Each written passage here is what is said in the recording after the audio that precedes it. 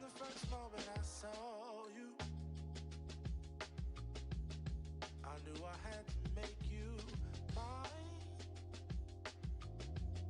Wanted to know everything about you. I didn't want to waste no time. What's something I can do for you, darling, that would make you smile? I'll bring you flowers, girl, enough to see for miles. Something's changed, baby, this I know. Summer rains turn to winter snow, but I promise you for sure, girl, my love is always yours. Something's changed, baby, this I know. Summer rains turn to winter snow, but I promise you for sure, girl, my love is always yours. I love your style, and I love your grace. Said I love to put a smile on your pretty little face. I love it when you're close to me. That's where I want you to always be. I didn't know when I found you that I would find a love so true.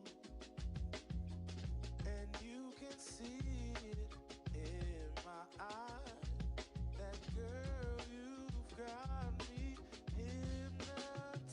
Something's changed, baby, this I know. Summer rains turn to winter snow, but I promise you for sure, girl, my love is always yours. Something's changed, baby, this I know. Summer rains turn to winter snow, but I promise you for sure, girl, my love is always yours. Something's changed, baby, this I know. Summer rains turn to winter snow, but I promise you for sure, girl, my love is always yours. Something's changed, baby, this I know. Summer rains turn to winter snow, but I promise you for sure. Welcome in, folks, to Oregon Trail Park Stadium. I'm Bob Parsons. I'm joined by my partner today, Lucas Macklin. Happy Independence Day, and it's a beautiful day for baseball here on the Platte Valley Investment Center pregame show. This is the Platte Valley Investment Center pregame show. You're tuned in to the home of the Western Nebraska Pioneers. Tonight's matchup brought to you by Platte Valley Investment Center, your trusted hometown team for all your investment needs. Yeah, and as you said, beautiful day here in Nebraska. I was talking to some of my people back home in near Indiana in the Midwest. A lot of rain over there, but thankfully we got clear skies and bright suns. It is very hot, and we'll see how that plays into today's ball game. But beautiful day for the America 250 game for both these teams. Both these teams have incredible American 250 jerseys they are wearing right now. You can also they're currently on auction, so you can bid on them. Make sure to bring home your favorite player's jersey from today. There's a lot of fun baseball players, including the starting matchup we got tonight, pitching-wise. For the Pioneers, it's Chris Moody making his second league appearance, and then it's Brock Berry making his 8th appearance in league play, and he has been on fire as of late. All of the starting pitching for these Outlaws has looked really good recently. Even Tommy Quintana the other day, 5 2/3 innings, just 2 earned runs. Like you said, Brock Berry has been on one heck of a heater. In his last start, he went 6 shutout innings with 10 strikeouts. He had 2 more shutout innings in his last relief appearance. It'll be interesting to see what he can do here today. Hasn't necessarily stepped on the mound for some length in a bit.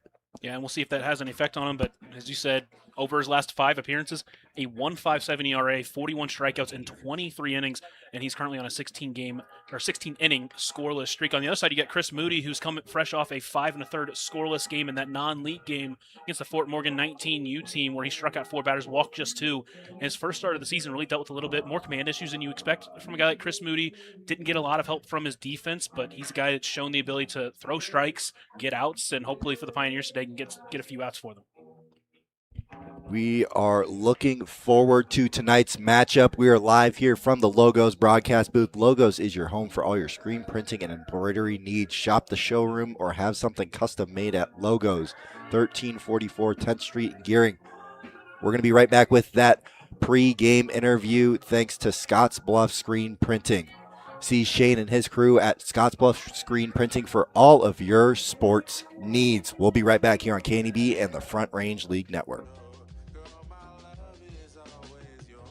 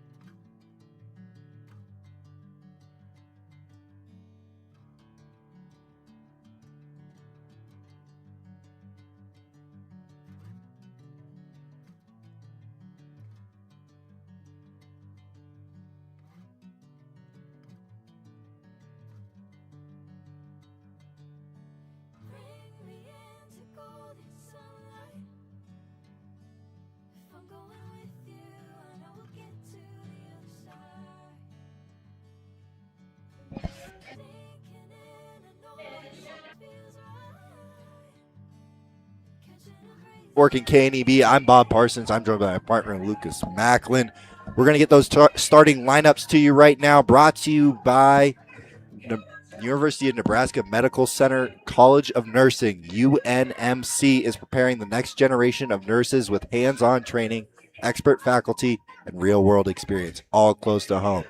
If you're ready to make a difference in your community, start a rewarding career in healthcare. Discovery feature with UNMC College of Nursing in Scottsbluff. For more information, contact Megan Graham at 308-632-2024. And first off, for those visiting Western Nebraska Pioneers on this beautiful 4th of July, leading off and playing left field, it's going to be Rivers Freckleton. Hitting second and playing shortstop, it's the on-base machine, Tay Bowes. Hitting third and playing center field is the new phenom for these Pioneers in Caden Moore. Hitting cleanup and playing right field, it's going to be Mike Monum. Hitting fifth and playing first base, it's going to be Deshaun Harvey. Hitting sixth and playing third base, coming off a hot night, it is Carter Simmons. Hitting seventh, down in the squat, it is Ray Zamaripa. Hitting eighth and playing second base, it is Michael Fisher. And rounding out this lineup and playing DH tonight for the Pioneers, it is Jacob Solis. On the mound tonight, as we've already talked about, it is Chris Moody. Yeah, a bit of a shock to see Deshaun Harvey in the lineup. Threw 101 pitches last night in that game. He was told he's going to get the night off. Instead, he's playing first base, batting in the 5-hole. But as you said, Carter Simmons, a very, very hot night. Last night went 3 for 3, a home run, single, and a double, just a triple away from the cycle, but didn't even get 4 at-bats in the game. Had all 4 RBIs and really counted for all 5 of the runs because he was the one that basically stole a run in the third when he took home on a wild pitch, but a pitch that barely got away from the catcher, but he was just running on movement essentially. And as you said, Caden Moore, 2 more hits for him last night, and then Rivers Freckleton after his 3-hit debut into the leadoff spot. This lineup been hitting the ball well, but last night, especially in the late parts of the game, just couldn't get that big hit, and that's what cost him. You're going to need offense, especially in this matchup. The last time we saw these two teams square off, 30 combined runs in an 18-12 Outlaws victory. And we're going to move into that home Nebraska Outlaws lineup. Leading off and playing right field, you can pencil him in every day. It is Braden Basie hitting second and playing shortstop. It is the Alaska native Gideon Leslie hitting third and playing third base. It is Xander Martinez. Hitting cleanup back in this lineup today, it is Tegan Maloney who's playing DH. Hitting fifth and roaming out there in center field, it is Jaden Barrio. Hitting sixth and playing first base, it's the tall fella from Toronto, Lee Jones. Hitting seventh and playing left field, it is Seth Onnested. Hitting eighth and down in the squat for the Outlaws tonight is going to be the veteran catcher, Zach Turk. And rounding out this lineup, it is the Gering native, Isaiah Murillo, who is playing second base. And on the mound, it is the Chadron, Nebraska native, and Brock Berry, who has been pitching the ball well. He's been lights out on the mound, and then at the lineup, top 2 specifically, Braden Basie, that still is at .616 on base percentage. He has stolen 20 bases and scored 31 runs. He is mayhem when he gets on base, and he gets on base a lot.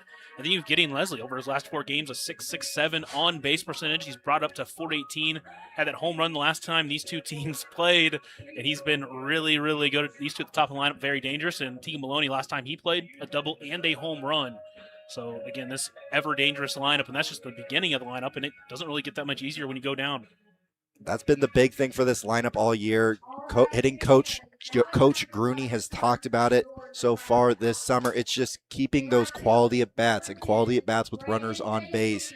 And that really lengthens out this order for the Outlaws. And when they have success, they've been boom or bust at times. They've been a lot of boom recently, however. Yeah, that offense has been really good, especially against the Pioneers. And hopefully, for the Pioneers, you get a little bit more pitching in this game because you've played well offensively, but it just hasn't mattered against this team. But especially in a game like this, we have Brock Berry, who's been so good. You're going to need, Chris Moody, whoever comes out of the bullpen, to kind of match that on the other end, because if you don't, this game could get out of hand in a hurry. And during that win streak, they were dominating. They were rolling over teams, a lot of run rules. But we'll be right back with that first pitch for you on this lovely July 4th here on KNEB and the Front Range League Network.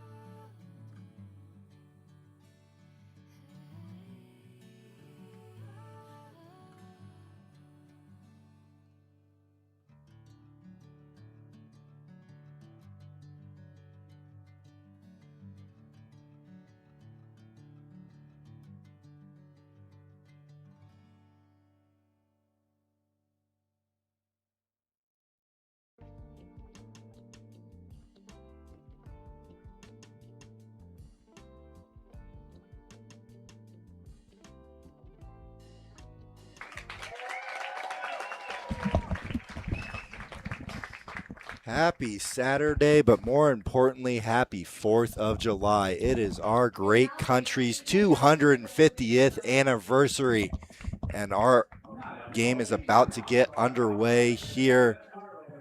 And we'd like to thank Papa Murphy's Pizza.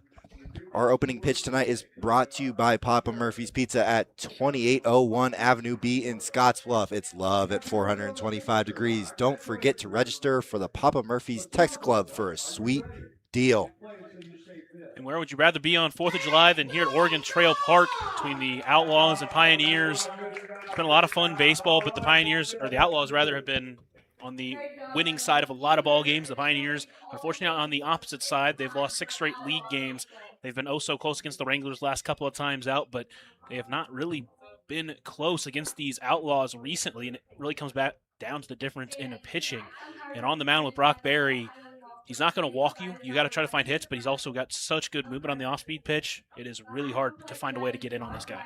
And what he's had so much success with is tunneling. So that's working the one pitch off the other. So the fastball is going to be working straight.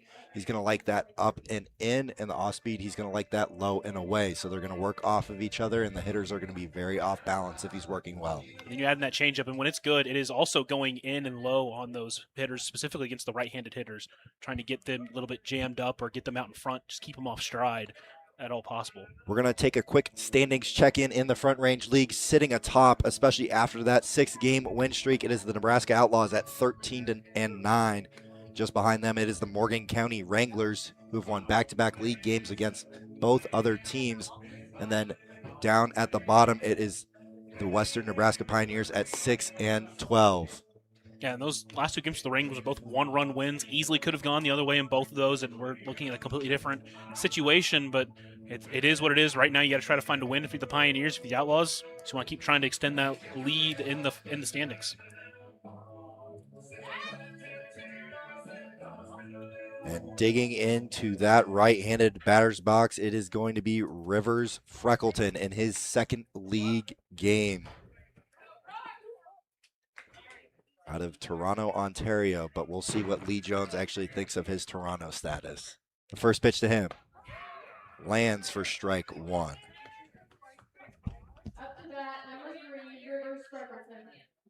And it was a great game from him last night. Showed off his speed with multiple stolen bases, had 3 hits in that game. A couple of those were really tight infield hits.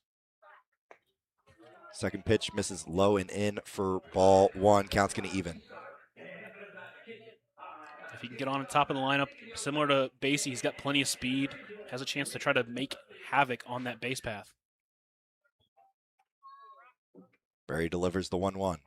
Swung on, hit well into left field. Onstead moving in on it. That ball was hit on the line, but not good enough for out number 1.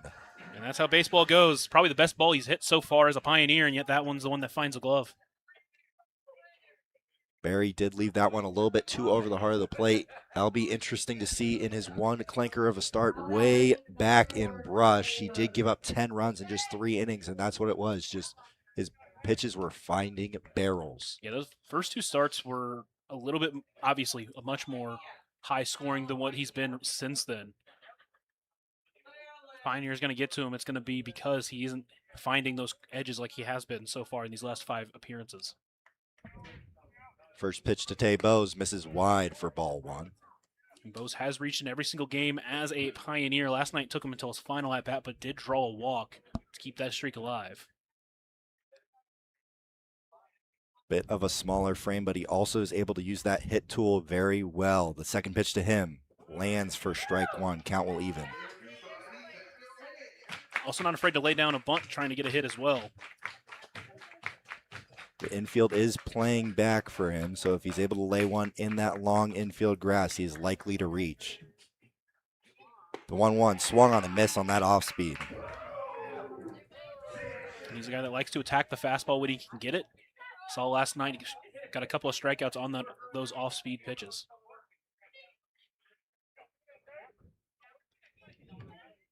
The 1-2 on its way from Berry. Swung on and missed, and he pulled the string once again. Turk is able to field that one in the dirt and throw over to first base for the second out and first strikeout of the night for Berry. And right there's the exact thing. Goes with the off-speed pitch low and away, and Bose can't hang off of it and can't be able to make contact to foul it off. If that off-speed is working and he is able to dart that away from hitters, it's going to be a long night for the Pioneers.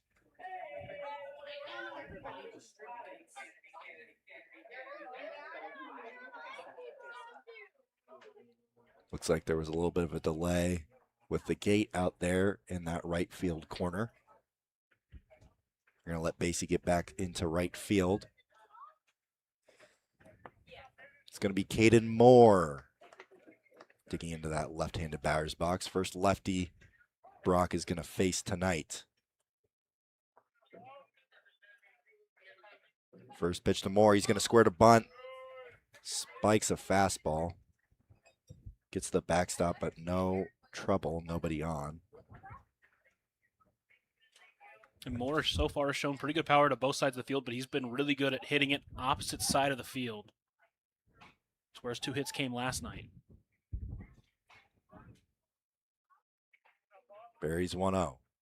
Swung on, grounded into the dirt right by home plate. Looks like it may have gotten a piece of Moore. Counts even at 1-1.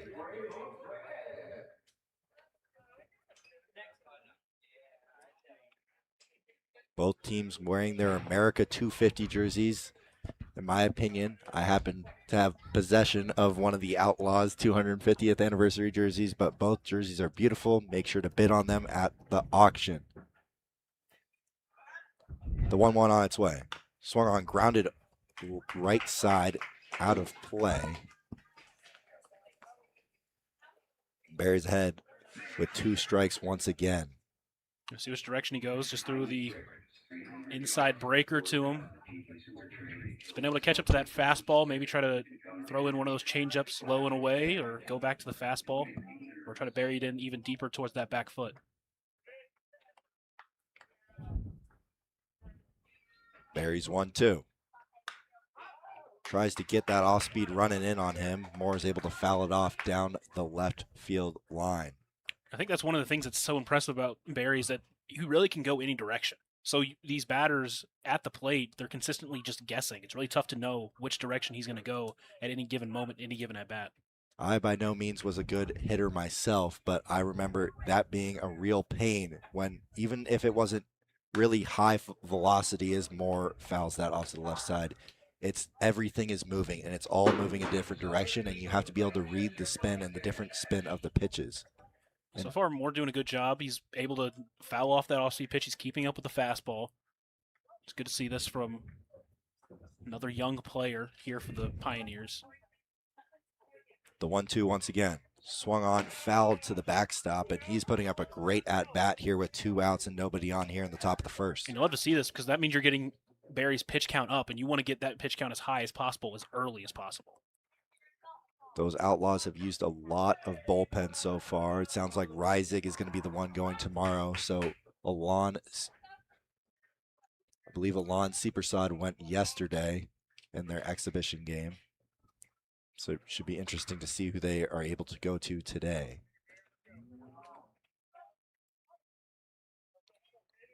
Feels like we said this a couple times already, but the 1-2 from Barry. Swung on, hit hard, but foul off to the left side. And this is what you want. This is what you're looking for out of a quality at bat and a team at bat. Not being afraid to take the unselfish swing. Take the emergency hack. You're not trying to go yard. You're just trying to extend an inning off a good starting pitcher. The 1-2. Misses low. Count's going to even. And I mean, as you said, just a fantastic at bat so far here from Moore. I mean, these are the at-bats especially that can really turn your dugout and look at that and be like, hey, let's all do that. Let's all get those long at-bats. Make them work. Caden Moore can also relay that information he's seeing on pitch shapes or what the spin's looking like today to his other teammates. The 2-2. Swung on and missed on that changeup, and Barry is able to run that away from the lefty Moore. Scoreless frame as he retires the Pioneers in order. We will be right back here on KNEB and the Front Range League Network.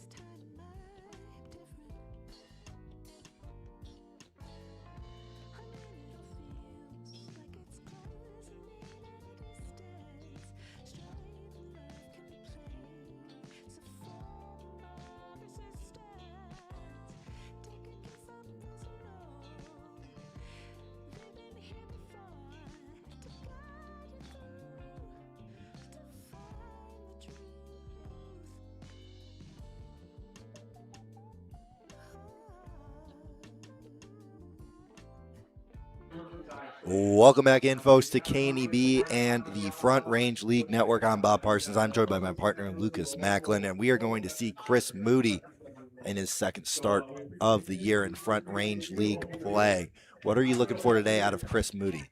I say when he's good, he's able to do sweet contact. Said that a lot about some of these guys like Quintana and Ferguson, but he's done a good job at inducing weak contact. His last start, he looked really good, went 5 1/3 scoreless, and you want to see more of that. He's just attacking the zone. He's out in front of a lot of these batters, and he's also allowing his defense to make plays. The first game he pitched against these Outlaws team, defense really let him down, especially in that first inning, and it really set the tone for that start. This defense looked a lot better as of late. They haven't been perfect by any means, but you want to allow them to do their job and get that weak contact, allow them to make these plays. This outfield specifically is really good. Caden Moore has shown to be one of the best defensive outfielders in the league. And then on the other side, you have Ferkelton and Monum. Both of them have played really good outfield as well. So that's what you want to do here if you're Moore or if you're Moody on the mound, is just get that weak contact, let your defense do its job, and try to force these Outlaws into some early and weak outs.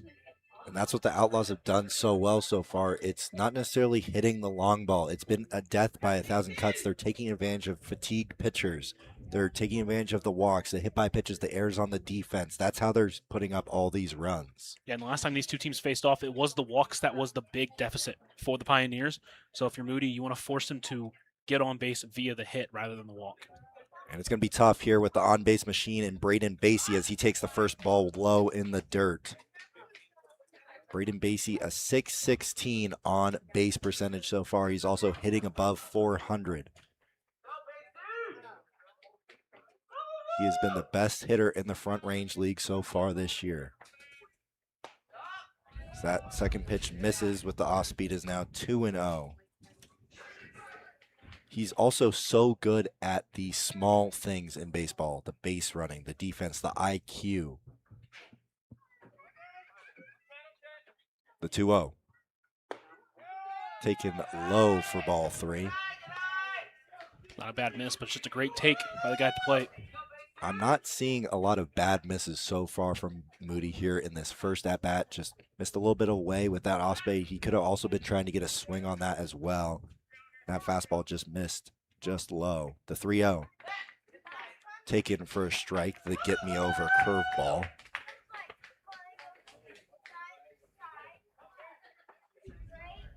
Braden Basie out of the great state of Indiana, currently in the transfer portal. The 3-1. Taken away for ball 4. And the great base runner and the on-base machine strikes again. Yeah, it's going to be interesting to see how they play him. Again, 20 stolen bases this season, scored 31 runs. You want to make sure he can't just get to third with no problem. And in that last game, he was able to manufacture a run on his own, able to steal second base. The air lets him get to third.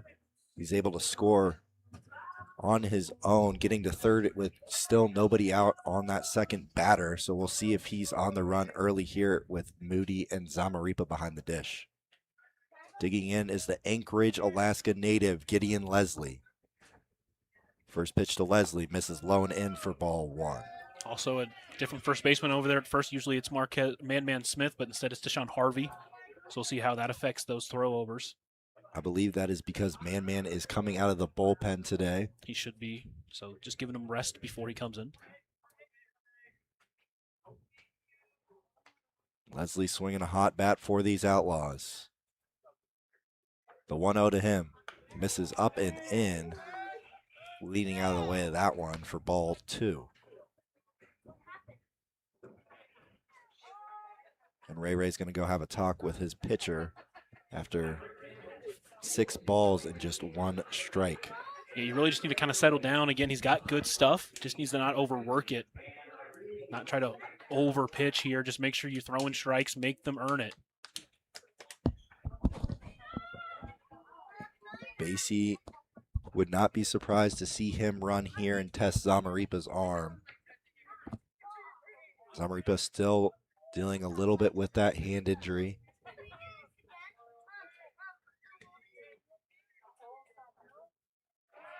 Moody's going to check on Basie over at first base. He dives back safely.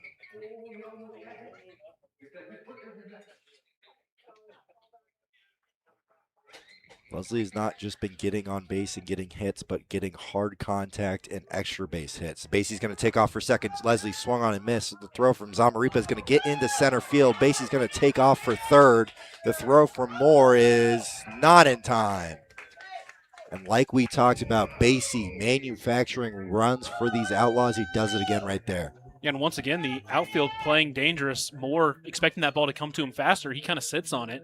And that allows Basie to get to third. That play was really close over there because that outfield killed it. He gets in there safely. Caden Moore, one of those newer Pioneers players, so maybe a little bit of rust as the infield for the Pioneers starts to come in here for Gideon Leslie. The 2-1 to him. Lands the off speed for strike 2. This Outlaws team is so gritty. You want to try and finish them when you have the opportunity. Don't let these counts get to full counts. Don't let 2-out rallies start. The 2-2 misses low for ball 3. Count's going to run full.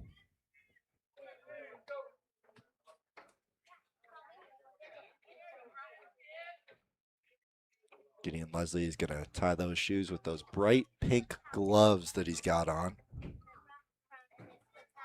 Yeah, as you said, looking to stay hot, a 6.67 ERA over his last 4. Last time these two teams played, he walked 4 times, scored 5 runs in that game. Middles will go back for the Pioneers.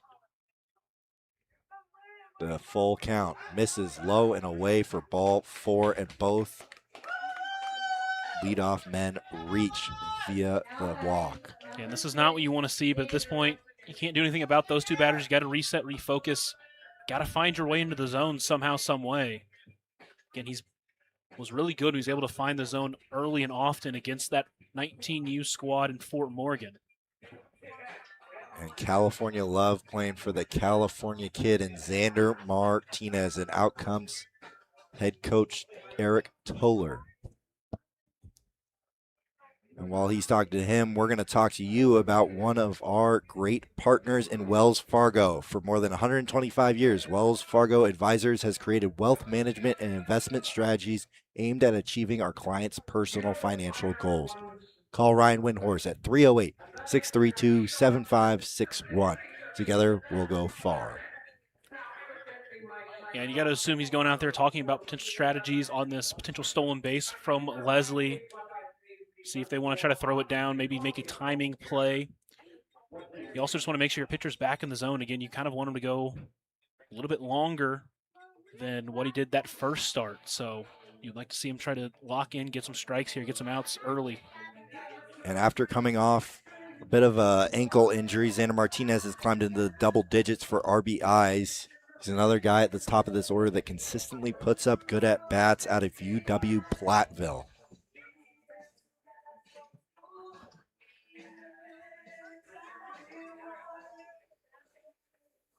Should be interesting to see if there's going to be a pick over to first before we even see a pitch to Martinez. As a former catcher, that's what I like my strategy to be, just to see if they're going on first movement. See if you can pick up an easy first out, catch them leaning a little bit.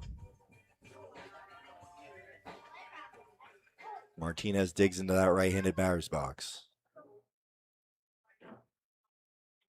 First pitch to him, Leslie goes, pitch misses. Pitch lands for strike 1. Leslie's going to be safe at second. Ball gets into the outfield, and that is how the scoring starts. Basie's able to score, and Gideon Leslie gets into third base. Yeah, that's twice now Zamaripa's thrown it to the right side of second base, and that one, you'd like to see Fisher try to come off the bag a little bit earlier, make that play. It's one you'd really want him to make. Said that ball gets in, a run scores, and now Leslie stands at third. Infield playing back, making it easy to score that second run as the 0-1 misses away for ball 1.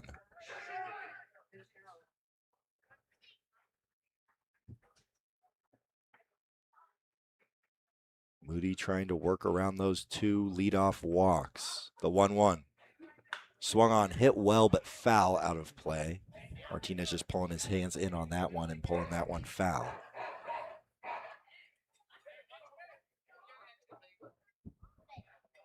And you got him at 1 and 2 here. You want to try to you want to get an out here at this point. Doesn't really matter if that run scores at this point. You just need to get an out to at least start this inning. These Outlaws are so good at putting up crooked numbers. That's what made them so successful on that 6-game win streak.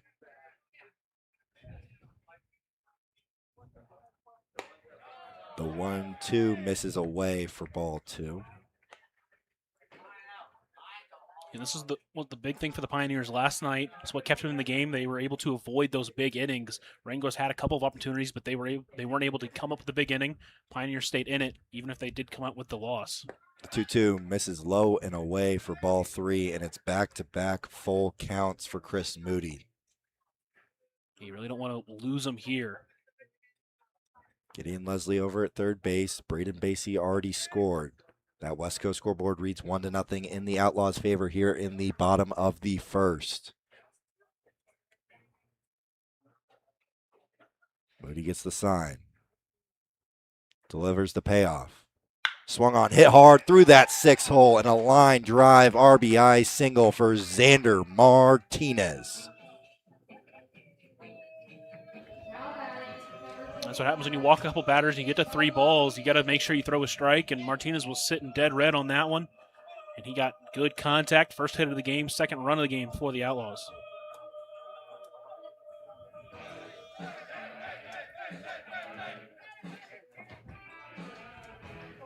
And the Outlaws are a team that can smell blood in the water. Gotta imagine they're smelling that here with the first 3 hitters reaching and the dangerous bat in Tegan Maloney. Coming back from his brother's wedding. Congratulations to him. First pitch to Maloney. Misses away for ball 1. Martinez still dealing with a little bit of an ankle injury. Would be surprised to see him try and steal second here.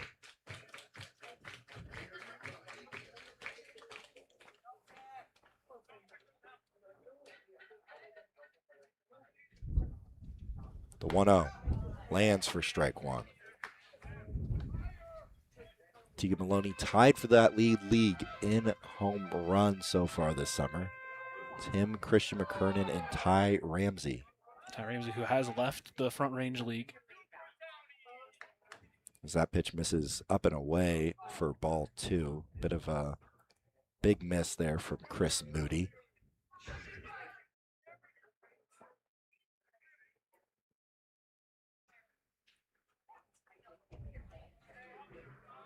Moody shakes, gets to the sign.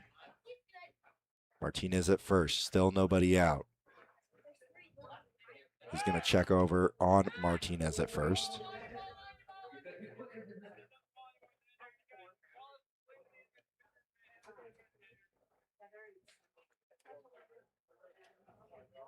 Moody gets his sign. The 2-1 delivery. Swung on, grounded off Maloney. Foul for strike 2. Count will even. Another 2-strike count. Got to try to find an out.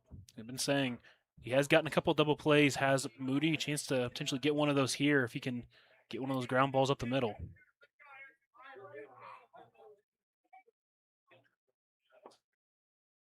Martinez gets his lead. Moody gets his sign. The 2-2 delivery. Bit of an emergency hack there. A check swing foul ball from Tegan Maloney. We've seen a lot of pitches so far from Chris Moody in this bottom half of the first inning. Has yet to retire a batter. 2 runs already in.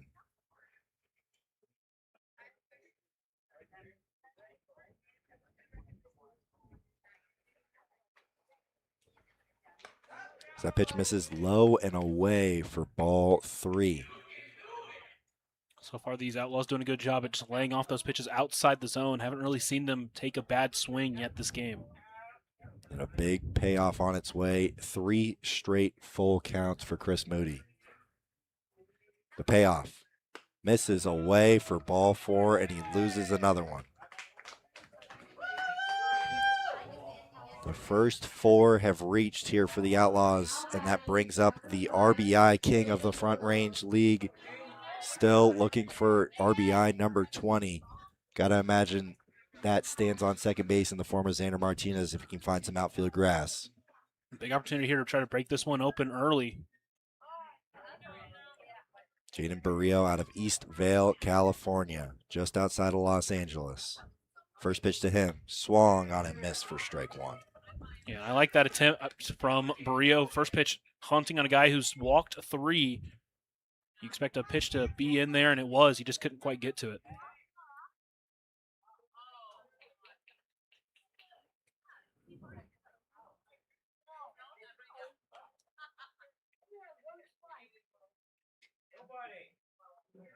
As that pitch misses in, it's going to even the count at 1-1.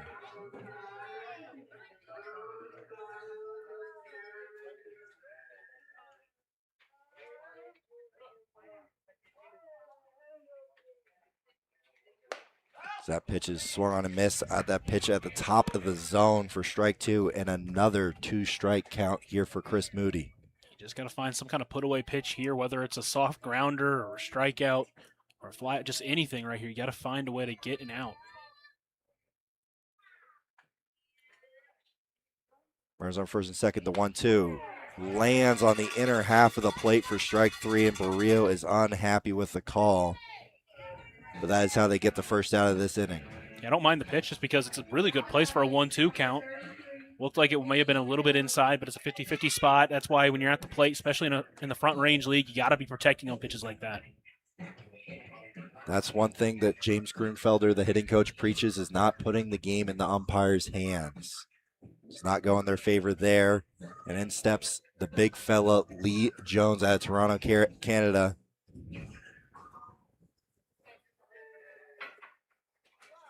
See if he can celebrate America's 250th in style here. First pitch to him. Swung on and missed for strike one. Again, first pitch hunting, but Moody, a good job pulling the string on him. He was way out in front. Lee is coming off a little bit of a hand injury. Just has a couple games under his belt since then.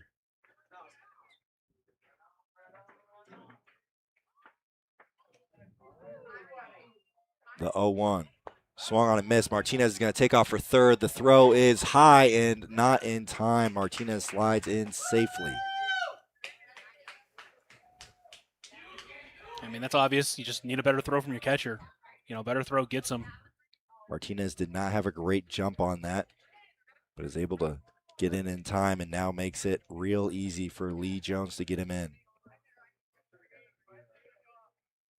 The 0-2. Runner goes. Zamaripa will hang on to that one. As Maloney is able to swipe second base, and he's going to go back out there. Got to imagine that's for signs at second base, possibly.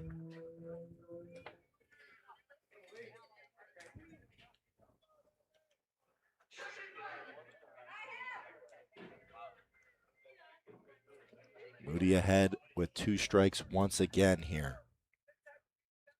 Was able to get the strike out of Barrio. He's ahead 1-2 again. The 1-2. Swung on and missed for strike 3, and Jones was just ahead on that one for out number 2. He just wasn't able to sit back on a pitch like that, and now brings in another dangerous batter in Onnested, who's really been the Pioneers' killer this season. Onnested can be a free swinger at times, but when he's able to catch barrel, the ball does fly. 2 home runs on the season so far. And another one of those guys near the top of the list in RBIs for these Outlaws. First pitch to him is fouled off for strike 1. Good chance here for Moody. If he can get out of this inning, it really gives you a lot of momentum going forward. Obviously didn't start the way you wanted to, but you could be able to get out of this inning with not that much damage done, similar to what happened last night when Harvey was able to strand the bases loaded and really go the rest of the start going pretty well. So that ball is fouled off to the left side for strike 2. He's had 2 strikes on 6 of the 7 hitters this inning. Yeah, really struggled to find the zone a little bit there early and was getting a little bit of help, but these last few batters, he's been doing a good job getting out in front. And this is exactly what you want to see. Get out in front, attack them early and often, and be able to get to those 2 strikes and then find that put-away pitch, which he's got in the last 2. Moody gets his sign for the 0-2. Runners on second and third. The pitch swung on, popped up right above home plate. Zamaripa's got a read on it for out number 3. Not before the Outlaws score 2. Highlighted by that Xander Martinez RBI single. They leave runners on second and third as we head to the second inning here on KNEB and the Front Range League Network.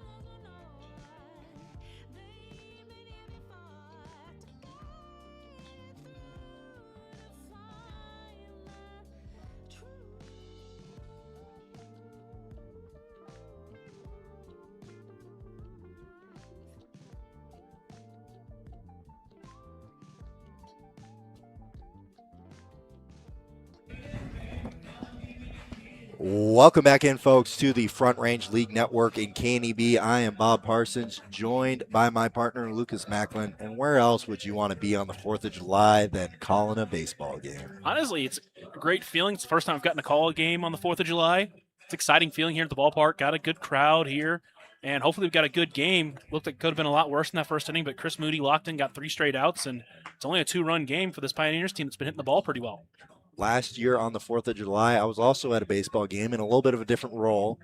Director of Baseball Operations for my former travel ball team, the Shoreline Royals. As Mike Monum will dig into that right-handed batter's box, we had ourselves a fun time in Spokane, Washington. That's a big-time resume builder right there. That's baseball ops. Monum's going to dig in here against Barry, who retired the Pioneers in order in the top of the first. First pitch to Monum, misses, lands for strike one. He's been given the inside part of the plate so far. Saw it last inning. We're seeing it here. And if you're a pitcher, you just want to live there. We saw Moody go back to it there. Got to imagine Barry's probably going to do the same. He does. The inside pitch is grounded to Leslie. The throw to first is in time for out number one. A little bit of a dangerous play there from Leslie. He started charging and then stood back at the last second. That's some of those plays you start to see where the ball gets to play you, but he was able to read the bounce, get the glove on it, and get that play over at first. We saw that happen against the Wranglers. Him and Bennett Cherry made a couple errors there in the infield, but he's able to respond there. That brings up Deshaun Harvey, the young left-hander. First pitch to him. Swung on and missed for strike one. And he talked to me kind of about that struggle with the back foot slider or off-speed pitch. He sees it out of the hand, but he just can't help himself from swinging on it. Yeah, you see that a lot from these young batters. You see a pitch, you think it's going to go somewhere, and then it doesn't, and then it just disappears from you. So that pitch misses away for ball one. Count will even. That West Coast scoreboard reads 2-0. The Outlaws lead the Pioneers here in the top of the second. Nobody on, one out. The 1-1 from Barry. Swung on, fouled back for strike two. When Harvey's been able to do damage this year, it's mostly been on the fastball. He's been able to keep up with it. He's been able to get some of those off-speed pitches that miss, but for the most part, it is that fastball he's able to do damage. So if he can try to see that out of the hand, again, for a guy like Barry, it's really hard to see that, but be bode well for him going forward. The 1-2. Swung on, hit well, and that is back up the middle for a one-out base hit for Deshaun Harvey. First base runner of the game for the Pioneers. That's a good job there, breaking into that hit column, and hopefully you can get that started for these Pioneers, kind of get that rolling. And now you got the hottest hitter on this Pioneers team due up here in Carter Simmons. Carter Simmons, another Indiana guy here in the Front Range League. Going to be digging into that right-handed batter's box here with a runner on first, looking to do damage. And over his last 2 games, he has 4 extra base hits, including a home run and a triple and 2 doubles, as well as 8 RBIs. First pitch does have 20-20 vision as that one's going to sneak through the right side. Harvey is going to stay put at second base. And a great approach there from Carter Simmons. He's good inside-out baseball on that pitch that was around the middle of the zone. Find that open hole and keep the ball rolling. That was my approach in BP today. Don't let anybody say that I was just late on James Grunfelder's BP. I was living on that right side of the infield. Do you think he heated up a little bit more for you when you were at the plate? He definitely did try to mess with me a little bit. A couple of first pitches high, and then he purposely threw one way too high just to see if I would keep swinging at it. So that brings up the catcher, Ray Zamaripa. First pitch to him. Misses low for ball one. The key for Zamaripa here is really eliminating that off-speed pitch. He's been good against the fastball. He's made good contact, but he just has not been able to pick up the off-speed so far this season. That can be tough, especially when you have those big leg kicks that Zamaripa does have. So that pitch misses low and away for ball two. Corner infielders are in for the Outlaws.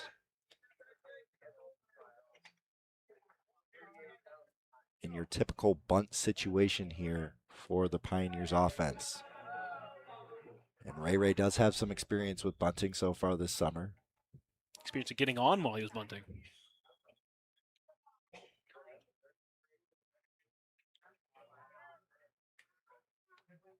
The 2-0. Lands the off speed for strike one.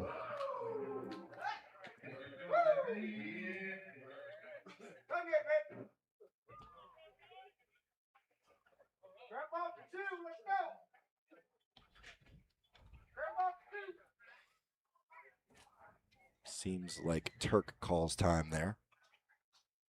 Zach Turk behind the plate out of Murrieta, California. One of 3 Murrieta Mesa High School athletes in this Front Range League.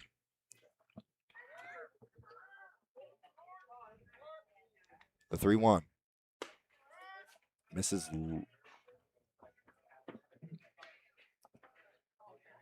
It's now 3-1. That pitch misses low. Big spot here early.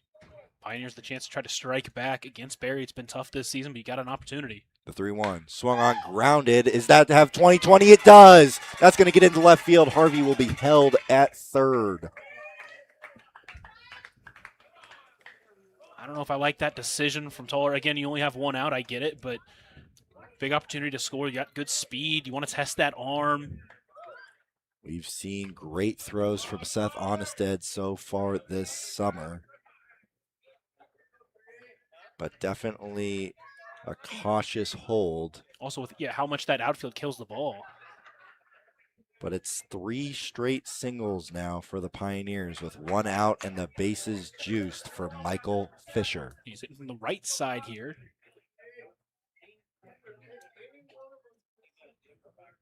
First pitch to him. Swung on and miss on a pitch low in the dirt. Turk is able to keep it in front. He's shown more pop swinging from the left side of the plate, but he's shown better contact from the right side, so I like this approach here. Just the corner infielder's in. The middle infielder is going to try and turn that double play if they get a ground ball. The 0-1 misses away for ball 1. Count will even. And I like him going back-to-back off-speed pitches, make him adjust to that pitch. See if you can get him to chase on some of those pitches, but he doesn't on that one.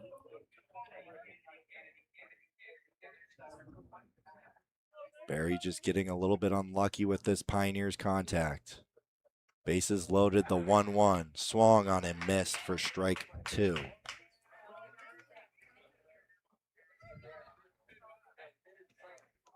Guys like Carter Simmons having a great approach at the plate, going the other way. Zamaripa, a high bouncer that Martinez is unable to get over at third base. So that pitch hits him. And that is how the Pioneers get on the board. It is 3 straight singles and a hit by pitch. And that one really hurts for Barry. Had him at 1 and 2. Felt like he wasn't really seeing you all too well. And then you just lose that fastball too far inside. And Pioneers get the run, and that long streak of now it was 17 1/3 goes away. And now he's going to face the dangerous 9-hole hitter in Jacob Solis. First pitch to him, swung on and missed for strike 1. Typical center fielder being moved to DH. Trying to save those legs a little bit. He's been here for a bit now in the Front Range League. Just give him a little bit of a rest. Last night had a 3 strikeout game, uncharacteristic from him. Like to see him try to bounce back in this one. So that pitch is lined down the left field line, and that's going to score 1 run. In comes Zamaripa to score the second, and he will. Fisher will stay at second, and the Pioneers take the lead. Well, how about that for a bounce back? Second pitch he sees, he knocks it down that third base line. Comes up big in this one, and as you said, the Pioneers take the lead as they've just been playing single, as you said, death by 1,000 cuts for the Outlaws. That's what the Pioneers have been doing here in this one. And that's what you're going to have to do. This defense for the Outlaws has been shaky at times, but they're just able to find some holes here so far in this top of the second as they now lead 3-2 on that West Coast scoreboard. First pitch to Freckleton is fouled back for strike 1. And right now they've been aggressive early in these counts against Barry, and I like to see that guy that likes to get out in front, doesn't walk a lot of guys. If you can see a pitch you like early in the at-bat, go after it. And Freckleton, his last time up, hit the ball well, just right to that left fielder, Onestad.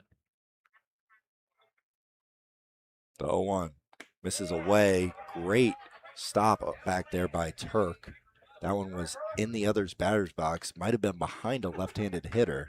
I think you might be underselling it by a great stop. That was an incredible dig.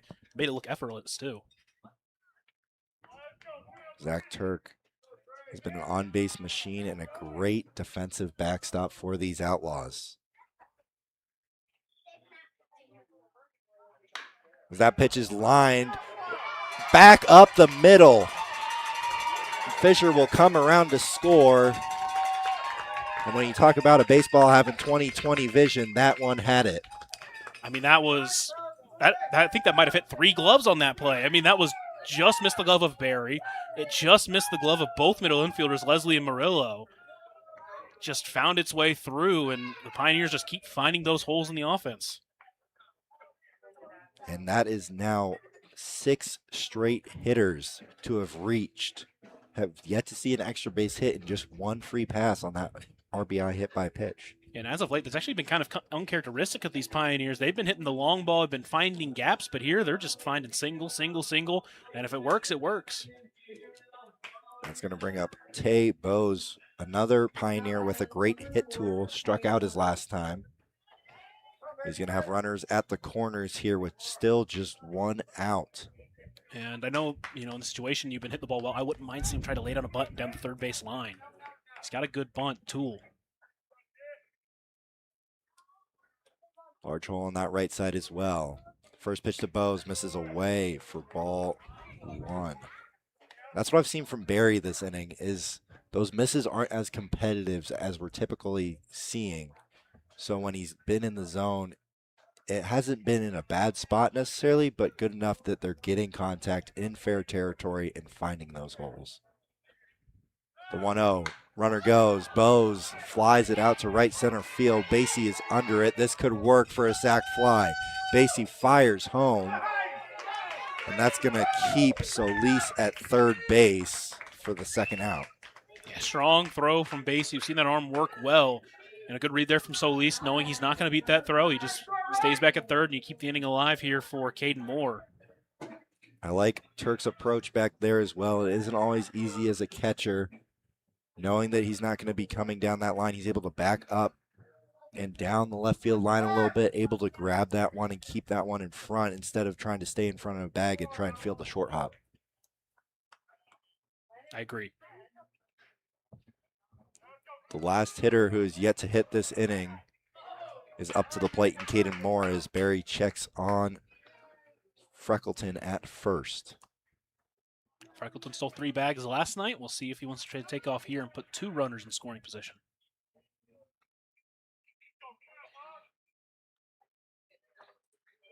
West Coast scoreboard reads 4-2 here in the top of the second. And he catches Freckleton leading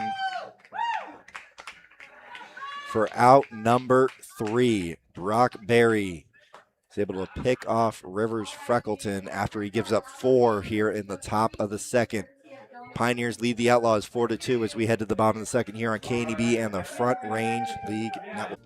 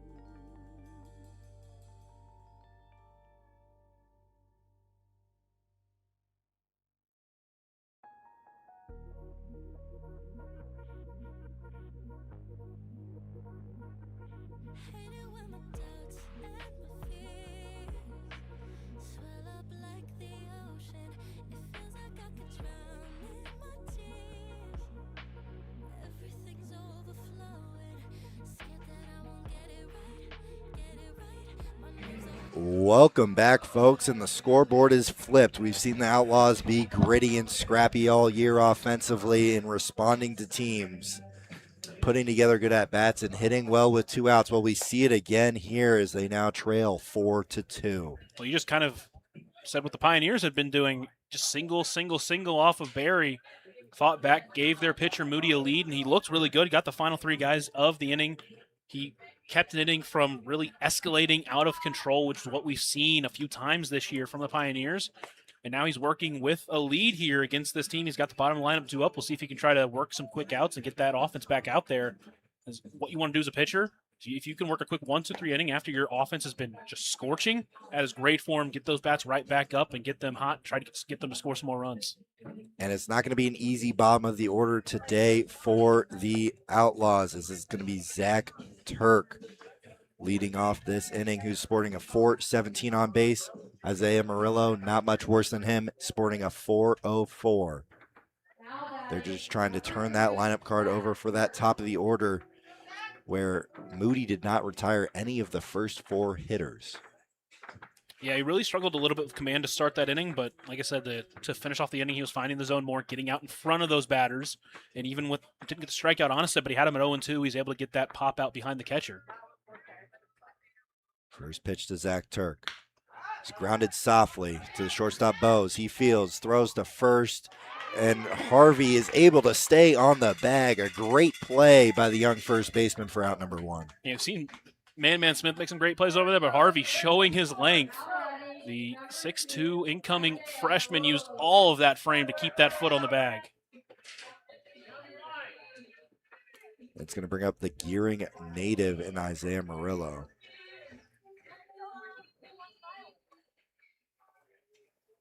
Murillo attending Peru State. The first pitch to him. Misses in for ball 1. I'd like to see him try to attack that inside of the zone to these right-handed hitters. Again, we've seen the home plate umpire be giving that a little bit, and also that's really where you're going to be able to keep them from getting full extension. The 1-0. Misses in again for ball 2. Of course, that one's got to bring down a little bit, make it a little bit more competitive.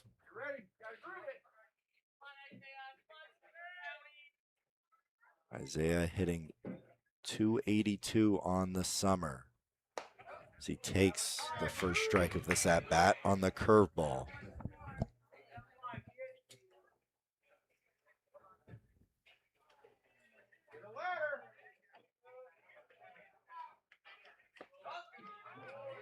As that pitch lands for strike 2 here on Isaiah. This is a good sign. Went down 2-0, but didn't falter. Got a couple of back-to-back strikes, and now he's got another 2-strike count. We've seen a lot of them today. The 2-2. Swung on, grounded softly again to Bose, and it's just going to get under his glove. And that is how the lineup card flips over for head coach McCoy. A little bit of a bad luck single there from the arm of Chris Moody. I like Simmons trying to cut that off. It would have been a tough play for Bose to make. It would have been a long throw, but wasn't able to get to it, and he threw off Bose a little bit, just wasn't able to get his glove down in time. And we saw a couple good luck singles for the Pioneers last inning. The baseball gods have a good time returning the favor there. It's going to bring up the on-base machine in Braden Basie. As Murillo's going to take off, the throw from Zamaripa is in time to get Murillo for the second out. I like the idea, but Zamaripa has been throwing the ball a little bit better. Again, those first two definitely off to the right, but that one was on target a little bit high. And Moody so far been pretty quick to the plate, which has been really helpful for Zamaripa back there. Bases are now empty here in the bottom of the second. Outlaws have been so good with 2 outs all year. Can they continue that trend? The 0-1. Swung on, fouled by Basie. Is a 484 batting average pretty good? A 484 on base percentage is good. Nonetheless, a 484 batting average. He's also sporting 18 RBIs, and as you mentioned previously, 31 runs. Now 32 with his run this game. The 0-2. Misses away for ball 1. Not a bad pitch, but I wish he'd gotten it down a little bit more, make it a little bit more competitive for him. Basie's not a guy who's going to chase a lot, so you got to try to get that a little bit closer to the plate, especially height-wise. The 1-2. Swung on, hit over there to Bose. He bobbles it. Basie will get there. I think that one was enough in the 6th hole. He was probably going to have that base hit anyways. I would definitely give him a single, especially with the speed of Basie.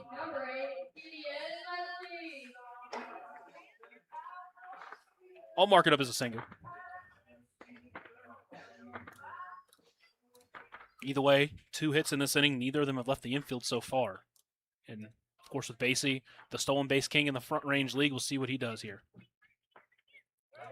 And it brings up the man paying homage to Sean O'Malley with the walk-up song and the hair. First pitch to Gideon Leslie. Misses low and away for ball 1. Yeah, I'd like to see Moody here on this next pitch. I like to see him throw over, and then on the next one, just hold.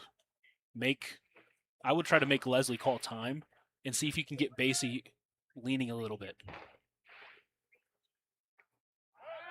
He does pick over there. We'll see if he does the hold. And I have no idea if they have this planned out, but if you have Zamaripa behind the plate, do a little catcher timing. If he sees Basie get that little extra lead. Back in my day, because it was all so long ago, we used to do a sign behind the plate if we wanted the pitcher to give a little bit of a long hold. He doesn't there. Basie takes off. The throw is wide. The throw down to second is not in time, but Bo's unable to hang on to it. Good throw back there by Zamaripa once again. Great throw, but I believe it's Fisher who was holding on that one, wasn't able to hold on.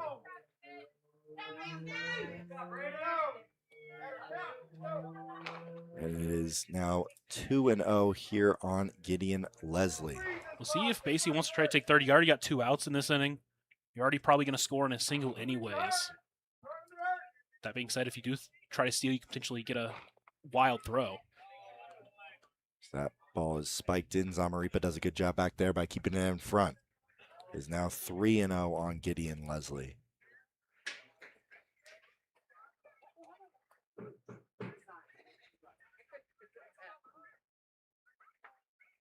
Basie takes his lead at second. The 3-0 delivery taken for strike 1.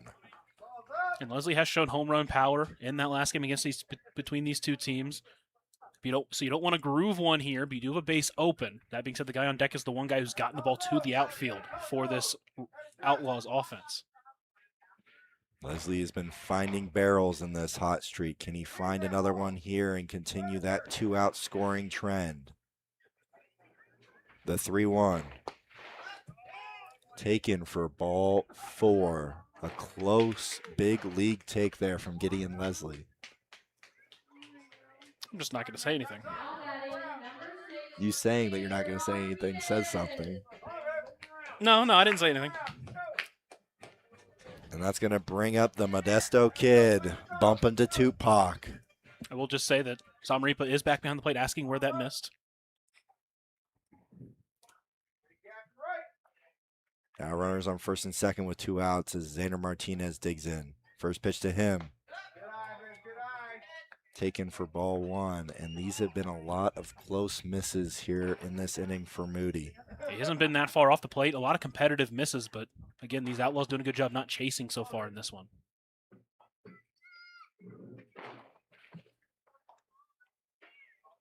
The 1-0. And that lands with the off speed for strike 1. We've seen that with the off speed. Him calling that inside pitch. Leslie a big lead at first base. As Martinez dribbles that one foul. A little bit upset with himself. I'd like to see him go back inside here. Again, he's been given an inside part of the plate to these righties. So I try to go back into the inside part of the plate, a spot where it'd be tough to really turn around the ball. Of course, you got to be careful. You don't want to hit him here. Harvey moving in behind Leslie at first. Runners on first and second. The 1-2 to Martinez. Misses low and away. Zamaripa able to keep that one in front once again as the count evens here for Chris Moody. Again, good job holding off on that pitch, trying to get the swing on a pitch low and away.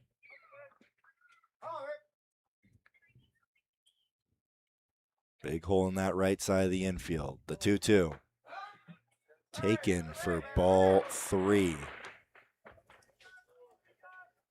As fireworks go off in the distance, as the sun is still shining here in Gering, Nebraska. Cannot see them, but we can definitely hear them. Hey, all you need is a sound, if we're being honest. And it's been full of fireworks so far today. Can the Outlaws add to it? They trail 4-2. Runners on first and second. The full count delivery misses low and away for ball 4. And this 4th of July just got a little bit more exciting. Yeah, I mean, he's just not able to get that put-away pitch here to finish off this inning. Again, the Outlaws have done such a good job at extending innings, and once again, they're doing it here. You've got a chance to shut this one down, maintain the lead. You've got to get Maloney here.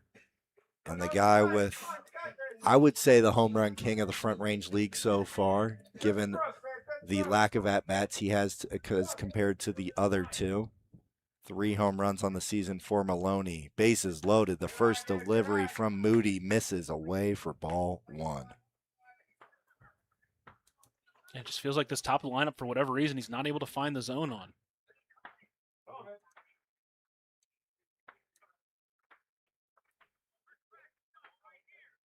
Second pitch to Maloney misses wide for ball 2 to the lefty Maloney, as Zamaripa will go out and chat with Moody.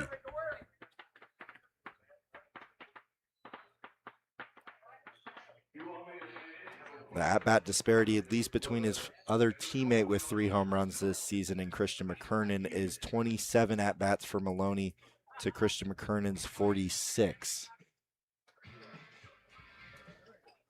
It's a stark difference for sure.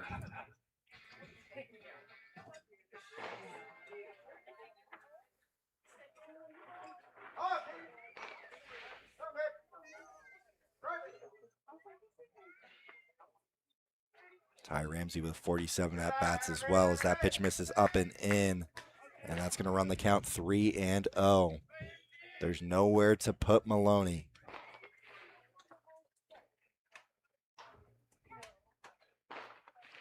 The 3-0. And it was picture day up there for Tegan Maloney, but Moody able to land that for a strike. 4-2 here in the bottom of the second. Pioneers lead, but the Outlaws threatening. As Maloney takes for strike 2, the bases are loaded. There's 2 outs. Big pitch here. The payoff. Runners get their head start, lined into right field and down for a base hit. 1 run will score. Here comes Leslie. He will score. Martinez with the head start goes first to third, and Tegan Maloney has a 2 RBI game-tying single.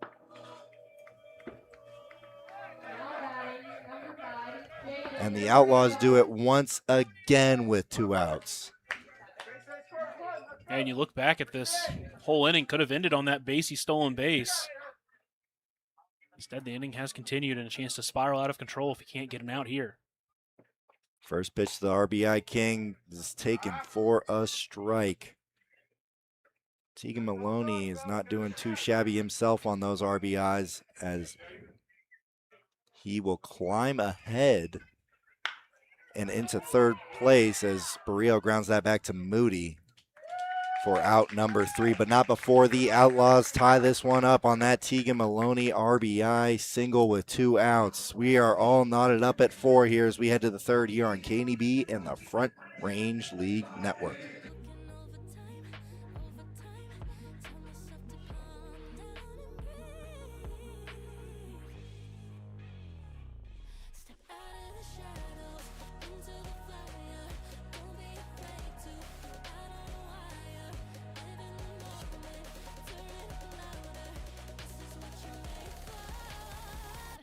Just gotta be fearless.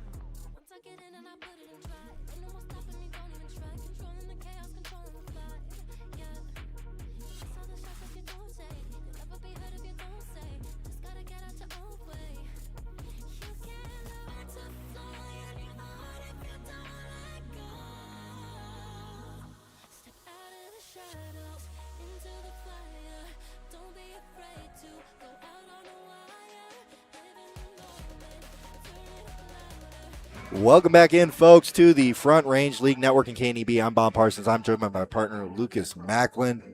We got an awesome one so far today here on our great country's 250th anniversary. It's been back and forth, and this is whenever these games are good. It's back and forth all the time. The Outlaws start the scoring, the Pioneers then break into the scoreboard 4-2, and the Outlaws once again respond thanks to that two-out single from Tegan Maloney. And now it's time for the Pioneers to respond after they managed to get 5 hits off of Brock Berry that last inning. And all 5 of those hits coming in that 6-hitter on base streak that they had going there. Gatamore was up to the plate when that inning ended. He did not see a pitch, however.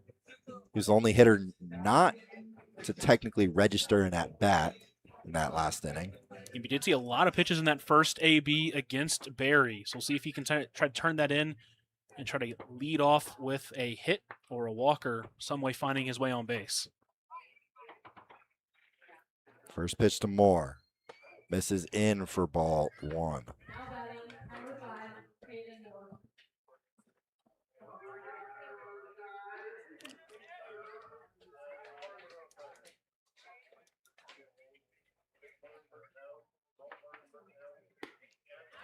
The 1-0 is swung on and missed for strike 1.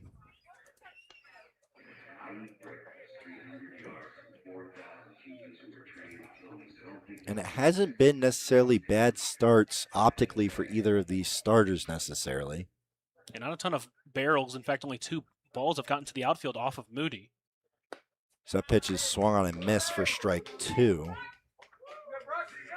For whatever reason, at the top of the lineup, he's walked 5 batters. All 5 of them come in the top 4. Just hasn't been able to find those put-away pitches against those batters. The 1-2 swung on a miss in the pitch in the dirt. Turk keeps it in front, fires down to first base to Lee Jones for out number 1. And that is strikeout number 3 on the day for Brock Berry. He just didn't pick up that pitch in the dirt and went after it. He has retired every single one of the leadoff men, and that's when you're going to have success as a pitcher. Fortunately, last inning, he let the next 6 reach after that first batter was retired in the form of the man at the plate in Mike Monum. First pitch to him, misses wide for ball 1. He's really started to turn the corner. He's been barreling up a lot more balls. Again, last night it was very much an unlikely 0 for 3. 2 of the outs he got were deep flyouts that just missed getting over the head of the outfielders or getting over the fence. As the fireworks smoke creeps in here to Oregon Trail Park, Mike Monum waves at that off speed. But you could say fired away from him. Trying to use some firework terminology here on this great 4th of July. As that ball is slowly grounded back to Berry, he will just flip it over to Lee Jones for out number 2.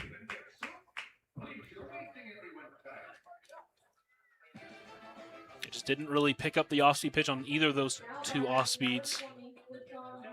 And that one was really just lucky to make contact, but unlucky because it went right back to Berry. And a guy that made good contact in his first AB in Deshaun Harvey digs into that left-handed batter's box. He's the one that started that streak of 6 straight batters reaching, 5 of those being hits.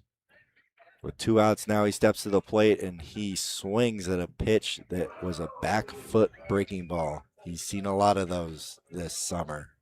You just got to adjust to him. It's a tough one to read.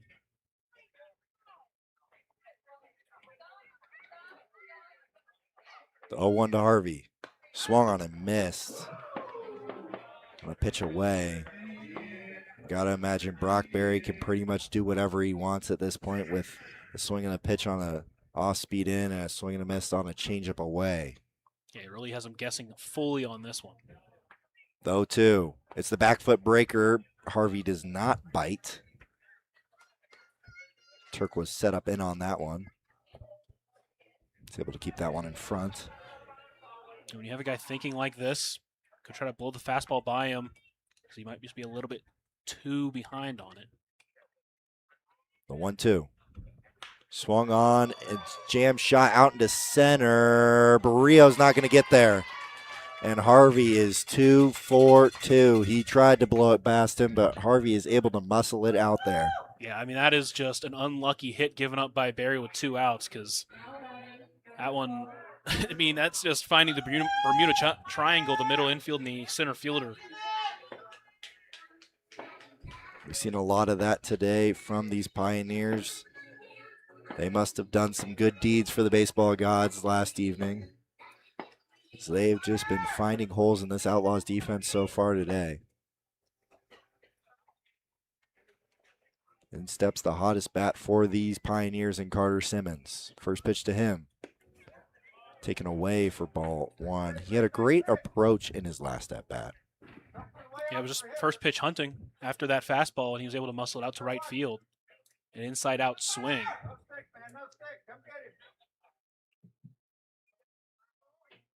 The 1-0. Swung on, hit out of play to the right side for strike 1. It's been a lot of loud contact off of his bat recently. Even the single he had, it was loud single through that shortstop third baseman hole. And when I sported the Pioneers jersey myself, he had that loud contact that almost left the yard against.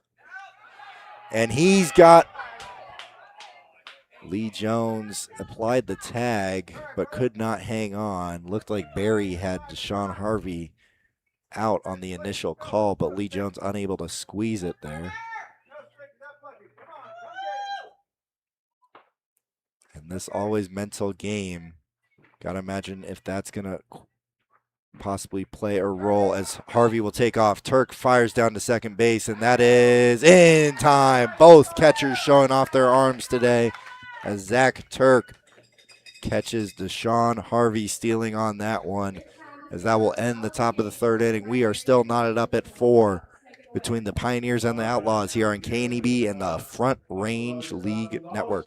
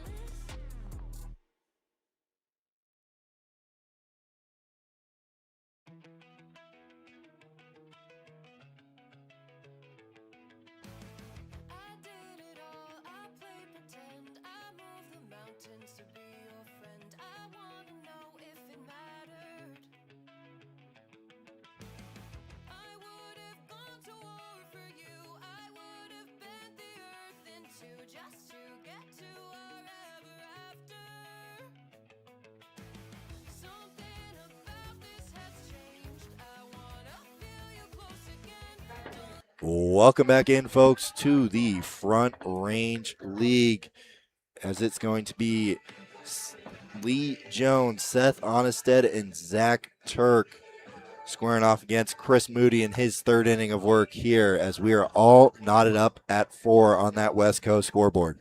Yeah, he good luck against these guys here at this part of the lineup. Got a strikeout of Lee Jones last time he faced him. Got a pop up behind the plate of Onnested. He got a ground out of Turk.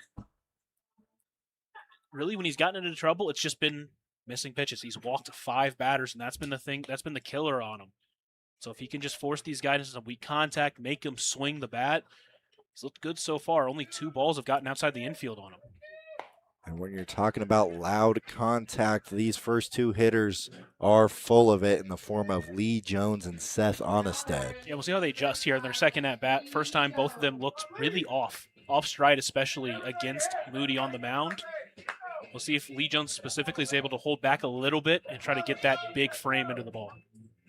And one of the great American-esque songs, Life is a Highway by Rascal Flatts, and one of the great American animated movies as well, in Cars. A movie that I might have seen over 100 times as a kid. A song that I've heard at least 200 times.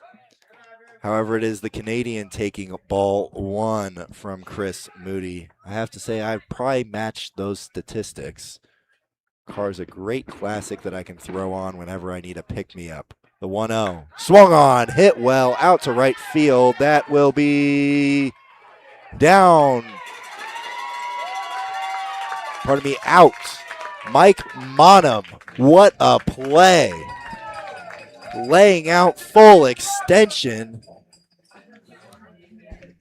And we got a little bit of a late call on that one, but one heck of a play.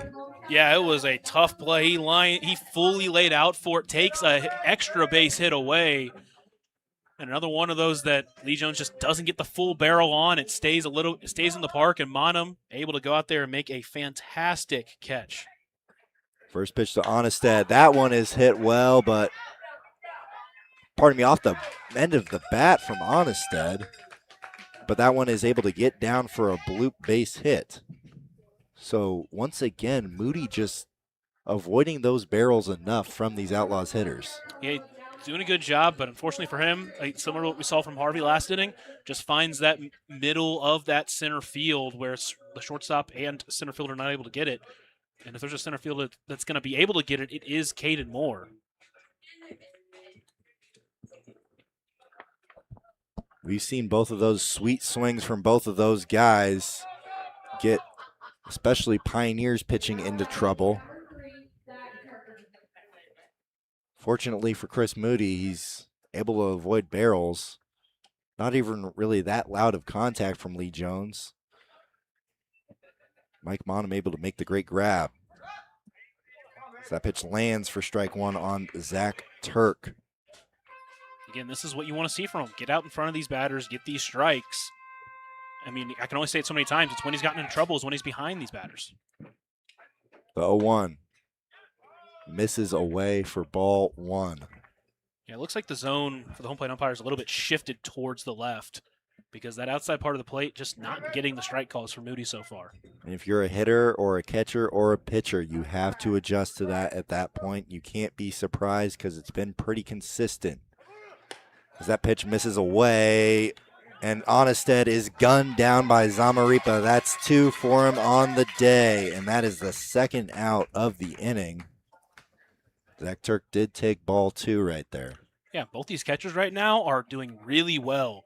We've seen a lot of times this year, people, especially against Pioneers, people just been able to run wild. Well, so far we've had 3 runners thrown out trying to steal second. And also credit to Chris Moody being quick to the plate. That makes it a lot easier on Zamaripa back there.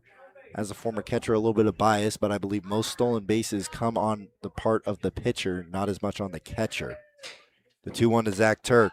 The catcher himself takes strike two.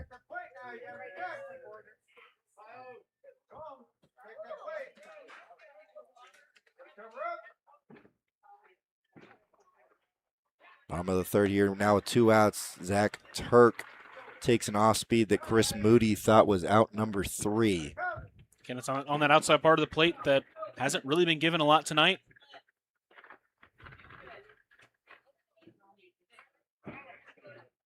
The payoff. Swung on, fouled out a play to the right side. We'll have to wait to see another pitch to end this bottom half of the third inning. This is a spot you need to get these Outlaws out of this inning. You can't let them extend it because that's whenever they do damage on you, especially with 2 outs this year. Both runs scoring last inning on 2 outs. The payoff once again, and Turk once again fouls it back here. You can go back to last night. Those 2-out runs were the killer for the Pioneers. They allowed those 2 runs in the 6th inning, both with 2 outs, that ended up costing them the game. Another quality at bat for the Outlaws. The payoff misses for ball 4, and Moody once again thought that was out number 3. Again, yeah, he just wants that outside part of the plate, and that's where he likes to work, and so it's not great. It's not a great combination for him. A team like the Outlaws that are willing to take their walks and an umpire behind the plate that's just not really giving that outside part of the plate. Brings up the Gering native, Isaiah Murillo. And that's what I'd like to see Zamaripa, especially at least between innings, if not here. Try to talk to him and be like, hey, they're not giving the outside part of the plate. Let's start working more on the inside. First pitch to Murillo, taken for strike 1.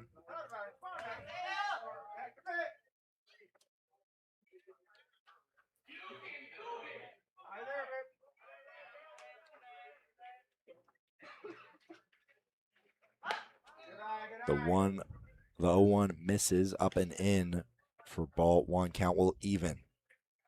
Isaiah Murillo was the spotlight of our parade back on Father's Day weekend. The 1-1 misses low and away for ball two. He was on that big military truck. Definitely enjoying himself. The kiddos would consider it aura farming. It's good for the hometown kid to do that. The 2-1 to the hometown kid is lined back up the middle, and Turk will stay at second base, but back-to-back two-out base runners here for Chris Moody.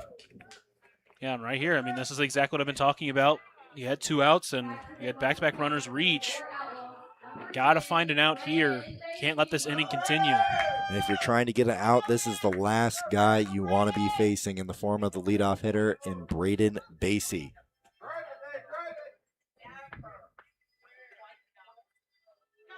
Basie with runners on first and second here with two outs.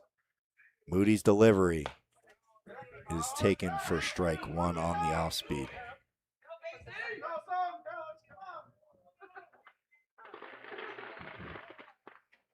We cannot talk enough about Basie's hit tool and there it is again right there as that one will drop in just past the diving Caden Moore. Basie will move into second. Murillo will be stuck at third, but Basie an RBI double with two outs.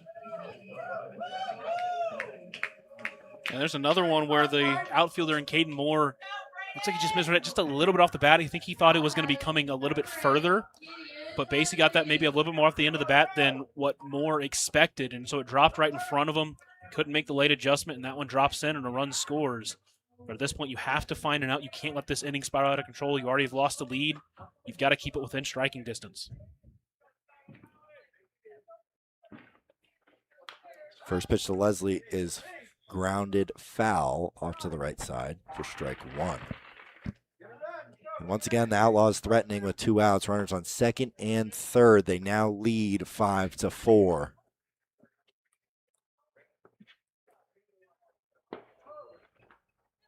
The 0-1 to Leslie. Taken for strike two. Leslie asking about that outside pitch that's been a little bit inconsistent today.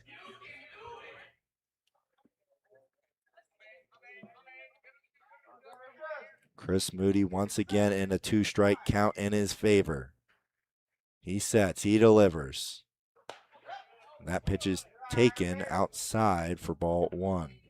They just couldn't get the swing of Leslie on that one. Again, another good take here from the Pioneers. Leslie now with 6 walks over his last 2 games against these Pioneers.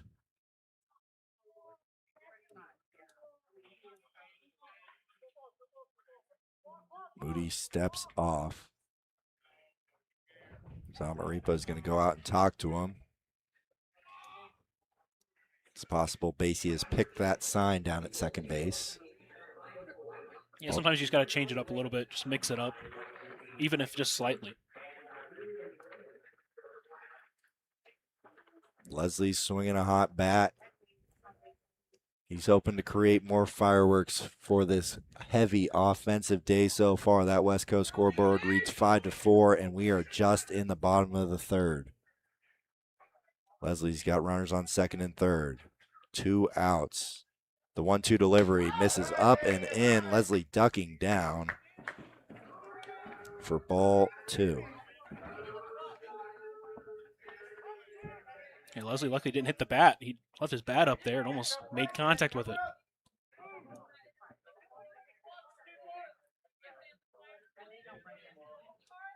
A big 2-2 right here from Moody. Taken for ball 4. Did we miss a pitch?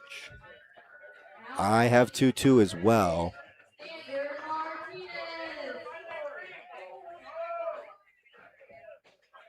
And that is now 3 walks for Gideon Leslie. We are not incorrect in that. I believe Gideon Leslie is being corrected right now. Fooled the umpire with that. And again, confidence is key. When you walk up to a song that's talking about how you're a superstar, rickety, and Leslie's going to have that superstar confidence, and it worked for him right there. Yeah, it almost did. He does get drawn back again. I was just like, I thought I had miscounted something.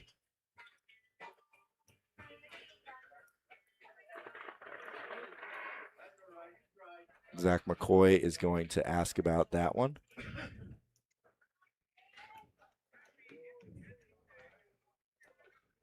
Don't believe I have that wrong. I really hope they don't come up here and ask us. Zach McCoy had the opportunity to interview him. That interview is currently up on the Instagram.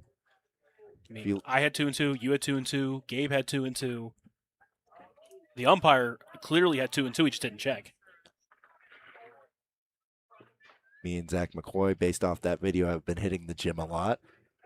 The payoff, and ball doesn't lie, I guess, as that one has 20-20, gets back up the middle. One run comes in to score. Here comes the second. Leslie's going to take off for second, and that ball's going to get by.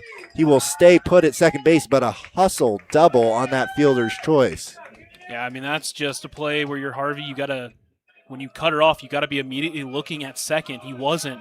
And so it forced him to quicken that throw, and he throws it wide, and could have ended the inning there as well. And they take a 7-4 lead on that West Coast scoreboard, and that brings up Xander Martinez. None of these first 4 hitters in this Outlaws lineup have yet to be retired. A lot of walks, a lot of clutch hitting. We'll see if Martinez can continue. He's 1 for 1 today. First pitch to him, swung on, hit well. That's going to be through the 6th hole. McCoy is going to hold Leslie at third. And Martinez is going to stay put at first. And the top of this Outlaws order once again showing why they lead the Front Range League.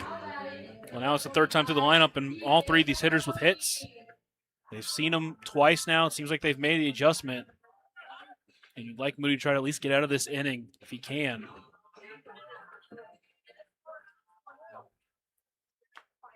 Six for 6. Tegan Maloney hoping to continue that trend as he skies that one out to center field.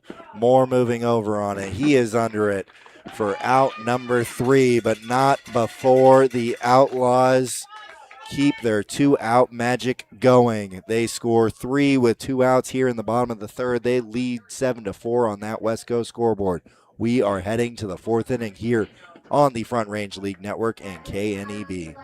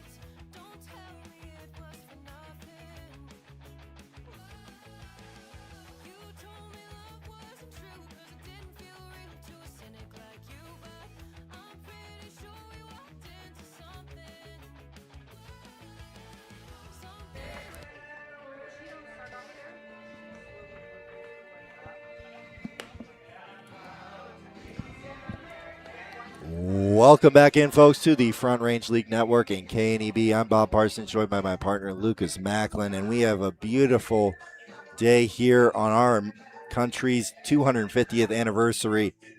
We'd also like to thank our beautiful partner in Monument Physical Therapy. Monument Physical Therapy understands that one size doesn't fit all. That's why they offer flexible treatment plans designed to fit any lifestyle. They have board-certified orthopedic specialist who brings creativity and experience together. And the 2-out magic continues for these Outlaws. 3 runs scoring on those 3 hits at the top of the order for that Outlaws offense. And they now scored the last 5 runs with 2 outs. I mean, it's the same story. It feels like every single game. You get them to 2 outs, you feel like you have a chance to get out of the inning, and then boom, they score and they score and they score. And that's been the downfall here as the Outlaws continue to just stay alive in innings, be scrappy, and get those runs across. And now the Pioneers got to try to fight from behind. And if you want anybody up to the plate, if you're head coach Eric Toller, it's the guy at the plate. And Carter Simmons, who's already 1 for 1 today, he did score back in that 4-run second inning. Brock Berry on for his third inning of work. The first pitch is away for ball 1.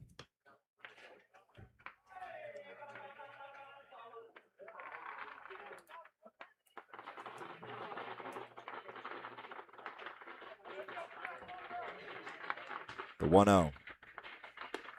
Taken for strike 1. It's now 1-1 here on the Indianapolis native. We'll see how Barry tries to utilize that inside part of the plate like we've been talking about to these righties. It's been given a little bit on that side.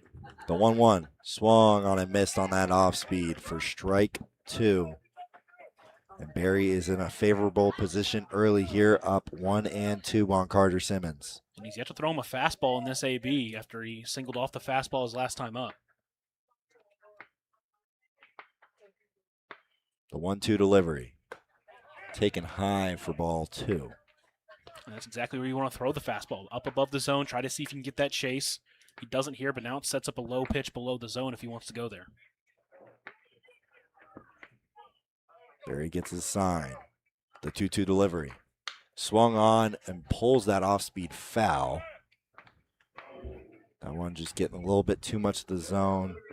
Simmons pulls it foul, however. Yeah, that's not where you wanted that pitch. That was a dangerous one, but Simmons a little bit too far out in front.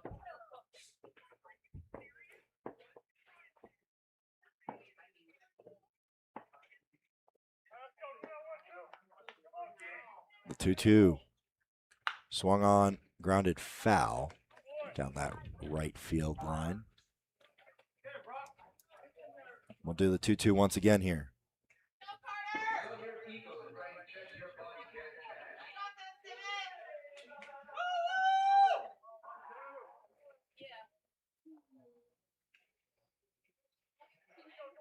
Nobody out. The 2-2 delivery from Barry. Swung on and missed. Turk fires over to first base for out number 1.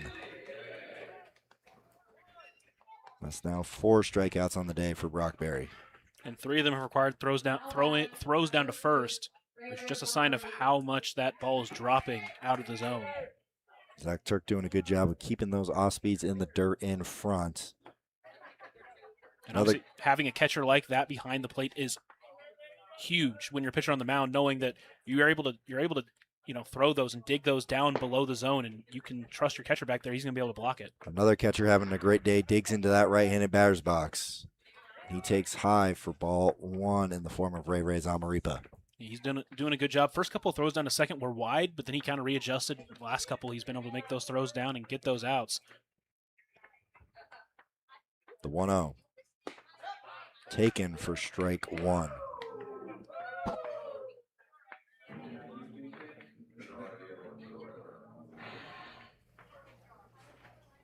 Zamaripa recently just going to the mustache, one of a few players that have done that. Braden Basie did the same. See if you can find some of that Braden Basie luck. Or Braden Basie hit tool, Braden Basie eye, Braden Basie base running skills, Braden Basie arm. Cannot talk enough about his output for these Outlaws as Zamaripa takes low for ball 2. I mean, if we've seen anything, he's got a pretty good arm, at least today. Zamaripa does have that.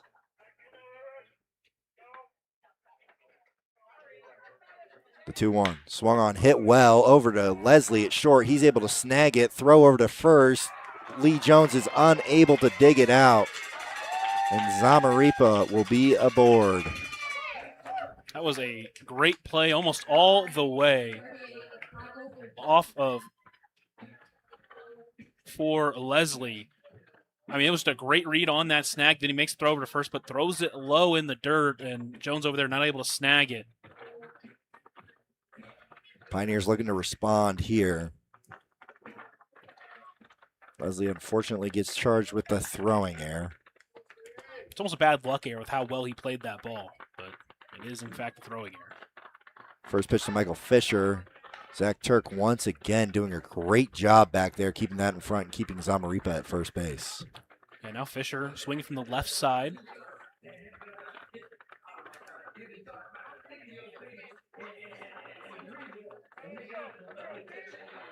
Zamaripa at first base. There's one out here in the top of the 4th inning.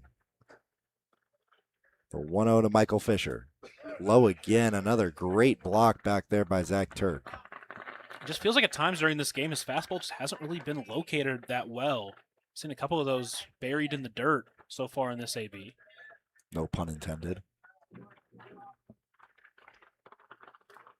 I'm not good at making puns on purpose.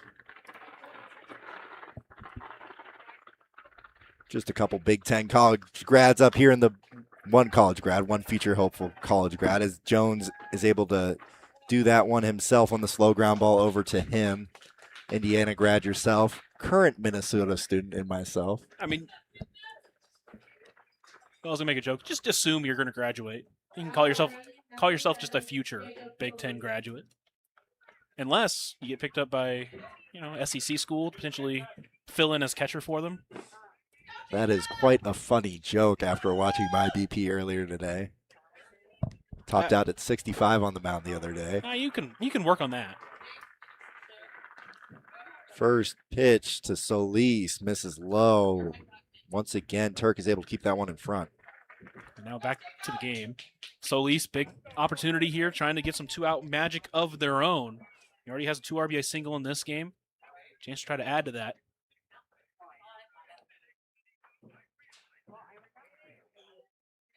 The 1-0 misses away for ball 2. And Solis being at the top part of this lineup for a lot of this summer, it can do something to you either positively or negatively mentally in this such mental heavy game. It's proved dividends so far as that once again Solis drives that into the left center gap. That's going to be extra bases. In comes Zamaripa to score. They've cut the lead to 2, and Solis has a stand-up 2-out double as they give the Outlaws a little bit of taste of their own medicine. Yeah, well, hasn't affected them so far. 2 for 2, 3 RBIs on the game. That run will go down as unearned after Zamaripa reached on that error, but still a big run, lead down to 2, and now with Rivers at the plate, chance to try to continue to cut into that lead. He already has a hit off of Barry, and he's looked good both at-bats against Barry. Just making a little bit too much of a lean against Barry, who's able to pick him off back in that 2nd inning. He's looking to add his second RBI hit of the night. See if Barry can work around that 2-out double by Solis. The first pitch to Freckleton is taken for strike 1. Seems to be every time these two teams play, they're trying to score as many runs as possible. Yeah, it seems for whatever reason, these teams like to score against each other. The 0-1 is lined into left center field. That could get Freckleton extra bases. It does not. However, Solis is able to come around and score, and it's another RBI single from Rivers Freckleton as they cut that lead down to just 1. As that West Coast scoreboard reads 6-7. Pioneers trail the Outlaws, and out comes the big fella from Rice, pitching coach AC. And while he's talking to Brock Berry, we'll talk to you about our partner in the Dugout. The Dugout invites you to come check out the newest recreational option in Scottsbluff. And you can register online at info.thedugoutsb.com. Yeah, and Freckleton, what a start for his Pioneers career. He's 5 for 7 so far. His first 2 RBIs in this game. And he has not been phased by the big arm of Barry, and really the Pioneers as a whole have not been phased as they've been able to put up 6 runs on him. They continue to threaten here in the 4th inning. Barry doing what he did the other day in Brush, a couple weeks ago in Brush, just living a little bit too much in the heart of the plate, and they're just able to find gaps today. I believe that was almost a month ago. I believe that was that first game back in Brush. Home opener for, at the time, the Vaqueros. That was over a month ago, back on June 2nd. Time flies when you're having fun. No place you'd rather be. Living here in paradise as Tabos takes strike one. Well, now you're just stealing Mallory's lines. Mallory, another Power 4 college student. She's not Big Ten, though. Not Big Ten. Doesn't have that big. Although Mallory has corrected me a couple times. We were watching the Braves game. And Bose takes that one off the helmet. And we talk about compounding mistakes a lot here in the Front Range League, and it is turning to that here in this top half of the fourth inning for Brock Berry. He hasn't walked anybody in this game, but he has hit 2 batters now. And that one, he just lost the release point on that one. Bose gets that free base. He gets on. He's been on in every single Pioneers game this season he's played. And now puts the tying run in scoring position with the dangerous batter in Caden Moore up, although he has struck out twice against Berry.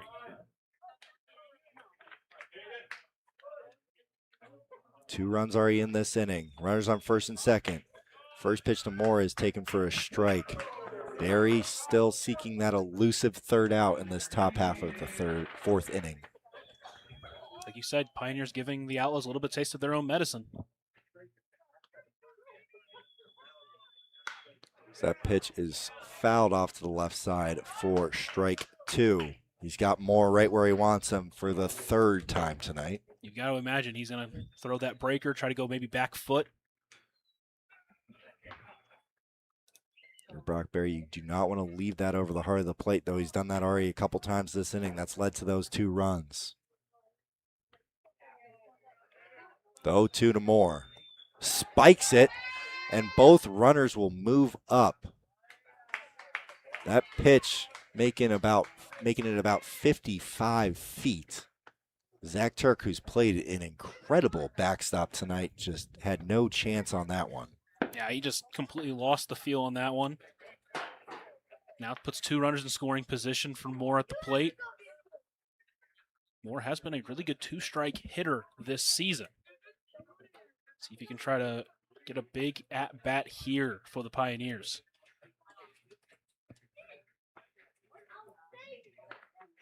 The 1-2 swung on and miss, and a big strike 3, but not before the Pioneers cut into that new 3-run lead and cut it to just 1 here on the Front Range Network and KNEB. That West Coast scoreboard reads 6-7. Outlaws lead the Pioneers. We'll be right back.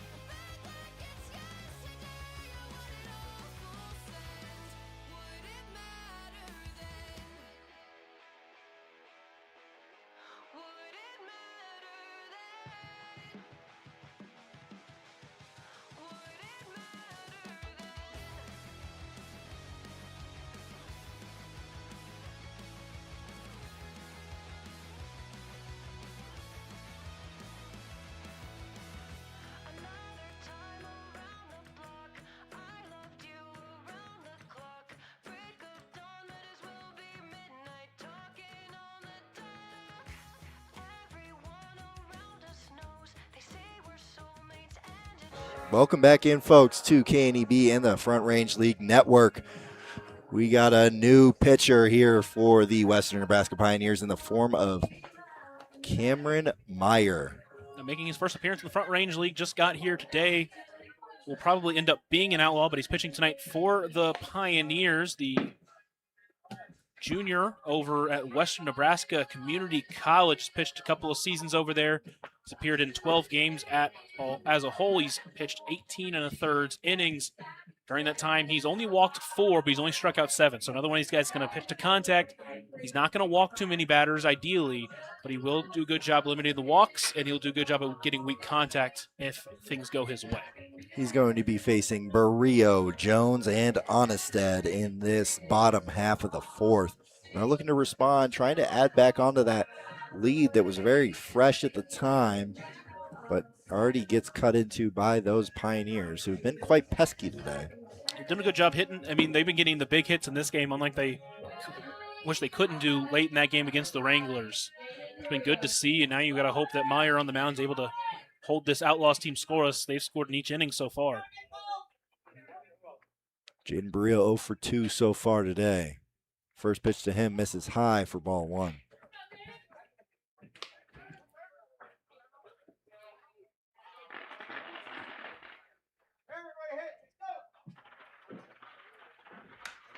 Pitch to Barrio is fouled over to the right side. Harvey gives it a look, but it's going to climb into these bleachers here at Oregon Trail Park Stadium. So we can smell that fireworks smoke. We can see the sun starting to go down here on America's beautiful 250th anniversary. We saw in the game earlier last week, there was a nice little backdrop of fireworks in the background. Maybe we can get some of that tonight. West Coast scoreboard reads 6-7. The 1-1 is fouled off to the left side by Barrio. And this is a real fun one for the kids back at home. Even as I like to consider myself still a youngster, just a ripe 20 years old, I don't know what it means. It's because you're not in high school. It's where everything starts.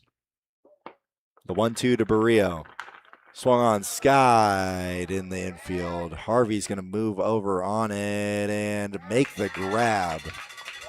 Looks like that ball was playing with him a little bit at the last minute, but he's able to secure it still. And so far, Meyer doing exactly what he needs to do. Pitching strikes, getting weak contact. And he's given a little bit of that sidearm type of motion that we've seen from a few other pitchers in the front range league. And in steps the Canadian, trying to spoil Meyer's 4th of July here. First pitch to him is taken low and away for ball 1. And what a play by Mike Monum on that last hit by Lee Jones. Yeah, I mean, you thought it got down. I think a lot of people in the stadium thought it got down, but Monum does a good job fully extending to get that one. Just took a double away, and that inning might be even worse if he does get on that hit. Jones takes a ball in for ball 2, and that one is delivered in the zone, and Jones fouls it back to the left side for strike 1.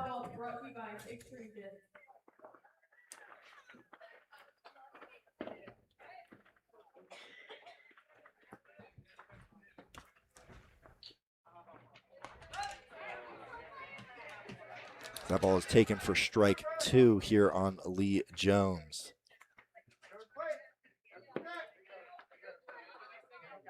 Lee Jones is 0 for 2, but a little bit of a misleading 0 for 2 as Mike Monum robbed extra bases from him there.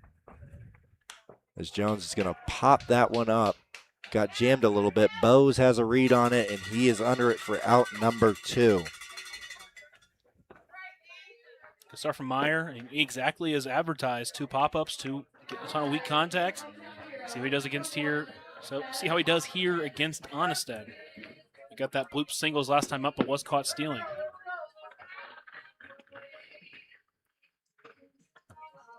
It's going to bring up Seth Onnested, who is 1 for 2. Got caught stealing, though, after that single back in the 3rd. Both catchers have played an incredible backstop tonight. That pitch misses away for ball 1. Zach Turk has had a couple of picks back there today as he awaits on deck that really are keeping the Outlaws their lead. That pitch is taken outside for strike 1. The real question is, could you have made those picks? I was a pretty good defensive catcher. I have not gotten back there in a bit, though, so it's unlikely. Well, I meant in your prime. Back in my prime, probably. It's a big take. Maybe I start practicing. See if you can. If I tried to do that right now, I would be hurting, though. That pitch is taken inside for ball 3. Seth Onstead looking to extend this inning as the Outlaws did in that last one. Scoring 3 runs with 2 outs. Since that one is lined out into right center field, Monum's got a read on it for out number 3. 3 outs, 3 flyouts as the Pioneers retire the Outlaws in order. A great first inning in his Front Range League debut for Cameron Meyer. We will head to the 5th inning here on the Front Range League Network and KNEB.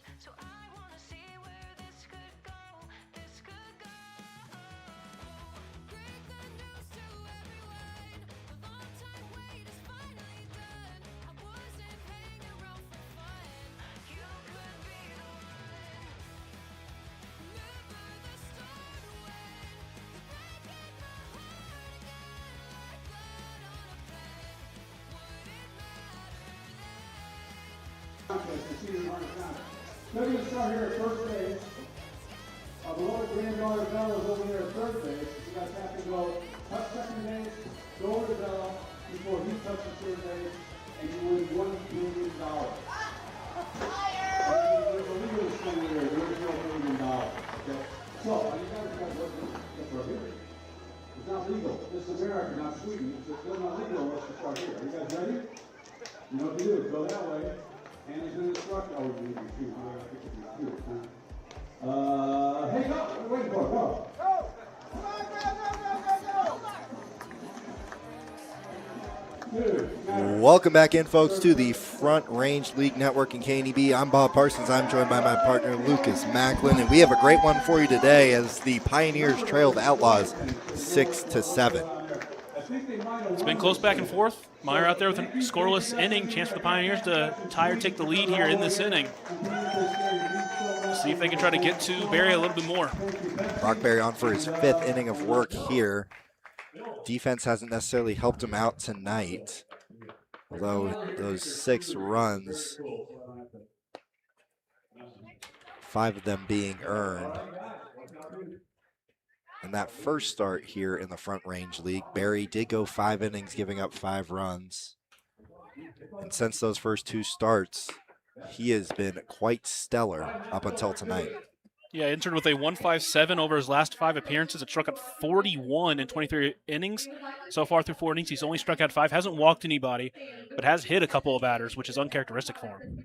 And he's going to be facing the heart of this Pioneers order here in the form of Monum, Harvey, and Simmons here in this top half of the 5th inning. We'll see if Monum can try to turn around his days so far. A couple of ground outs for him. Guy on deck, though, is swinging a hot bat in the form of Deshaun Harvey.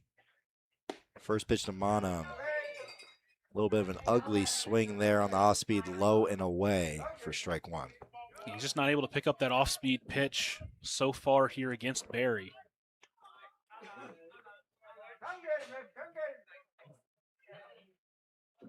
The 0-1. Swung on it, missed on the fastball for strike 2. We said this a couple times tonight, but Barry is in prime position here, ahead 0-2, and Monum off timing on both the off-speed and the fastball. Yeah, right here, you got to expect he's probably going to go back to that off-speed pitch low and away. 0-2. He does. Turk keeps it in front. Monum holds his bat. It's going to be 1-2 now on the right fielder for the Pioneers. Good to see him lay off of it, but still got to be ready and able to hit that fastball if he goes to it, or even the changeup. 1-2 from Barry. Does the off-speed again, low and away. Counts will even. Those last 2 pitches haven't really been super competitive. It was good for Mon to hold up on them, but they weren't all that close to make sure, or to try to even make him swing at it. Mike Monum hoping to add a little bit of offensive highlights to his night after that defensive highlight. The 2-2. And he takes for strike 3. And Barry has another strikeout and the first out in the top half of this 5th inning. Yeah, he just wasn't ready for that pitch. Checked his swing, didn't matter because it was in the zone. And now you got Deshaun Harvey, is 2 for 2 on the game. Scoring a run back in the 2nd. And you love to get on base in front of these bats that have been hot so far tonight. First pitch to Harvey. Swung on and missed for strike one.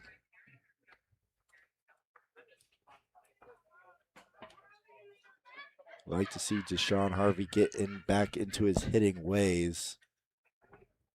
Young kid out of Oklahoma, class of 2026. The 0-1 is fouled back for strike two.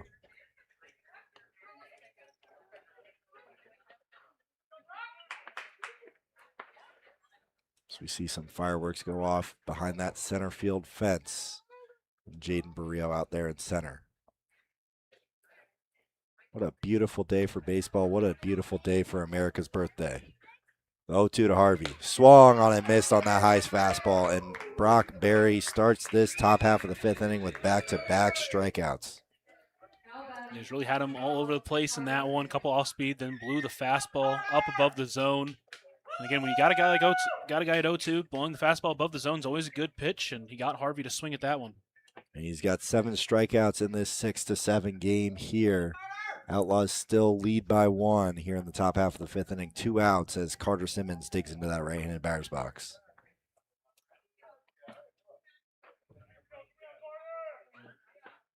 First pitch from Barry, taken for strike one.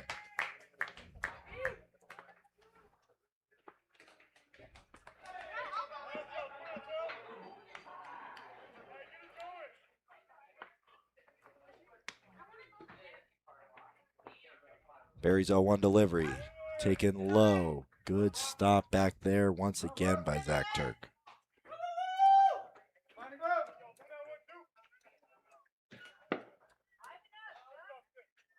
Had a lovely fireworks show last night here in Gering, the fairgrounds.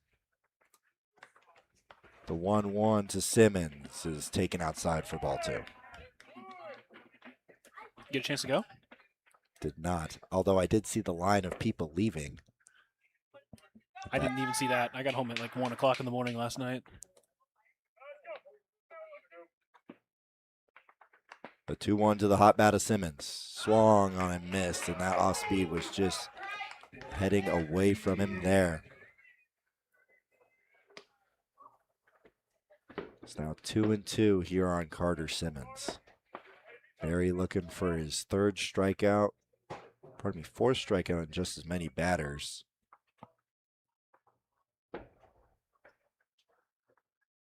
The 2-2.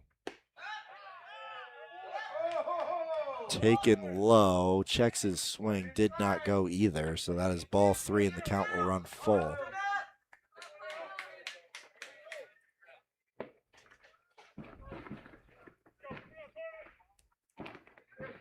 Brock Berry thought that was out number 3.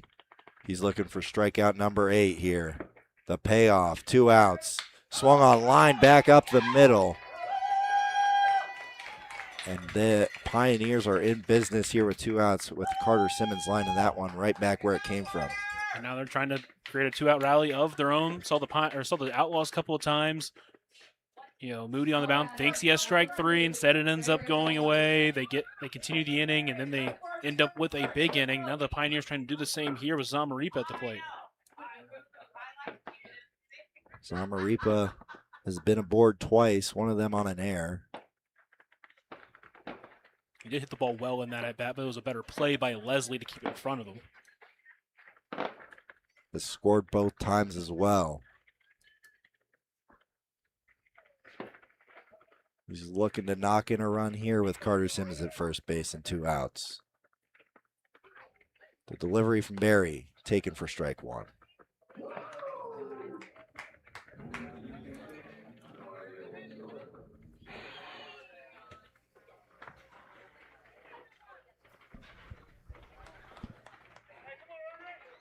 Barry holds. Slide step delivery gets Zamaripa swinging at the off speed. With that high leg kick, the slide step can be good to keep that runner at first base. It can also be great at trying to get the hitter off timing as well. Yeah, and did exactly that. Especially with a guy like a high leg kick like Zamaripa. If you go that quickly, all of a sudden he's got to try to speed up his swing. The 0-2 from Barry. And he gets his 8th strikeout of the night as the Outlaws still lead the Pioneers 7-6 here on KNEB and the Front Range League Network as we head to the bottom of the 5th inning. You chose to walk, give what we had away. I hope you get what you're looking for. But babe, with me, you close the door on everything we could have been. Don't go thinking we could be friends. No, you can't bring us back from the dead. 'Cause when you know, and when you don't, when it ends, it ends. When it ends, it ends. I really thought we might have been it, so my heart was shattered when it took the hit. Oh, I can't imagine doing all that again, even for one night to see where it went. Here's the thing, you made your bed, I just got your stay out of my head. No, you can't bring us back from the dead. 'Cause when you know, and when you don't, when it ends, Welcome back in, folks. What a beautiful night here in Gering, Nebraska in Oregon Trail Park Stadium as those white clouds turn to pink and those colorful and loud fireworks fill up this beautiful Nebraska sky on quite the celebration of our great country, celebrating it with America's pastime.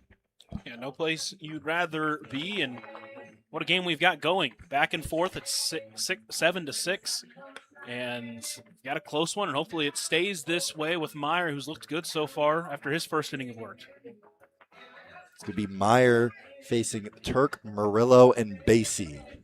3 bats that have proved tough so far to that day.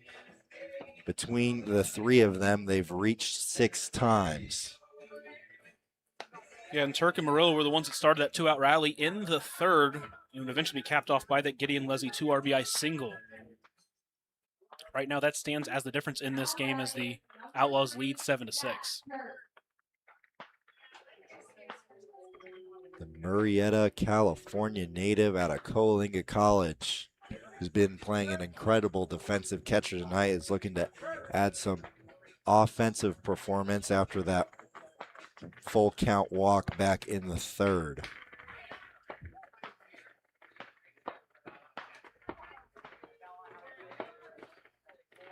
First pitch to him misses high for ball 1.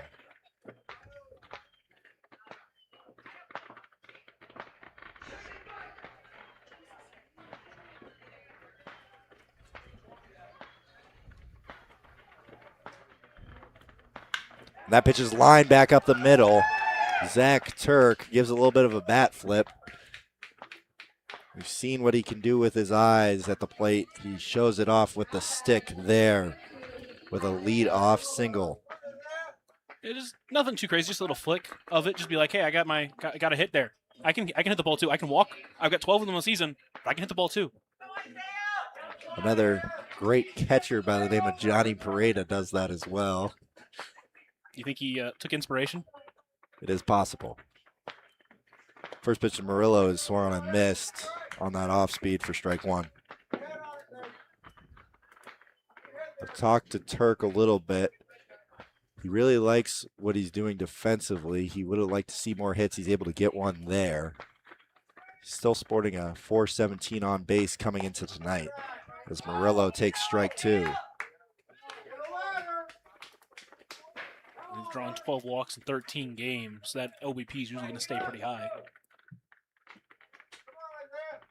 Turk sharing the catching load with Grayson Matlock. The occasional help of Luke Banning, who is now on vacation with his brother Jack. The 0-2 misses up and away for ball 1. That was part of the reason why they brought in Cameron Meyer to assist with the departure of Jack Banning. Zach McCoy just needing a couple more arms over there. The 1-2 is taken up and away again, is now 2-2 on Isaiah Murillo.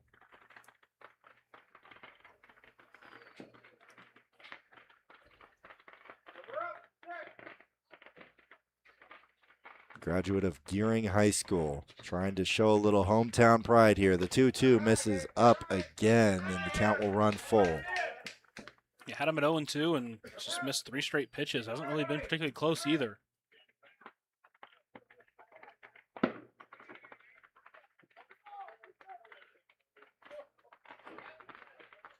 The payoff to Murillo is taken high for ball 4.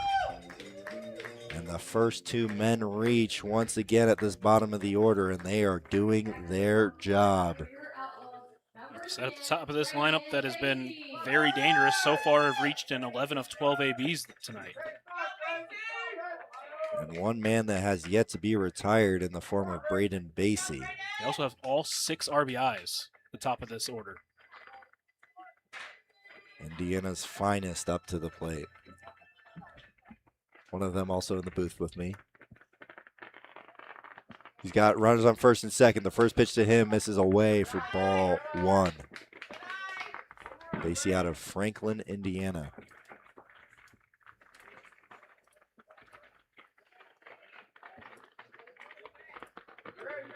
Also good friends with Carter Simmons.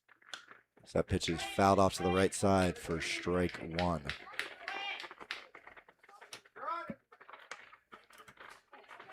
If Basie needed any help with that 6-16 on base, he's doing that tonight. Reaching all 3 times, once on a walk, once on an infield hit, and once on a double, which he got an RBI on. Added 2 stolen bases as well. The 1-1 misses low and away for ball 2.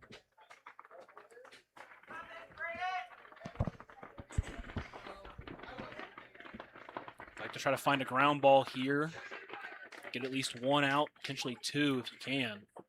Still nobody out here in the bottom of the 5th inning. Outlaws looking to add. So that ball is struck out to right field. Monum's not going to be able to grab it. A good deke, though. It's going to keep the runners staying station to station, as it's a walk and 2 singles to start this bottom half of the 5th inning. You got to try to work around this jam you put yourself in. Try to find some ground balls if you can. Maybe get some strikeouts, although that isn't his forte. Leslie got 2 RBIs his last time up. He's looking for more as he swings through that off speed for strike 1. He was first pitch hunting, trying to do some damage, but came up empty.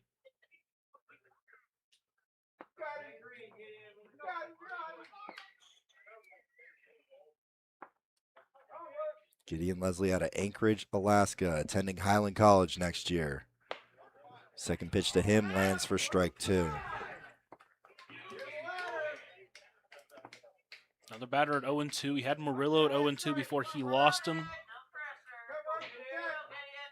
Got to find a way to get him here. You got 3 pitches to work with.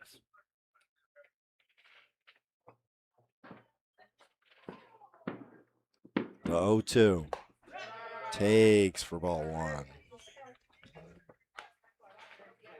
Top of this order is putting on a show tonight. We're seeing quite a show behind that center field fence on our great country's 250th anniversary. Leslie trying to keep celebrating this 4th of July. Is yet to be retired. The 1-2 misses low and away. Zamaripa, great work back there, keeping that one in front.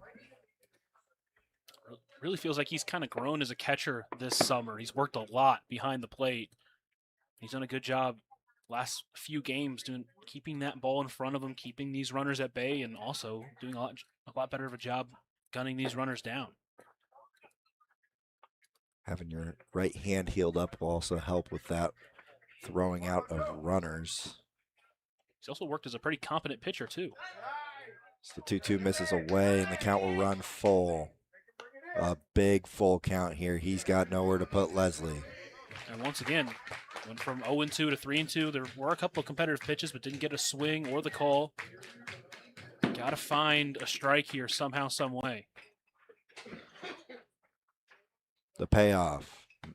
This is away for ball 4, and that's the third RBI of the night for Gideon Leslie, and he is still have yet to be retired.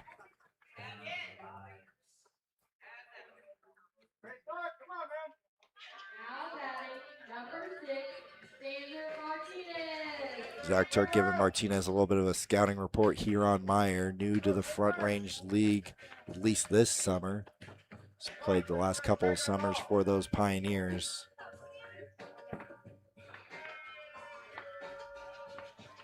Xander Martinez looking for his third hit of the night. He's reached all 3 times.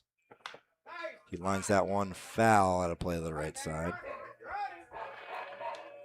Meyer once again is ahead early.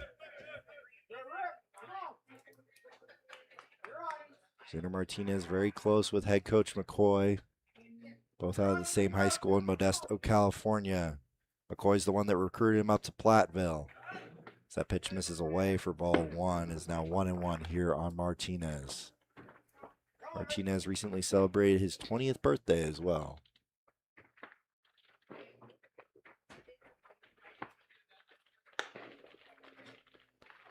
As that pitch misses low and away for ball 2.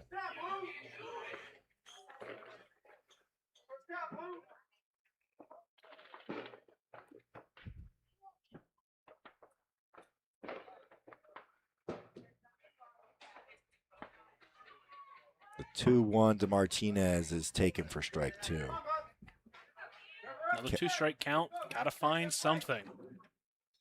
Just walked in a run last time. You can't do that again. Bases are loaded here in the bottom of the 5th inning. 1 run already in. Still nobody out. So that pitch is lined back to the pitcher, and he throws home for 1. Meyer seemingly unaware that the bases were loaded until, I assume, Zamaripa was yelling at him to throw home there. I think it's a mental mistake, just wasn't thinking. You got a big play there. You just wanted to get an out. But he was fortunate enough to still make that play at home, but if he notices it immediately, could potentially be 2 with that throw home, then throw to first. But still, either way, a big first out, and hopefully that can settle him in here to try to get another out.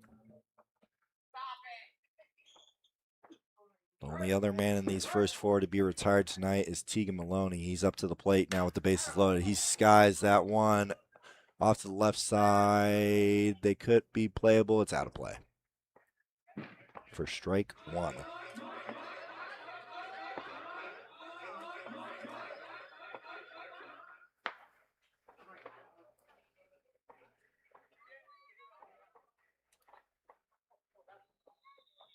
Zamaripa out there giving a quick chat to his pitcher. Gotta wonder if maybe he found something.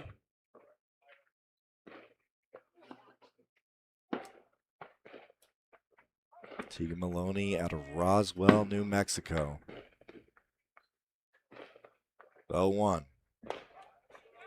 Pitch is taken for strike 2.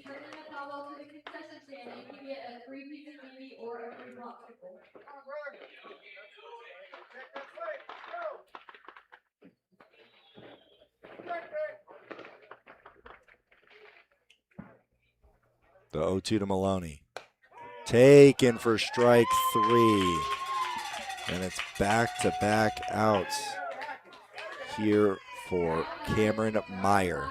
Similar to what we said in that first inning, this could get out of hand. He's gotten a couple of big outs.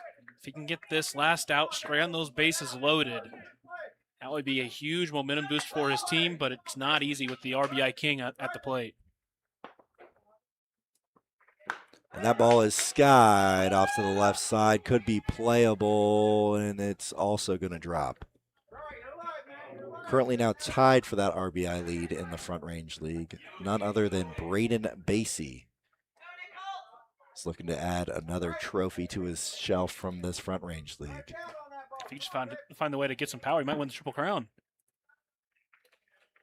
He's got the first 2 in his grasp. You swap out the home runs for stolen bases. Swap out the home runs for a lot of things for the stuff he does for these Outlaws. Barrios looking to take that lead back as he takes the 0-1 wide for ball 1.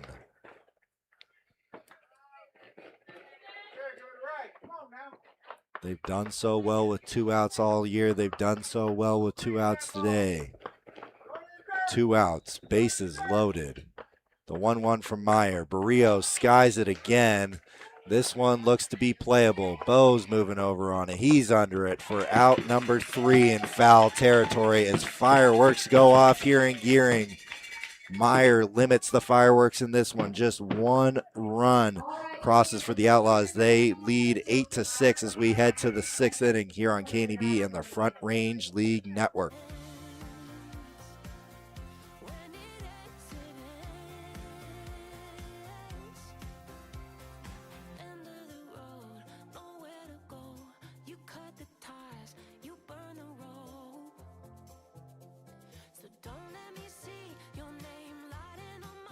It's a very simple game. Since it is a holiday, we're going to kind of stick to the holiday theme. This is not one of the actual questions. So what is your name? Jim. See? Is that what this game is? I know we're going to ask Jim 2 questions about Kathy, 4th of July related. If they get 1 right, they get to stay on the party deck. If they get both right, they get to stay on the party deck. If they don't get any right, they get to stay on the party deck. Hey, we're cheap. Our prices are cheap. What do you want? Throw it up down here. All right. First question. Let's get the year that you guys shared your first 4th of July together. The year that the first year you guys had 4th of July together, whether it's marriage or pre-marriage, prison, I don't know, whatever it is. Well, Kathy's got an answer. Myra's got the answer. Sir, the answer. 83. 84, you were incorrect. So the second one, we got called out of the way. Let's see. How many American flag related pieces of clothing does Kathy have? I would say let's go within 5. How many American flag related pieces of clothing does Kathy have within 5? Myra, what do we got? Ready to go here. Sir. 12. She says 12, 4, which is not within 5 at all. So they're over 2, but they still get to enjoy the rest of the party deck up on the fly over the deck. Swanson family, thank you guys so much for coming tonight. It's a pleasure having you. Now, Bill, back to you. He struck out 27, walked just 10. He's been a little bit more hittable as of late, other than Brockberry, but he's still been really good. Again, these two at the top of the rotation have been good, and when you use them as piggybacks, it's always going to be tough for the other team to score. Carter trying to hold on to this lead for the Outlaws. He also recently celebrated a birthday, his 21st. His first pitch of this outing misses high for ball 1 to Michael Fisher. Now, Reisig's last time out came in after Jack Banning threw 3. He went 4 innings, gave up 4 hits, struck out 5, only walked 1, and allowed just 1 earned run in that win against the Wranglers. As he misses in there for ball 2. This is the first time he's actually been able to pitch on the back half of the piggyback. They tried to do this to the Wranglers the other night in Brush after Brockberry threw 6 shutout innings. So that one is fouled back into the glove of Turk for strike 1. And you got dangerous bats due up. Obviously, you got Fisher at the plate, who's reached once. Then you got Solis, who's 2 for 2, and Freckleton, who's 2 for 3. And that one hits him. Not the start for Carter Reisig that he wanted. It's also the second time that Fisher's been hit today. He scored the first time. They're looking to cut down this lead. This is one of the guys you want up to the plate in the form of Jacob Solis. He's got a single. He's got a double. He's got 3 RBIs. He's got a big bat. Already has 2 home runs. He'd love to add his name to that potential home run king of the Front Range League. If he can do that here, we'd have a tie ball game. Then he would just be a triple away from the cycle. First pitch to Solis misses for ball 1. And Reisig likes to work on that outside part of the plate, especially with that off-speed pitch. We'll see how that's affected with this umpire at the plate. Haven't seen Reisig out of the bullpen a ton this year. As that ball is lined into left field down the line. That's got extra bases written all over it. They're going to send Fisher to the plate. There will not be a throw. Solis has his second RBI double of the night, and the lead is just 1 for the Outlaws. Apparently, he needs to be at the bottom of the lineup every single time as he is on fire. 3 for 3, a couple of doubles. As you said, 4 RBIs. And the Pioneers just keep sticking around. It's just a one-run ball game for the top of the lineup. And Freckleton would love to add another RBI to his night as well.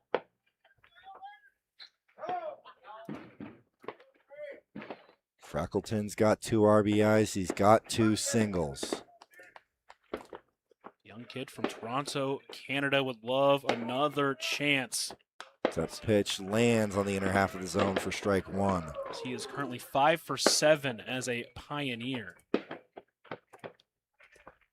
We're seeing fireworks all around us. We're seeing fireworks right in front of us. Runner on second, nobody out. The 0-1, that's blooped out into right center. That could get down, it will. A good deke from Basie out there in right field. Keeps it so that Fisher has to stay, Solis has to stay put at third.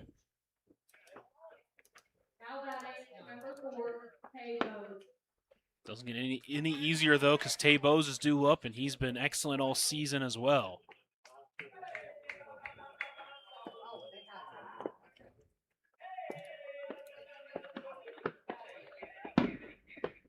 As day turns to night, the fireworks are going off, and this one is had some fireworks already, probably still more in the works. Runners at the corners, top of the 6th inning, still nobody out.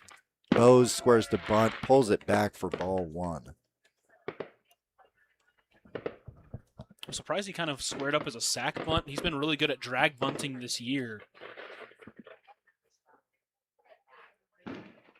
Squares for the sack. He's going to pick back to first base. Not in time. Looks like they could have had their second pickoff of the night there.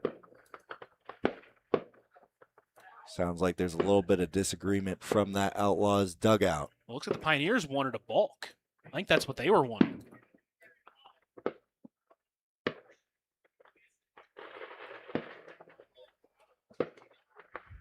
Runners at the corner, still nobody out. Tay Bose at the plate.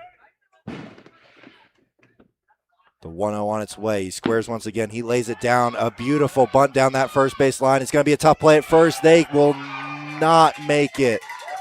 Everybody's safe, and the game is tied. You talked about those drag bunts. He does it again there. And this time it was really in a sacrifice spot, but you can't place that bunt any better. Reisig was doing his best to try to cover, but he wasn't able to get over there, and Tay Bose has himself an infield single. And this inning continues. The Pioneers trying to take that lead back. Still nobody out. Runners at first and second. One of the newer Pioneers in Caden Moore at the plate. First pitch to him. He's going to square as well. Pulls it back for ball 1.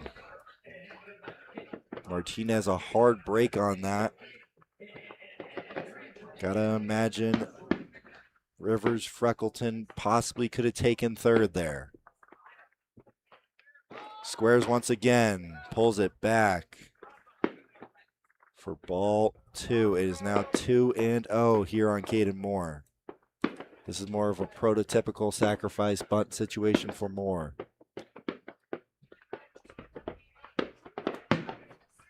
Yeah, but Reisig has got to try to find a way to find the zone to at least force him to put it down. The 2-0 from Reisig. Moore squares once again, and he fouls that one back.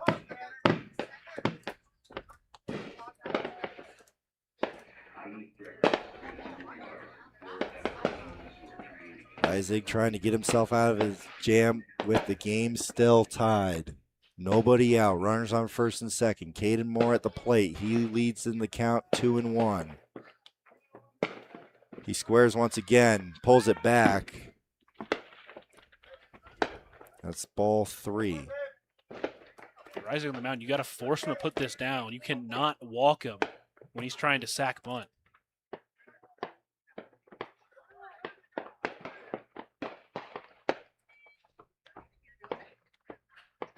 He squares once again, and that's going to miss in for ball 4, and the bases are loaded. And the go-ahead run moves 90 feet closer. Rivers Freckleton is just 90 feet away.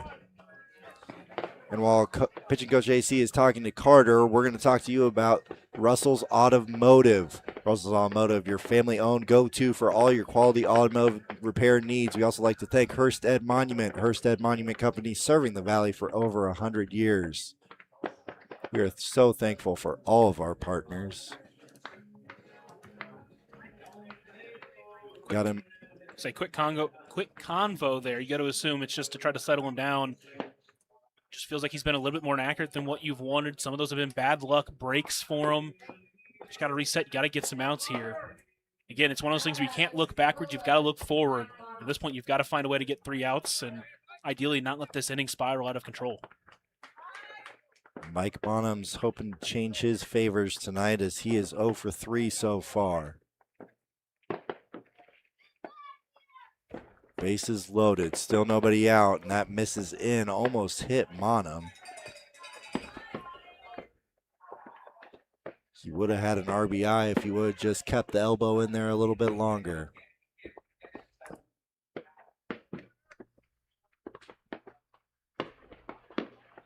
The 1-0 misses away for ball 2.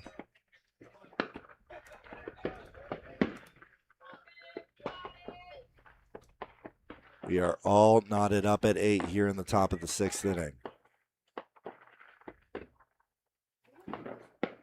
Pitch to Monum is grounded over to second. Murillo to second for 1, to first for the other, and they got him. What a stretch and what a pick by Lee Jones. The run does score, but what a huge double play. Looks like Salters over at first wants to make sure that Moore is actually out at second.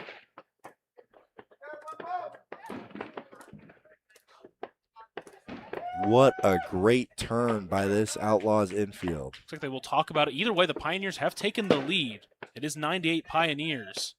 But this is a big decision. Very close play at first. Went the way of the Outlaws.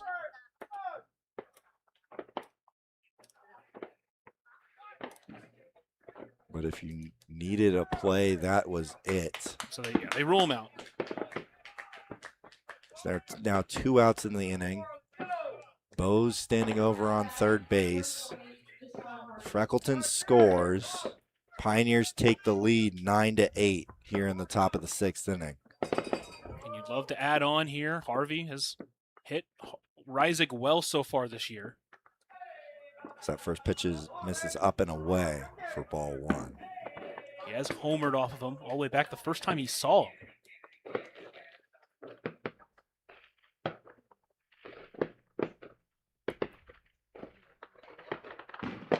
The 1-0 swung on, hit well down that right field line, and foul. It is now 1-1 here on Deshaun Harvey. Just a little bit too far out in front. That one just couldn't keep anything straightened up a little bit more. He can double that lead for the Pioneers.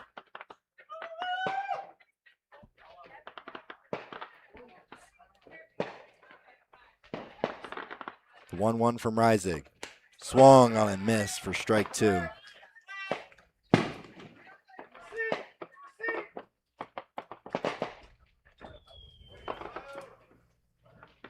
What an incredible, explosive game we've seen tonight from both offenses. The 1-2 swung on and missed on the high fastball. Reisig escapes, but not before giving up the lead. The Pioneers now lead 9-8 on that West Coast scoreboard. You are tuning in to the Front Range League Network and KNEB.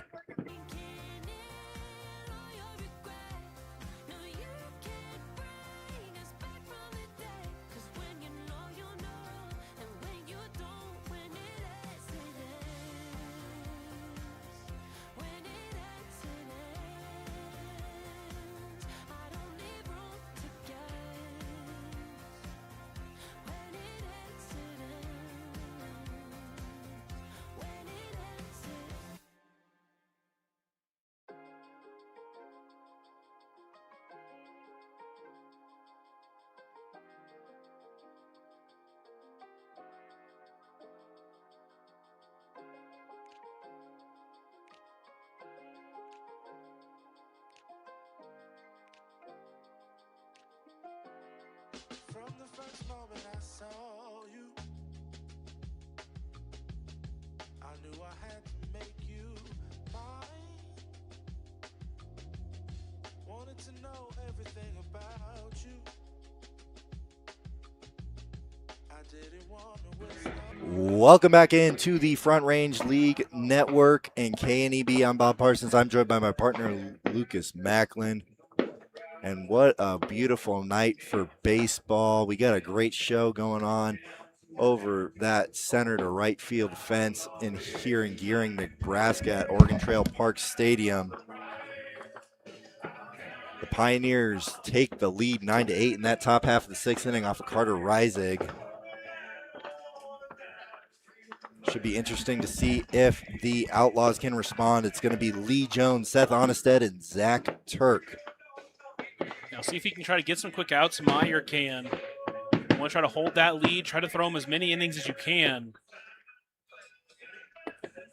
Even though the Outlaws only scored one run in that last inning, it was a very long inning. So we'll see what he has here in store for those big swingers in Lee Jones and Seth Onnested. It will be Cameron Meyer's third inning of work here.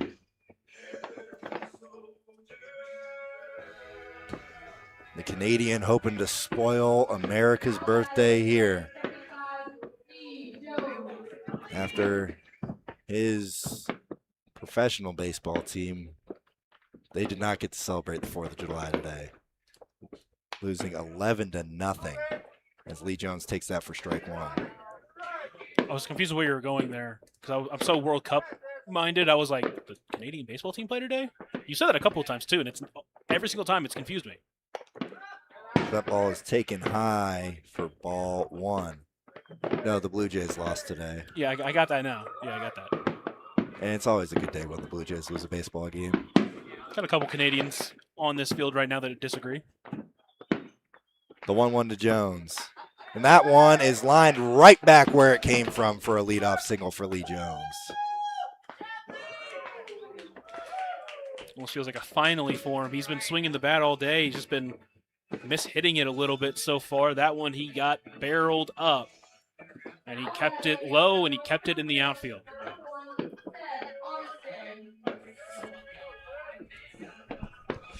See what Onnested can do here. He already has a single tonight. These Outlaws looking to turn that lineup card over once again into trouble.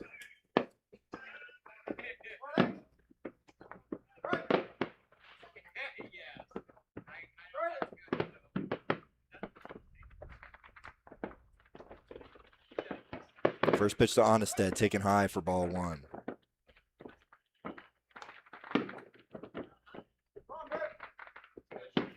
Onnested out of Mountain Center, California, just outside of LA.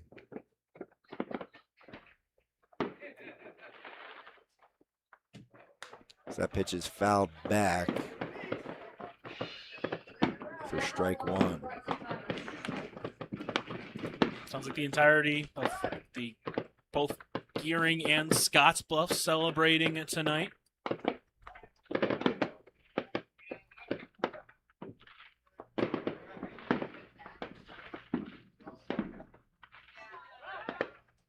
Meyer's going to look back at Jones at first. He'll dive back safely. No throw needed.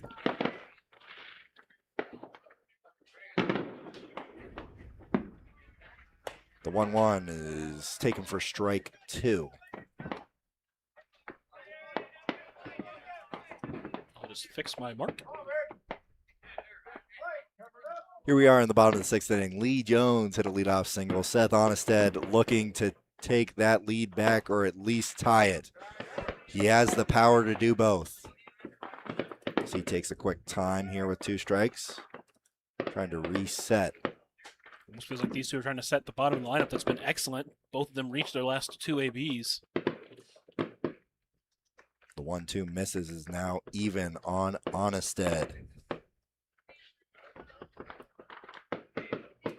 Onnested, one of the many Coalinga athletes on this Outlaws team. Another one awaits on deck. The 2-2 swung on and missed on that off speed for strike three and out number one of this bottom half of the sixth inning.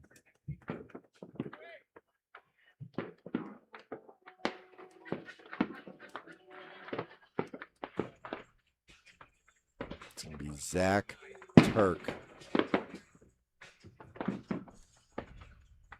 who's having himself a game so far. Great defensively, and he has set the top of that lineup up twice, scoring both times.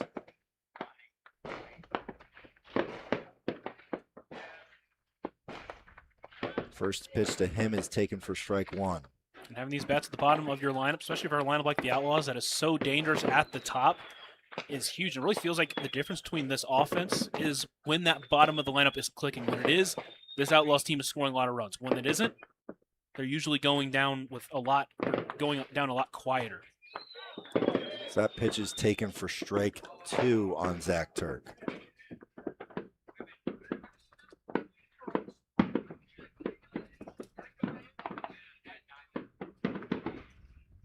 Nothing more American than baseball, fireworks, and our 250th anniversary. We got a great game full of fireworks. We got fireworks on in our backdrop right now. Lee Jones at first. One out in the inning. Turk trying to battle here. The 0-2 from Meyer. Swung on, popped up out of play to the right side, and we'll do it again.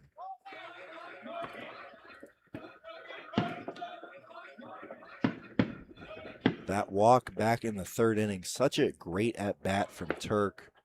Saw a pitch he liked in that last at-bat, was able to line it into right center field for that leadoff single.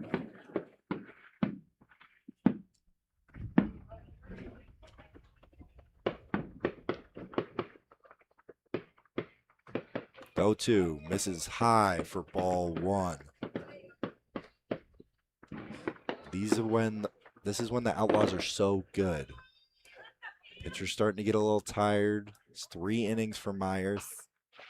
That last inning being a long one. The 1-2 swung on line to foul down that left field line.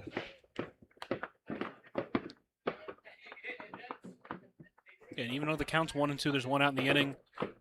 Turk doing a good job drawing this at-bat out, as you said, drawing that pitch count up for this Pioneers team that, as we talked about, is very much low on pitching. Turk trying to set the table once again. The 1-2 misses away for ball two. Count will even.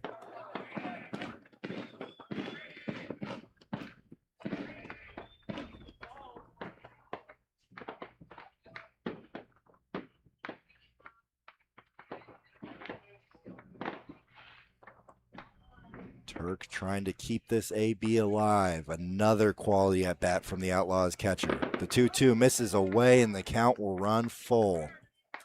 Now this is a big danger spot. You cannot lose him here. You got to force him to try to get something into that outfield. Potentially even put something on the ground, work a double play even, but you've got to throw a strike. If you are a kid at home watching, trying to find a way to put together a quality at bat, watch Zach Turk tonight as he takes ball four, an incredible at bat. Numerous foul balls. Down 0-2, is able to climb back, and he moves that tying run into scoring position, and he earned that walk. You just got to be able to find a strike, and he couldn't find that put away pitch. It wasn't a bad pitch there, but on 3-2, he was able to draw the walk.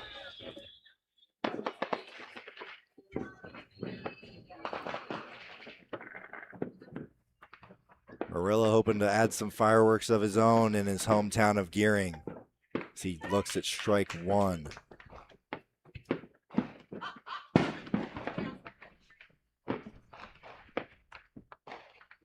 Glad we have the headset on right now. Runners on first and second, one out. Here in the bottom of the sixth, Outlaws trail by one. As Murillo takes for ball one as the count evens on him.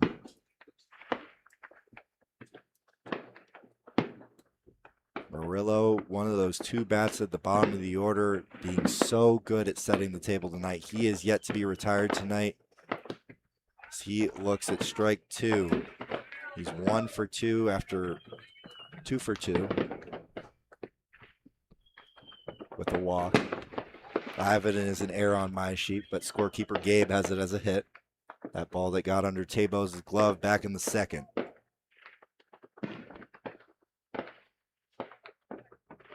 He's got another 2-strike count here. We'll see if he can try to find a put-away pitch here against Murillo. Couldn't do it against Turk. The 1-2 misses away. Count runs to 2-2. And it makes it so tough as a pitcher when these bats at the bottom of the order are giving you such a tough time. Murillo saw a full count his last time up. He's seen at least 4 pitches 3 times now as he fouls that one back. If you are James Grunfelder, the Hood College alum, former catcher, current hitting coach for these Outlaws, you have to be so happy with those bottom of the order tonight.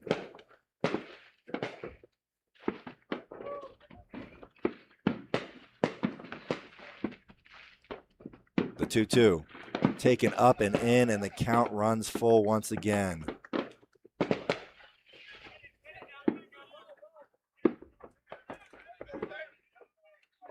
Same thing as last at bat. Can't lose him, especially with this top of the lineup looming. The payoff, swung on and missed for strike 3.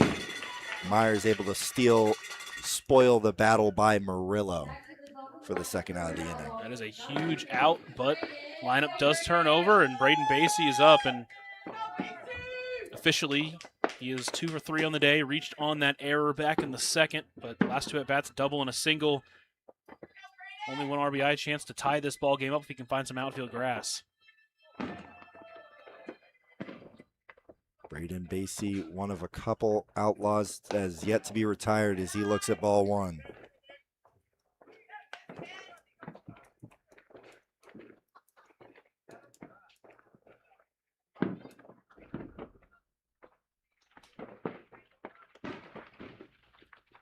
The 1-0 misses in.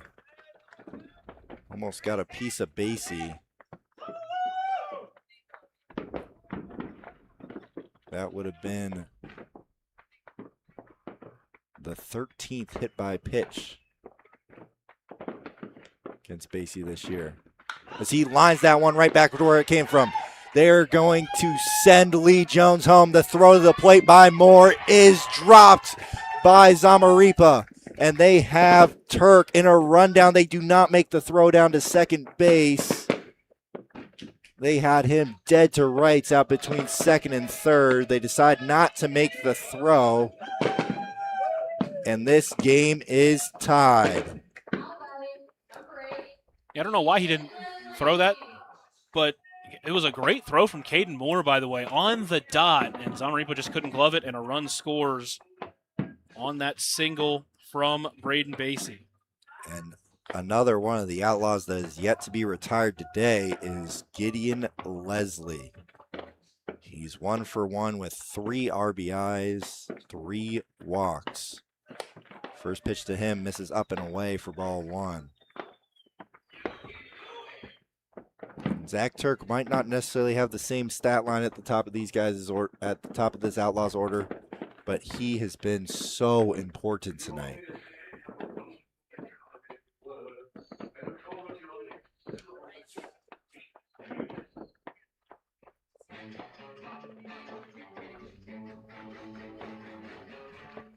Zamaripa out to chat with Meyer. Turk, 1 runner thrown out at second base in the form of Deshaun Harvey. 2 clutch, long AB walks. And also that single that he scored on. He scored both times he's been on base tonight. He's trying to add to it as he stands on second base in the form of the go-ahead run. That pitch to Leslie gets behind him. Both runners will move up. And the go-ahead run is just 90 feet away. And you have wheels out there on second base in the form of Braden Basie.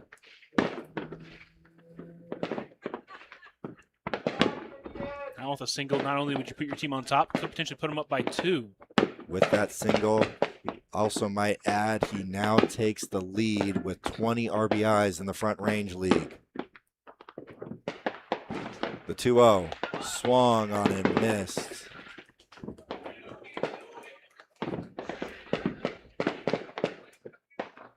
It's now 2-1 here on the Anchorage, Alaska native.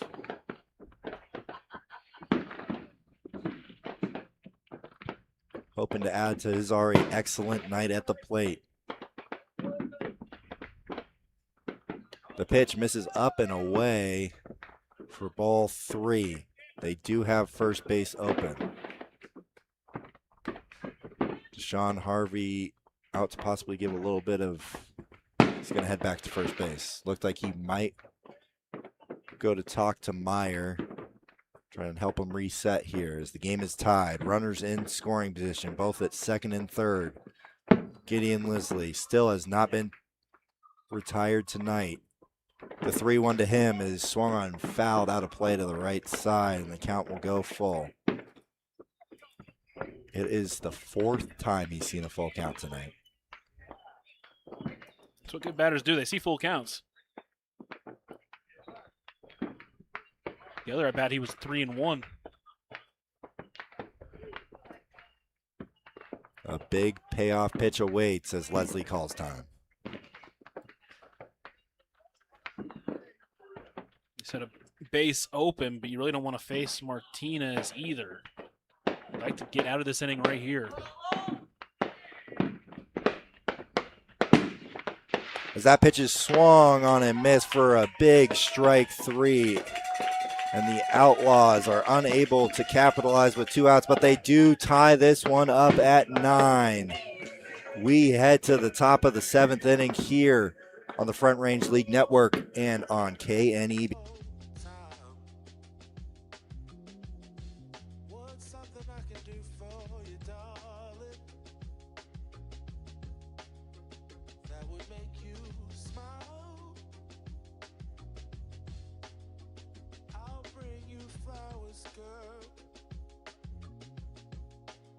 Enough to see for miles. Something's changed, baby, this I know. Summer rains turn to winter snow, but I promise you for sure, girl, my love is always yours. Something's changed, baby, this I know. Summer rains turn to winter snow, but I promise you for sure, girl, my love is always yours. I love your style, and I love your grace. Said I love to put a smile on your pretty little face. I love it when you're close to me. That's where I want. Welcome back in, folks, to the Front Range League Network and KNEB. I'm Bob Parsons. I'm joined by my partner, Lucas Macklin. We have a beautiful display in the night sky tonight here in Gering. We also have a beautiful display of uniforms out on the field as well. Make sure to bid on those jerseys that these great players are wearing tonight here in the Front Range League for our great country's 250th anniversary. We also like to thank our partner, Castle & Cook. Contact Jennifer Urdiales, your local 5-star lender with Castle & Cook Mortgage, for a simple, friendly, and fast loan process for your home purchase or refinance. Contact Jennifer today. Castle & Cook Mortgage, the key to your castle. Carter Reisig on for his 2nd inning of work here. Did give up that lead in that last inning. Miners were able to score off of them last time. We'll see if they can try to do the same here. Got a part of the lineup. It's been doing pretty well tonight. You got Carter, Simmons, Zamaripa, and Fisher. Fisher led off that 6th inning, getting hit by a pitch. See what they can do here. All knotted up at 9. You'd love to get that lead for these final 3 frames. And a guy that you don't want to face this inning who's played incredible in the form of Jacob Solis in that 9 spot. You would like to go 1, 2, 3 and force him to bat in the 8th. And hopefully without runners on, as he already has 4 RBIs on the night.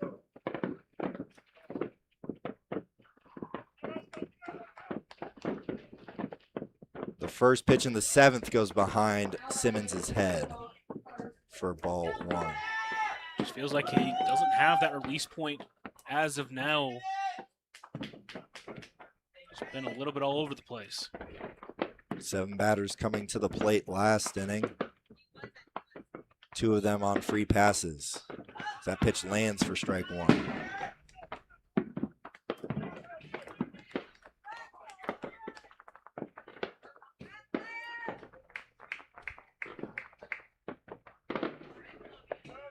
Carter Reisig's 1-1.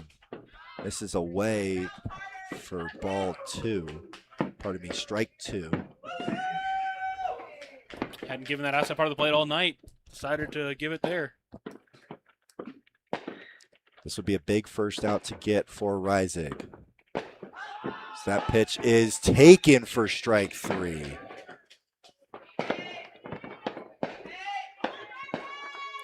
So that's the first out of the inning. Simmons was a little bit unhappy, I assume, with those last 2 strike calls. Yeah, I mean, that third strike's a little bit more in. That felt more like a strike, but that second one just hasn't been called all night. Get a little bit upset when you've been playing with the same zone all night, and all of a sudden it changes a little bit. But either way, there's 1 out. Got to work with it. Game knotted up at 9 on that West Coast scoreboard. The first pitch to Ray Zamaripa is taken for strike 1.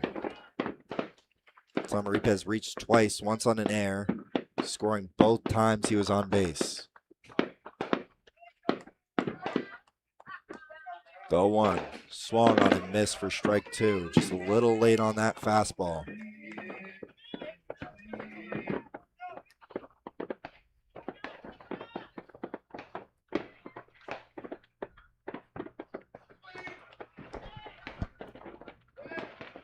No better day for Front Range League drama than the Independence Day, the 250th anniversary of this great nation, as Zamaripa takes outside for ball 1. Pioneers, you don't want to let Reisig settle in. When he settles in, he's tough to hit. We've seen it a couple of times this year. As that pitch is lined, but right at Gideon Leslie for out number 2.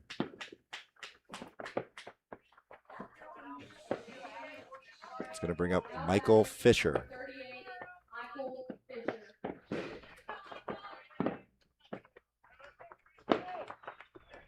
Has reached twice tonight. Both times were after being hit. He stands right in front of that dangerous duo of Solis. And he's hit for the 3rd time. Reached his 3 times tonight, all 3 getting plunked. Doing his best Braden Basie impression. He did score both previous times he was on base as well. It's been mostly due to the fact that Jacob Solis has been hit right behind him, followed by Rivers Freckleton, who both have 3 hits. Solis has a couple of doubles, including one against Reisig so far. Another one of those might give the Pioneers the lead right back. Reisig has other ideas with 2 outs and a runner on first. The first pitch to Solis is taken for strike 1.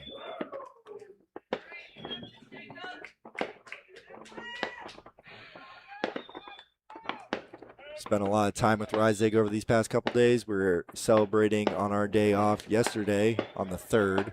As that pitch is taken away for ball 1. A little bit of a travel switch.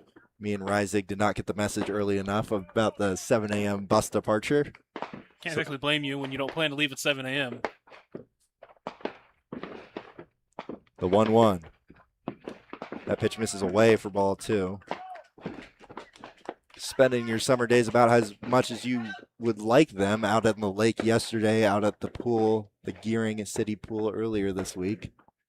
Me and Carter both got a little red at the pool. He looks back over at first base on Michael Fisher. That'll happen if you don't get that sunscreen on quick enough. Reisig did not do that. I just happen to have Washington and now a little bit of Minnesota skin. As he checks over at first base once again, Fisher dives back safely. Tell me you don't get any sun in Minnesota? Not when I'm there. Oh, that's fair. It snows generally most of the 5 months that I'm there at school. As Solis hacks at that one but misses for strike 2, and the count is now even at 2-2.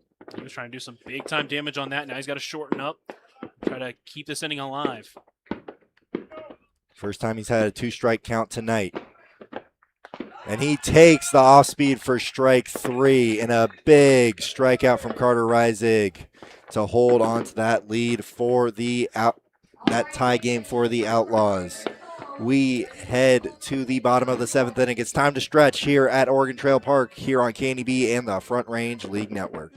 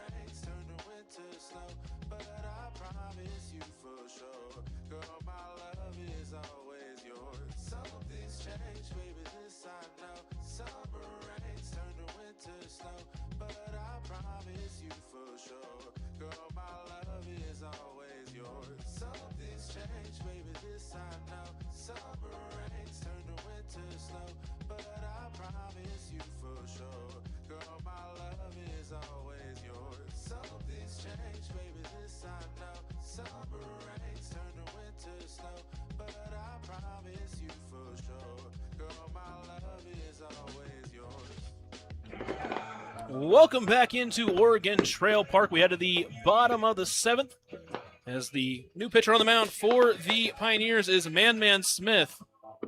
He'll make a second appearance this year, his first time out. He's really struggled with the walks. He walked 5, allowed 6 earned runs in an inning and 2/3. But he's a guy who's got really good stuff during his time at Rust College. He was a guy that had a lot of strikeout stuff. In 12 appearances, he made 7 starts. He struck out 44 batters, but he also walked 48. He struck out 48 and he walked 44. His best outing, he went 7 innings, allowed just 2 earned runs, and struck out 8. So he's got good stuff if he can keep it consistent. We'll see what he can do tonight here against the Outlaws.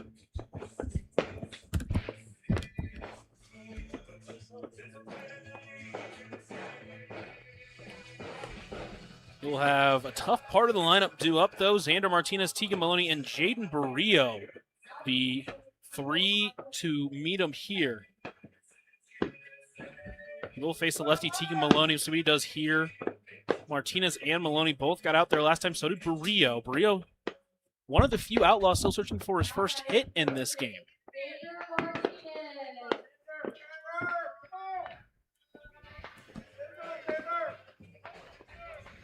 What a great game tonight for our country's 250th anniversary.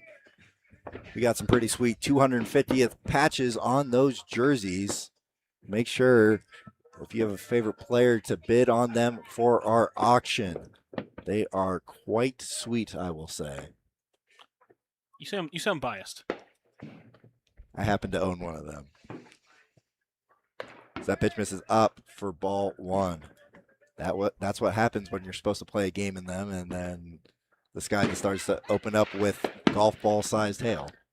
The 1-0 fouled back is now 1-1 here on Xander Martinez. Yeah, man on the mound can get up in those upper 80s with his fastball, but I'd like to see him try to settle back a little bit. Just make sure you're throwing strikes and get some outs here for your team. Try to keep this game tied. He's got to be careful. It's 3 dangerous bats in this inning. Delivers the 1-1. Taken for strike 2.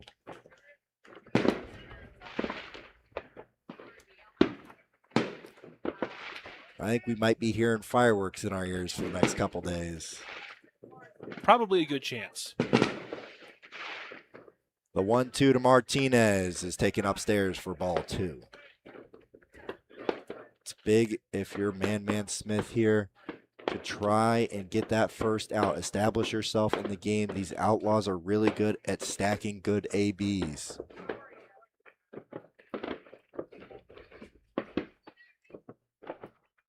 The 2-2. Swung on, fouled out of play to the right side. We'll do it once again.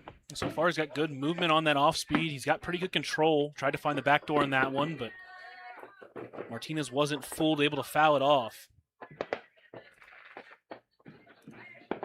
See if he wants to go back to that fastball. I'd like to see maybe potentially bury a back foot breaker here to this right-handed hitting Martinez.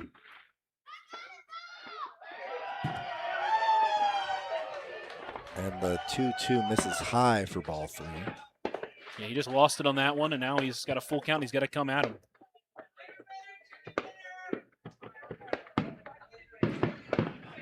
And yet another full count on the night for this Outlaws offense. Man gets the sign. Delivers the payoff. Taken outside for ball 4. And the leadoff man is on. For Tegan Maloney, who's 1 for 3 tonight with a walk and 2 RBIs on that RBI single back in the second. Yeah, Man's got to find that release point on the fastball. Went with the off-speed pitch on that 3-2. He's missing high right now on that fastball. He's got to bring it down.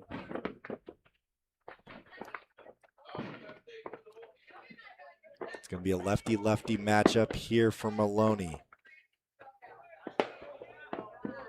Martinez on first. First pitch to Maloney misses away for ball 1. Maloney's first game back in a while. He's able to welcome himself back with that 2 RBI single back in the second inning. The 1-0, that's going to get to the backstop. Martinez is going to cruise into second base. Now the go-ahead run is just over on second and in scoring position.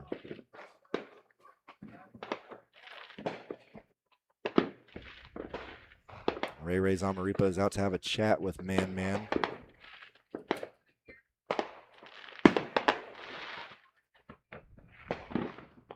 And that fastball's just missing, not just missing high, it's missing really high. A couple of times it's just sailed to the backstop. Just need to settle him down a little bit, try to get him to bring it down.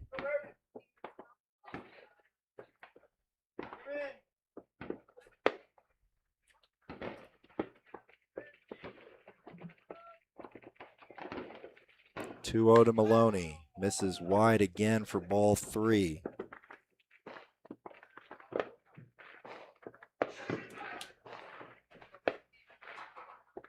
It's actually Carter Simmons behind the plate. Can't tell who's in the outfield. So that pitch misses wide for ball 4 is back-to-back walks.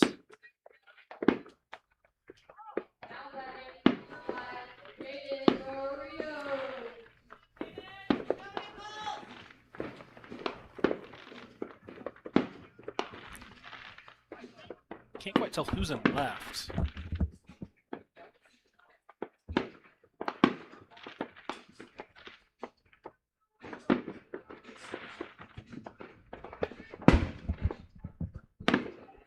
Looks like that is Devin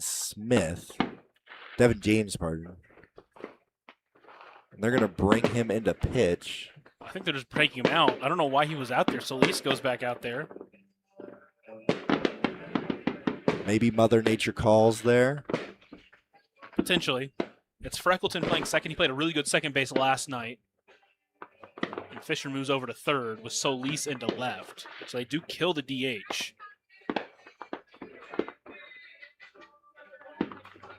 Which means Zamaripa will leave the game in place for Man Smith on the other side.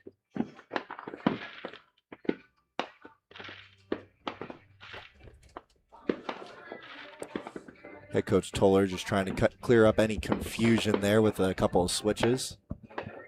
I mean, I was kind of confused. Anyway, you got 2 walks. You got to find a way to throw strikes. Again, he's got good stuff. He can throw strikes. Just hasn't been able to do that so far.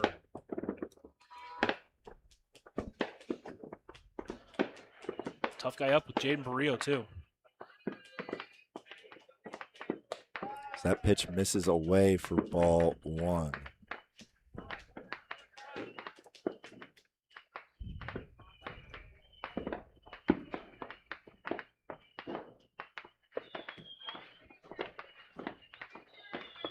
Martinez dancing over there at second. The 1-0 is dropped by Simmons for ball 2. Simmons is a pretty good catcher. He's caught some incredible arms this year.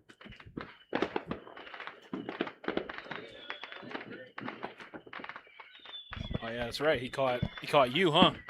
Yes, Hey, he, your two scoreless innings. I scooped 2 scoreless innings with 3 strikeouts and no walks as that ball is blooped in front of the second baseman, Freckleton. He's able to make the play at second. Runners will now be at the corners.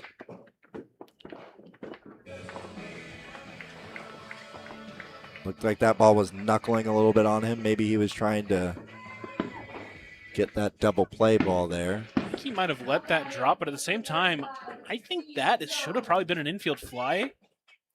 I think it was easily playable, but I'd have to re-watch it if you really wanted to kind of really mental over it. And it's Lee Jones with a bit of a deceiving 1 for 4 tonight. He did score his last time after singling right back up the middle. Almost taking off Cameron Myers' dome. They've also gotten Lee Jones to ground into a couple of double plays this season. Another one of those here would be massive. Simmons is back to talk with Man out there on the mound.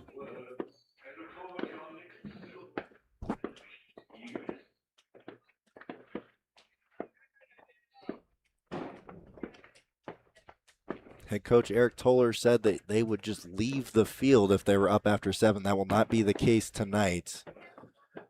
Lee Jones trying to flip it in their favor, trying to take the lead here in the bottom of the 7th with runners at the corners and 1 out. Runner goes to second. Pitch is called a strike. No throw down to second base. So Barrio takes second. It's Martinez at third. That's going to cause the Pioneers infield to come in for the powerful bat of Lee Jones. That's got to be scary. The 0-1 is flying right at the second baseman, and they're going to try and do the double play, but are unable to. And scary is about the right word there. Welcome to the Front Range League, Rivers Freckleton. I'm about to say, you can just put that on the called it montage. It's got to be scary, and that was lined right at him, but a great play. He almost was able to get the runner at third. Again, with Fisher over there at third, he's not a traditional field player. He's a little bit off kilter. Thankfully, he didn't get too far away, and that tying run stays at third for Seth Onnested. Outlaws trying to keep their 2-out magic going, though, with Onnested swinging through that first pitch. And man, now doing a good job at locating that fastball, and I think that's going to be the difference. If he can find that release point for the fastball, he's going to be tough to hit tonight.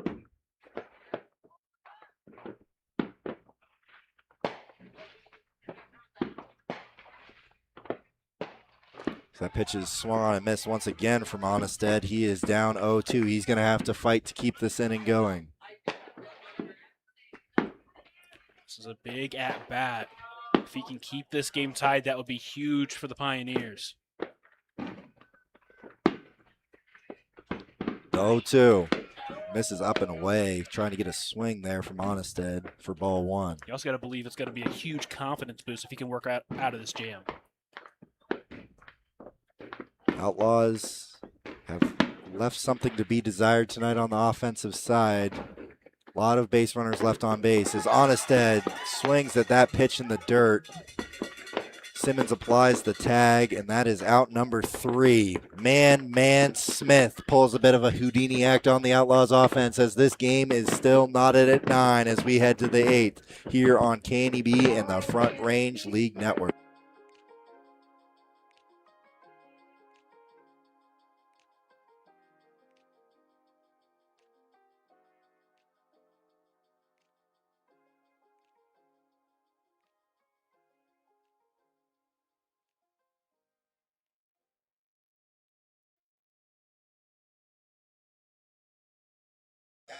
You tell them, you know the drill. When you go down to these guys, and since it's America's 250, which is one fast, you have to get down the ground and you can spin around 250 times. Or 10 times whoever comes first, okay? So, 250 times. So you can go in there, shoot 10 times, come back to me, first one back wins. You guys ready? Well, go, what are you waiting for?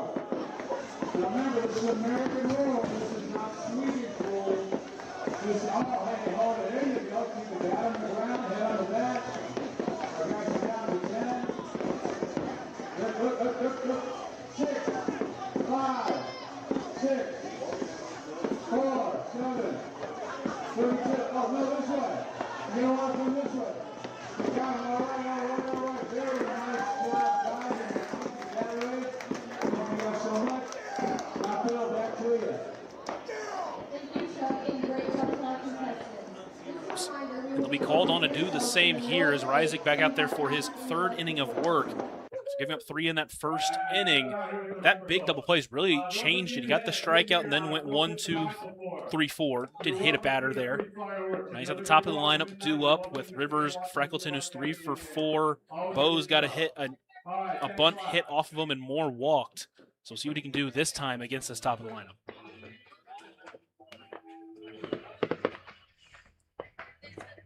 Carter Reisig typically out of the starter role. They're going to attempt a piggyback. I have somewhat of PTSD associated with piggybacking when it comes to a baseball game. Yeah, but it's worked for you guys, hasn't it? Somewhat in some scenarios. Not sure why you have the best pitcher in the rotation throwing out of the piggyback, but I would love for the Cardinals to piggyback Kyle Leahy. Well, piggyback Hunter Dobbins onto Kyle Leahy. That would be the most dangerous piggyback duo in the league. we should really start a Cardinals Mariners podcast. However, we are live here on the Front Range League as Carter Reisig misses high for ball 1. And Freckleton has been swing happy. He's seen, that was just his 13th pitch seen, this being his 5th at bat. As he takes ball 2. I'd like to see Carter try and find that zone again. That's what got him into trouble back in the 6th. The 2-0 swung on, hit hard, but at Gideon Leslie, he fields it, throws over to Lee Jones, who makes a good stretch over at first for out number 1. And Freckleton's got some great speed. He turned on the wheels there. And I think Leslie thought he had a little more time than he did, and all of a sudden he sees Freckleton racing down the first base bag, and he rushed it just a little bit, but the extremely tall frame of Lee Jones able to hold the bag in a big way, and a big out number 1 here in the 8th. These two teams always seem to play in thrillers. They're back at it tonight, all knotted up at 9 on that West Coast scoreboard here in the top of the 8th. 1 out. Tabo's up to the plate. First pitch to him is taken low for ball 1. Jones very much in on the grass over at first base. Bo's had that incredible bunt back in the 6th that got him an RBI. And I think if he's going to drag bunt, it would be to the left side of the infield. So he takes that pitch out for ball 2. Bose does have that small frame that works well for him for getting on base. He also has great hit tool that he's showed off in his time here in the Front Range League. The 2-0 swung on, and there's the hit tool. That was blooped out into right field, and it is not caught by Braden Basie out in right field. I thought he had a read on it all the way, but that we've seen it a couple times tonight. Just kept sinking and sinking in front of him. He almost made an incredible sliding catch, but it bounces out of his glove. And another bad luck hit for Reisig. That's going to bring up Caden Moore, who already has a hat trick in the form of strikeouts with also a walk in his last at bat in the 6th. Hey, he's 0 for 0 against Carter Reisig with a walk.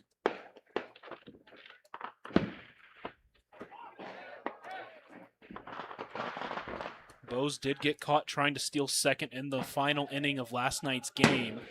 Won't talk about the potentially missed interference call, but he still did get caught in that rundown. Don't want to get caught here. Reisig caught him leaning a little bit, unable to put the tag down in time. Diving back safely is Tay Bose. Yeah, these pickoff moves of Reisig and Brock Berry are really good from the right side. I don't know if I'd even risk trying to test it here at this point in the game. Martinez playing a little bit in, and they're going to try it again. A little bit not as close of a play over at first. Dives back in safely once again. Martinez possibly predicting a bunt, playing a little bit in for the lefty Moore. Neither one of these teams has been afraid to bunt. Bose is going to take off for second. Turk's unable to hang on to it. Would have been a tough throw with that pitch heading over the middle of the right-handed batter's box with the lefty Moore up to the plate. So the tying run is in scoring position here with 1 out against Carter Reisig.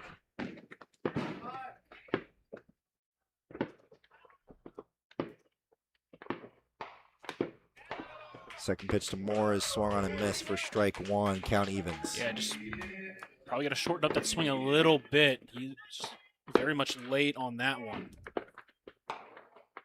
Reisig trying to get out of another jam. The 1-1 swung on and missed again. And Reisig has more off timing here. Yeah, both times late. He did shorten up his swing, but he was just late on deciding. I think he was expecting an off-speed pitch, didn't get it. If Moore is looking to avoid the elusive golden sombrero, he's going to need to battle here. Turk's going to call time to have a talk with Reisig.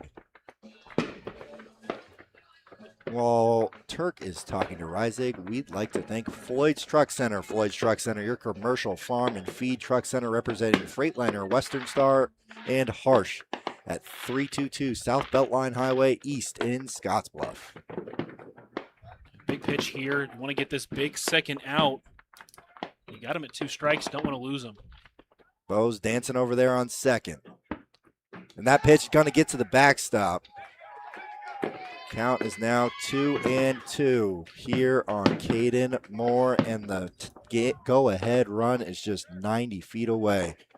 Yeah, now your approach changes massively because now you got to find a way to get that runner home from third any way possible. And that infield is playing in here in the top half of the 8th inning. And ideally, that would be elevating the ball somewhere into that outfield. We've already seen so many fireworks tonight. Will we see another? The 2-2 misses low and away for ball 3. We're likely to see at least one more. But knowing these two, it's likely many more than that.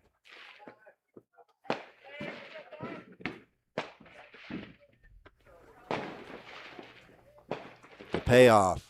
Swung on, fouled off to the left side. He's finally able to make contact with that fastball. Yeah, you've got to be sitting fastball here, and if he goes off speed, you got to be able to adjust on it and just foul it off if you need to. Got to be sitting fastball because there's no way if you're sitting off speed, you're going to be able to catch up to it. Reisig, another big payoff from him here. That Outlaws infield is in. The payoff misses away to Caden Moore. Both Reisig and the middle infielders cannot believe it. That outside pitch has not been given to the righties. It's not given to the lefty there. They get that force back. So now Carter Reisig is just a ground ball double play away from getting out of this jam.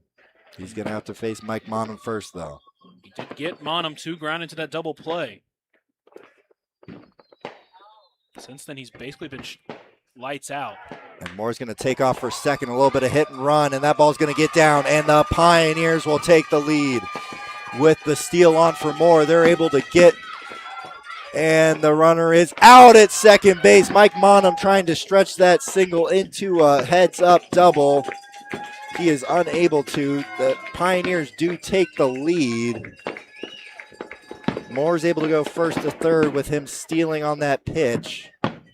Monham gets the go-ahead RBI single as of now. He's thrown out at second base, however. Yeah, this umpire at the field just kind of been calling, if the balls beat you, you're out. That to me looks like he got under the tag, but he is closer. I'll give the benefit of the doubt to him. Either way, you still have a chance to add to that lead. You do take the lead here either way.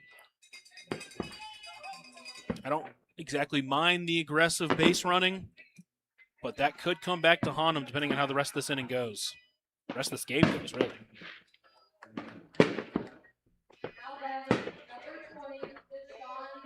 And Now it is the young kid from Oklahoma, Deshaun Harvey.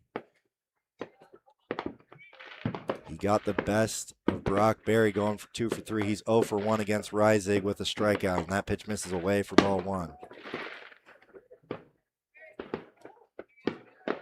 2 outs now here in the top half of the 8th inning. Yeah, when he struck out today, it's been caught trying to swing at that high fastball. That pitch misses in for ball 2. Runner just 90 feet away from making this a 2-run lead for the Pioneers. They've already regained that lead as this one has been back and forth all day. The 2-0. This is in, and Turk's going to throw back to third, and it's going to bounce off Moore. The throw back to the plate, and they got him at the plate. Caden Moore is thrown out trying to nab home after the back pick nails him right in the top of the back. And that is how the top half of the 8th inning ends. Toller likely trying to argue that Turk was blocking the plate. However, he did have the ball. We are going to head to the bottom of the 8th inning here on KNEB and the Front Range League Network.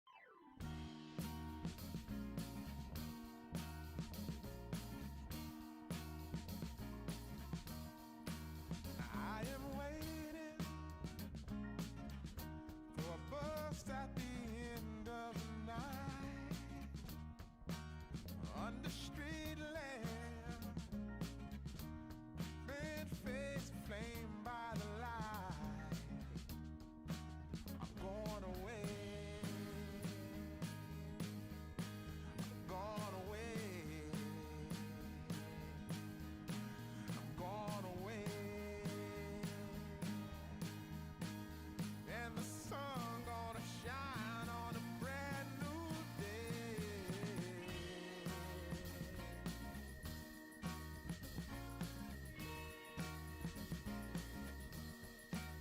Must be somewhere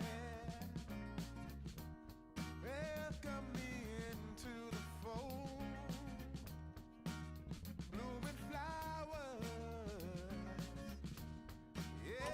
We are back here on the Front Range League Network in KNEB. The Pioneers regain the lead in the top half of the 8th inning, but it is those 2 dangerous bats that have put together at bat after clutch at bat.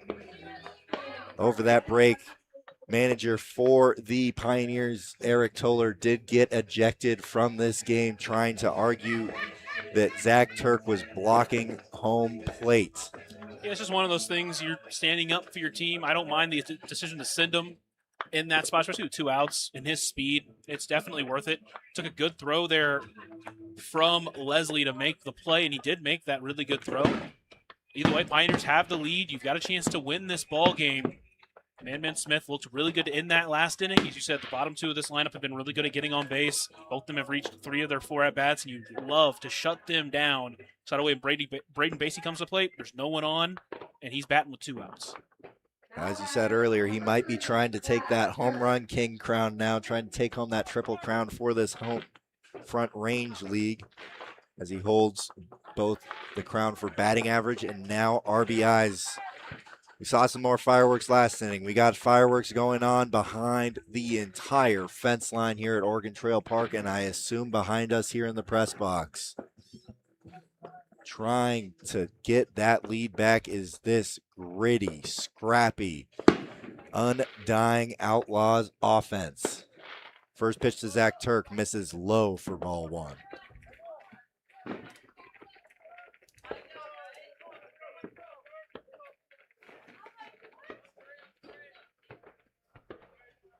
Turk 2 walks, sandwiching a single. Swings through that one for strike 1. And again, that fastball is looking really good out of the hands, and when he's been able to locate it, they have not been able to hit it so far. His big problem so far in that first inning was walks. If he can limit those, he's going to have a good chance of trying to close this one out. Turk has also scored 2 of the 3 times he's been on base. So he takes that pitch for a strike. He is now down 1-2.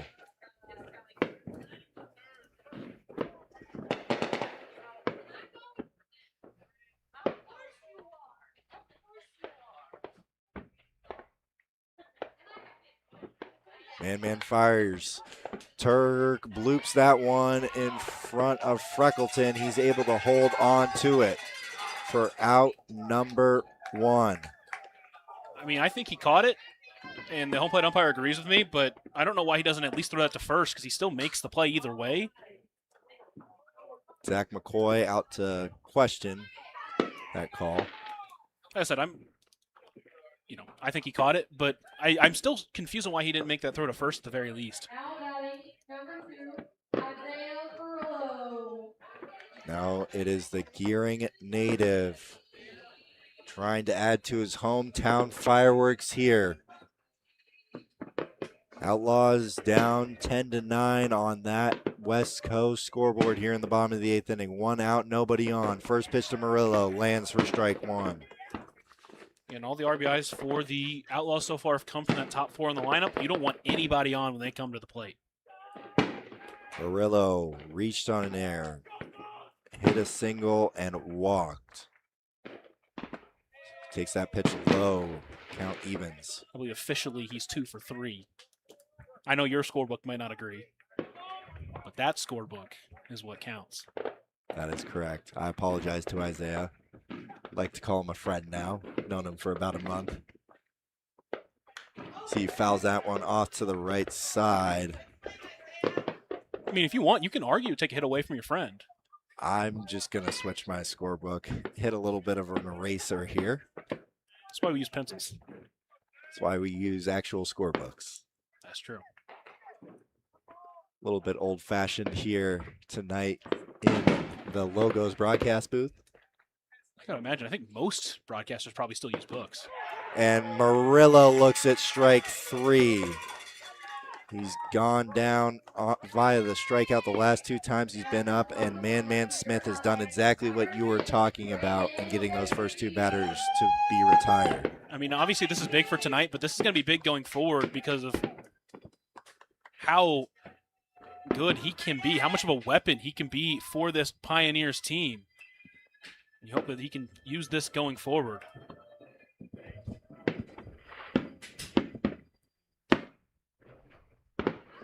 Had Eric Toller come join us up in the press box here as Braden Basie takes strike 1. And he starts off an off-speed pitch on that. I mean, he's got everything working in this inning. It's going to be a tough guy to retire, though. Has yet to be retired tonight. And he lines that one out into center field. Moving back on it is Moore. Backpedaling, and they retire Braden Basie. And a big 3rd out here in the bottom half of the 8th inning. And that Pioneers pitching staff is now just 3 outs away from bringing home victory. We'll be back here in the 9th inning here on KNEB and the Front Range League Network.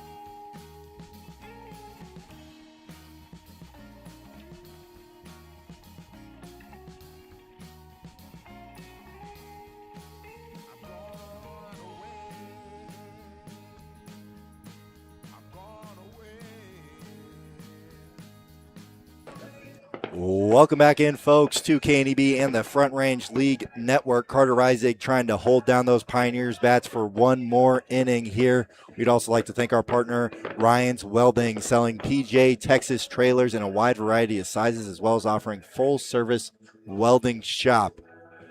We'd also like to thank Viera Wireless, hometown roots, global reach, Viera Wireless, Scottsbluff. Had the opportunity to talk to Eric Toller just now. Seems like he was trying to inspire his team. It's been successful so far. As Deshaun Harvey looks at that first pitch for ball 1. He was up to the plate when Caden Moore was thrown out at home. Takes for ball 2. He's got his team 3 outs away from breaking this 6-game league losing streak. You'd love to add on to that lead just in case. Pitch from Reisig lands for strike 1. Eric Toller had some choice words for both the field umpire and the home plate umpire. I think both teams have so far. The 2-1. Grounded over to the left side of the infield. Leslie grabs it, throws on the run, not in time. The speedy Deshaun Harvey is on with an infield single to start the top of the 9th.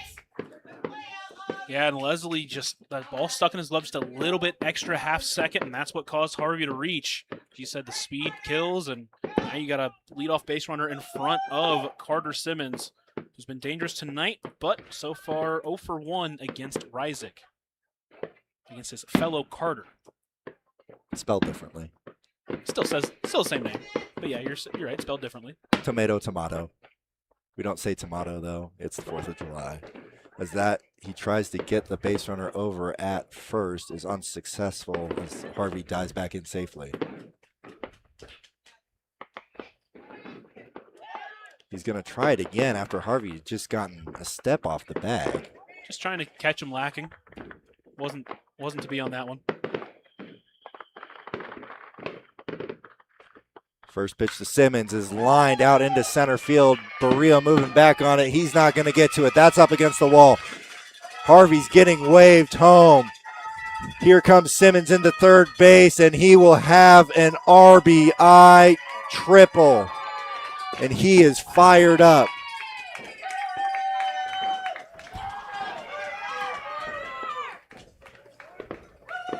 An RBI triple extends this game.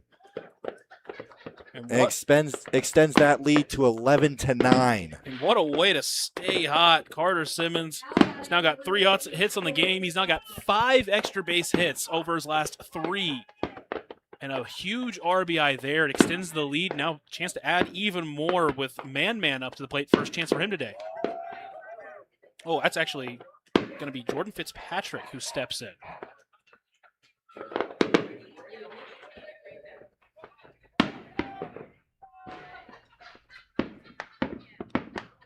Pinch hit appearance. He takes for strike 1. Strike 2.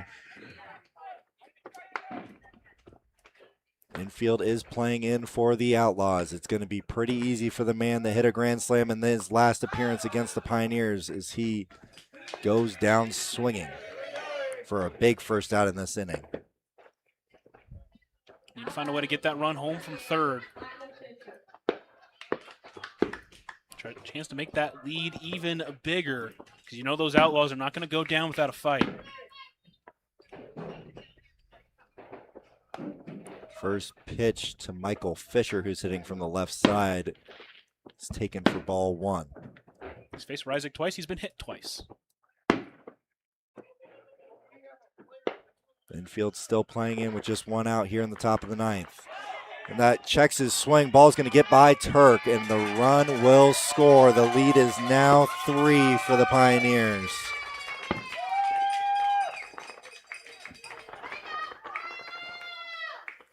Check swing pitch was, I believe, called a ball.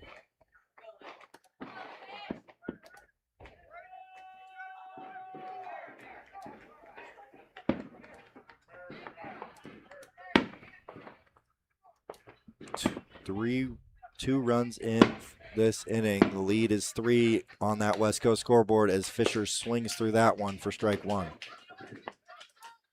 Lead is 12-9. No reason to stop adding now. Just try to get on base and pass the torch to So Lisa waiting on deck.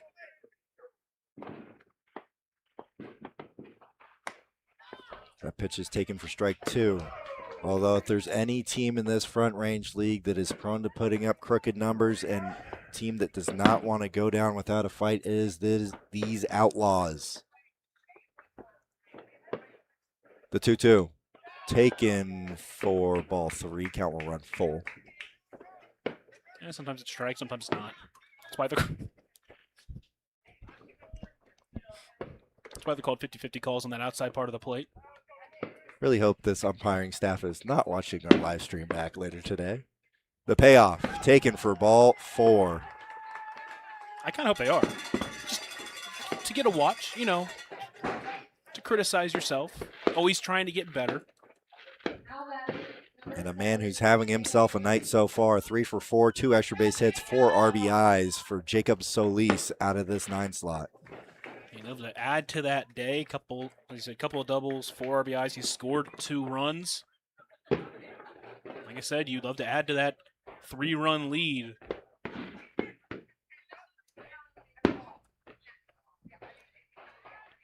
First pitch to Solis lands for strike 1. Looks like a little bit of a meeting from Xander Martinez in between batters has worked so far.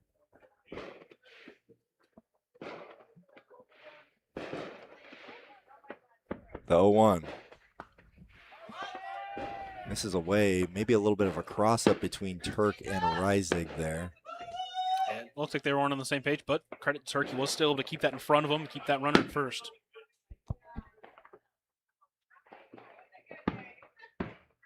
Runner on first base, 1 out here in the top of the 9th. The 1-1. Swung on and missed on that off speed, and he has not been able to read it so far tonight against Reisig. Yeah, he's looked really good so far tonight. Did great against Barry. Got a double off of Reisig earlier, but yeah, Reisig's been able to drop in that off-speed pitch, keep him off balance. The 1-2 just gets a piece of that off speed to keep his at-bat alive.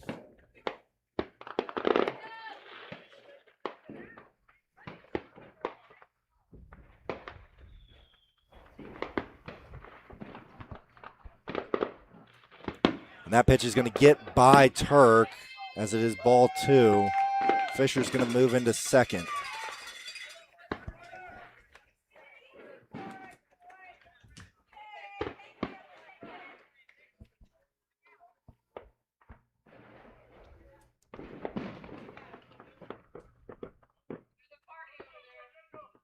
The 2-2. Just got a piece of the bat. Solis trying to check his swing. Did catch the ball on that one. We'll do the 2-2 once again. Runner on second base, 1 out. Pioneers lead the Outlaws 12-9 on that West Coast scoreboard. The 2-2. Swung on and missed on the off speed. And he's gotten Solis for the second time tonight in Reisig. That is a big second out to this inning.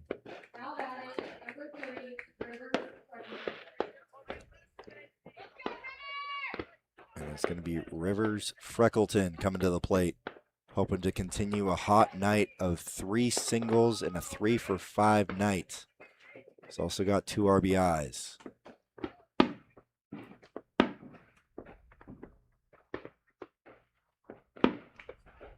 Fisher still over on second. First pitch to Freckleton is fouled back for strike 1. Maintains being aggressive. Again, 6th at bat. He's only seen 16 pitches.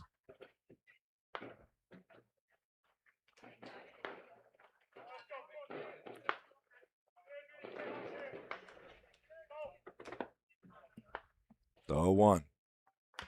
Checks his swing, puts it out in front of home plate. Turk's going to field it. Throw to first is in time. Good play back there by Zach Turk to end the inning, but not before the Pioneers add on to their lead, get a little bit of insurance. As we head to the bottom of the 9th, the Pioneers lead the Outlaws 12-9 here on KNEB and the Front Range League Network.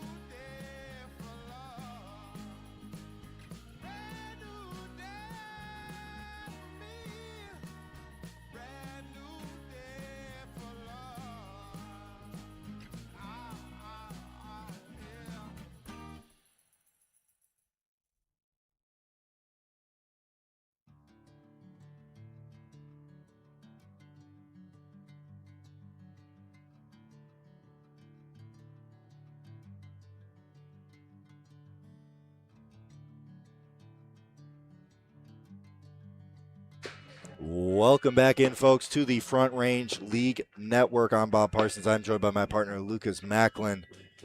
And we are here in the bottom of the ninth. The Outlaws are down to their last breath, but they have the bats to do some damage here. And Gideon Leslie, Xander Martinez, and Tegan Maloney come to the plate against Man Smith, who's worked 2 shutout innings so far, hoping to make it a third and send the Pioneers home happy on this 250th anniversary of our great nation. Yeah, and after walking the first 2 batters he's faced, he's gotten 6 straight outs. He's really started to lock in and locate that fastball. He's been able to set down these Outlaws batters, and he's got a 3-run lead. He's got 3 outs to get. The Outlaws have 3 runs to get if they want to keep playing, 4 to win, as Leslie takes that first pitch for a ball. First time we've seen a full scorebook here between these 2 teams in a while. It's a refreshing brand of baseball here in the Front Ranger League. As Leslie fouls back the 1-0 to even the count. Good for Man to get back in the count. He did just miss that first one, just a bit high.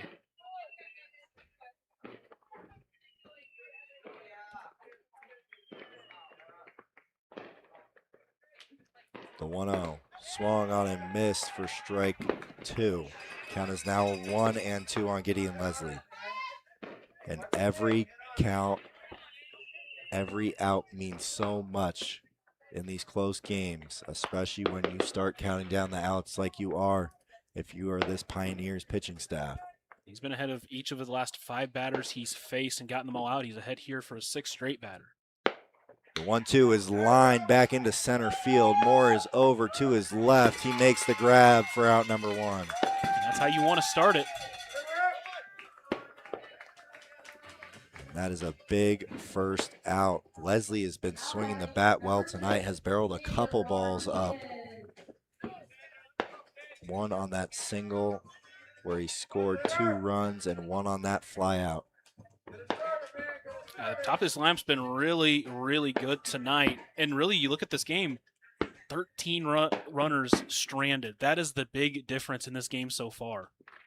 The first pitch to Martinez is taken low for ball 1. Pioneers on the other side have only stranded 6.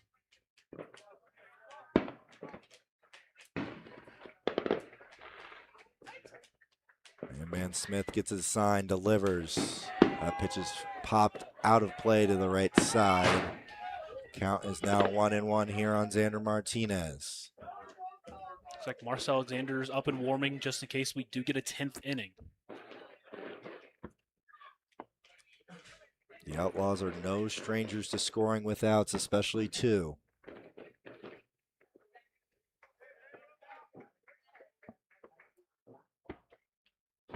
Smith gets his sign. Delivers. Swung on line through that 6 hole, and Xander Martinez continues his hot night. That's his 3rd hit of the day. And the Outlaws have life. That's what you needed. You need to be able to pass the baton. And after Tegan Maloney, you got to keep that up so you can get the tying run to the plate. Tegan Maloney has the proven power to make this a very, very interesting game.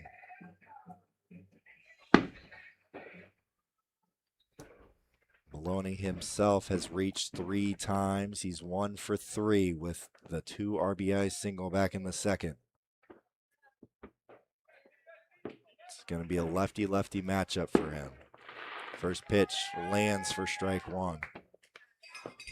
Man, his first time through this lineup, he walked Martinez and Maloney. Those are the only 2 to reach, and Martinez once again reaches on that single. There's a big hole in that right side of the infield with Harvey holding on Xander at first as Tegan Maloney swings through that 2nd pitch for strike 2.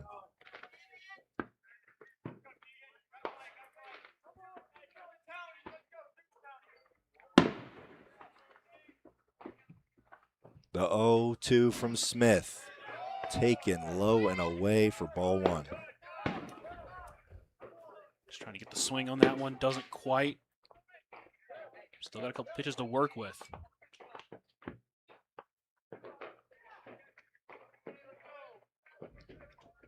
Smith gets his sign, looks at first, delivers the 1-2. That one is spiked out in front. Martinez is going to cruise into second base.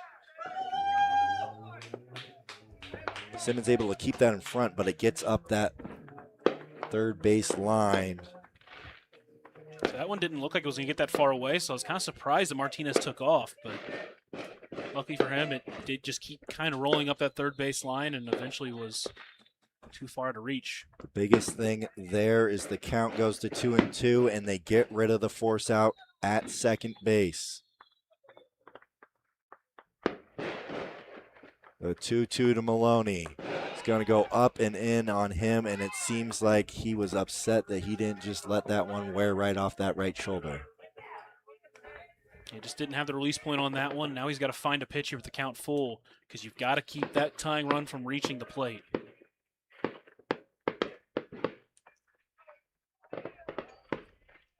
A big payoff here on its way. And it lands for strike three, and Man Smith is fired up as he gets the second out of this bottom of the ninth. I mean, that was a beautiful pitch, buckling the knees of Tegan Maloney. And a big out number two. The tying run stays on deck. But if Barrio can reach, it stands in with a dangerous bat in the form of Lee Jones.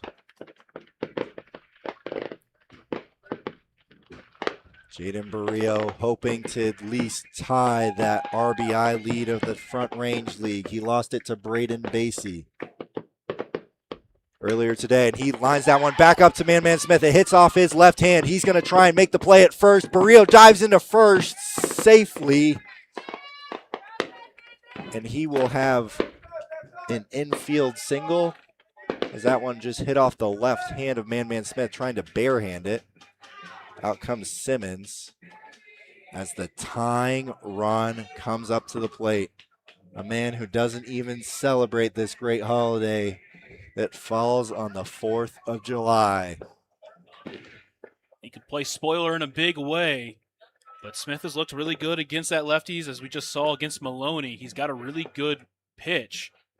Looks like they're going to go out there and make sure he's okay. He did hit that ball off his hand. You have the Pioneer killer, not necessarily having his best night, but he is a bat that can boom at any moment, just like these fireworks going off behind that center field fence in the form of Seth Onestad. You got to be able to shake off that last play. That's one you feel like you could have ended the game on, but he was able to reach. Now you got to be able to get this next guy here. Obviously, the dangerous bat, but you've got good stuff. You got to be able to trust it here. The Outlaws have been so good with 2 outs all summer. They've been good with 2 outs tonight. So many runs scored with 2 outs. They'll need 3 to keep playing, 4 to win. First pitch to Jones is fouled off to the left side for strike one. And the Outlaws are down to their final out once again. Yeah, but it's a much better spot for him. Again, like you said, the tying run stands at the plate. Got to find a big pitch here at 0-1. Barrio itching to take off for second to eliminate that force out. The 0-1 is going to skip away from Simmons. Not far enough, though. Barrio will go back. It is 1-1 now on Lee Jones. You don't want to risk making that second out, or that third out, sorry, at second in this spot whenever you aren't representing the tying or go-ahead run. So that ball didn't get super far away from Simmons, so good on Barrio to stay put. Lee Jones does have the explosive power in that bat. 2 home runs on the summer. The 1-1 misses high for ball 2.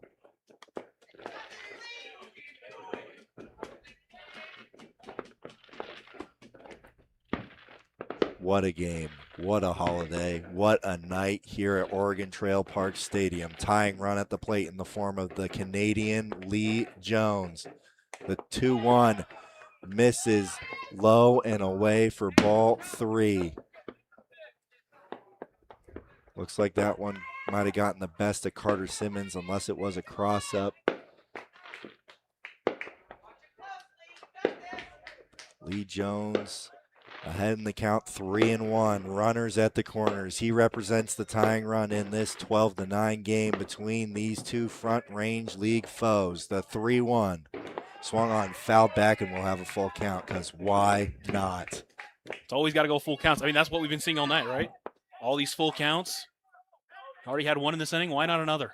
And the Outlaws are now down to their final strike, but Lee Jones has the power to either end this game for the Pioneers or tie this game for the Outlaws offense. We've seen fireworks tonight. A lot of real fireworks and a lot of baseball fireworks. Does Lee Jones have a firework left in that bat?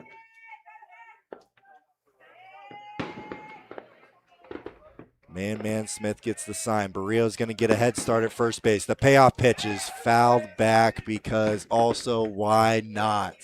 So many long at-bats tonight for these Outlaws hitters. They keep battling. Another off-speed pitch he's out in front of, but he's able to make contact with it. And these folks are on the edge of their seat right now. Tying run in that left-handed batter's box in the form of Lee Jones. He's gonna have to find a way on, however, with 2 outs. The payoff misses wide for ball 4, and here comes the man that started this year with a grand slam. He's gonna come up in the form of the go-ahead run in Seth Onnested. And if you're Smith on the mound, you just got to reset. You got a big guy out right here.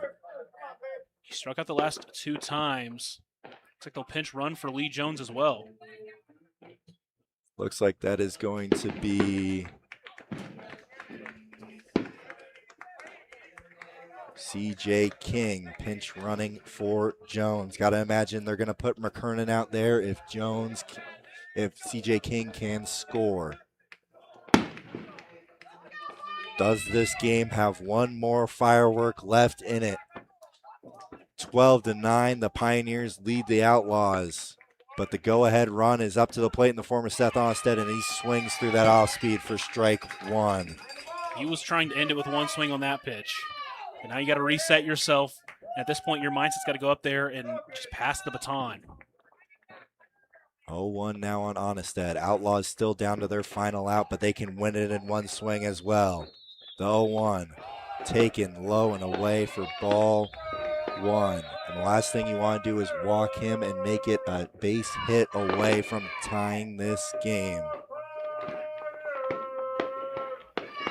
In the infield, seemingly Tay Bowes taking a timeout there to go talk to Man Smith.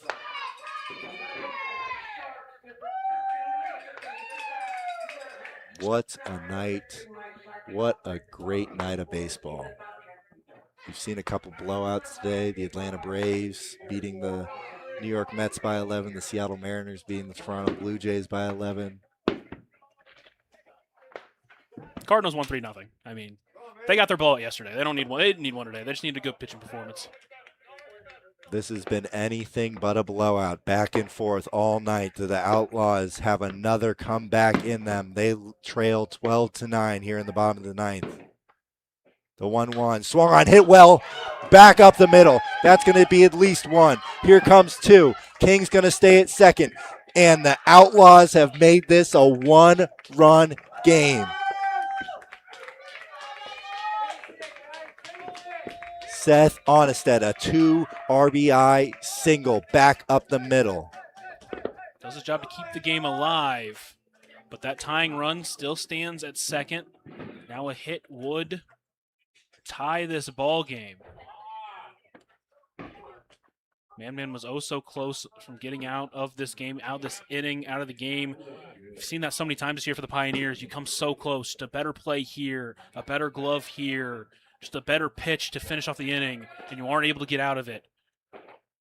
And so far, the Outlaws have taken advantage of that, not just this year, but not just this game, but this year, and they're trying to take advantage of it again here.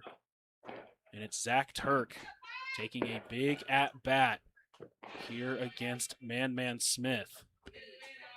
And what a magical baseball moment this could be for both teams. Sandlot-esque, you could say. Fireworks going on in the background. You could probably turn off these stadium lights and you'd still be able to see slightly.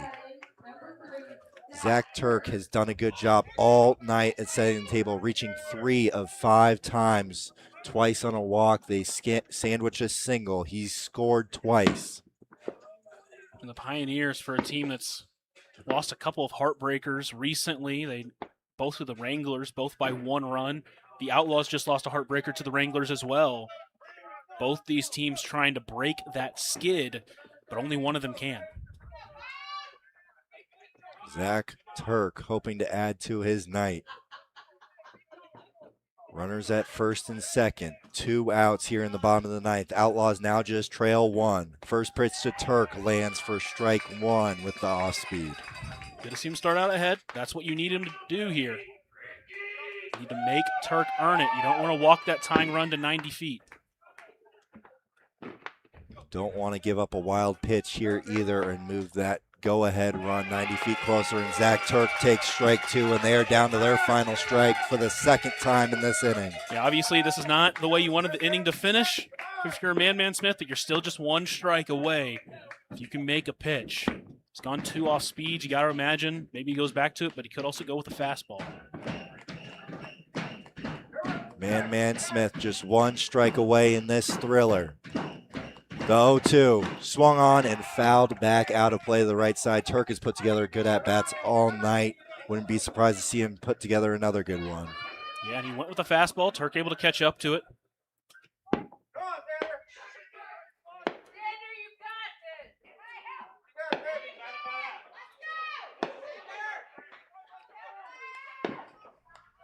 Man Smith just 1 strike away. 2 outs, runners on first and second. Pioneers leading 12-11. The 0-2 swung on, hit well out to center field. Moving in on it is Morgan. He's not going to get to it. 1 run comes in. Here comes the second one. They're going to send him. Here comes Seth Osted. He will. He's safe. The Outlaws take home this one as Caden Moore misses that ball out in center field, and Zach Turk plays hero here on this thriller here on the 4th of July. What an incredible night, and the 2-out offense strikes once again. Zach Turk lining that out in the center field, and Caden Moore attempting to play hero. Instead, it gets by him.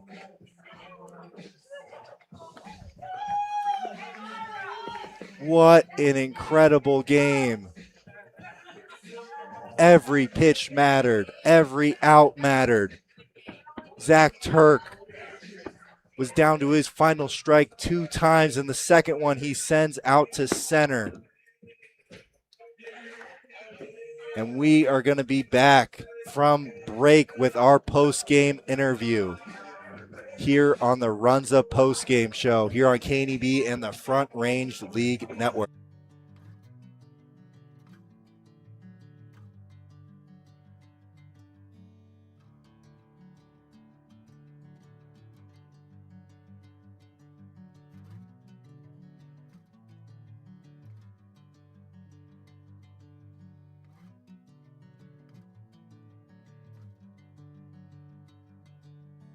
Bring me into golden sunlight. If I'm going with you, I know we'll get to the other side. Sinking in, I know this feels right. Catching a breeze, love moving through me like a wildfire, like a wildfire.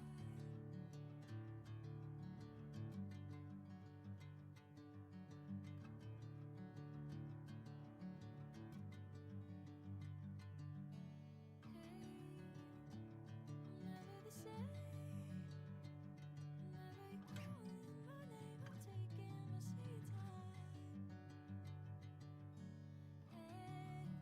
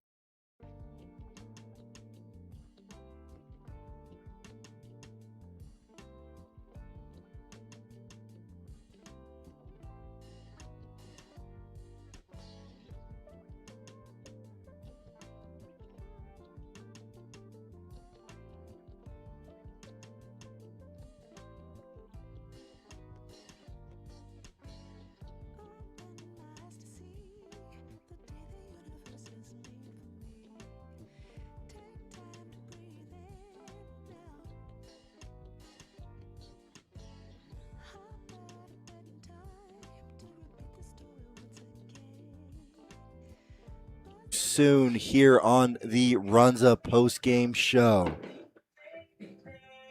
We are here with Mallory Hinshaw, PA debut tonight.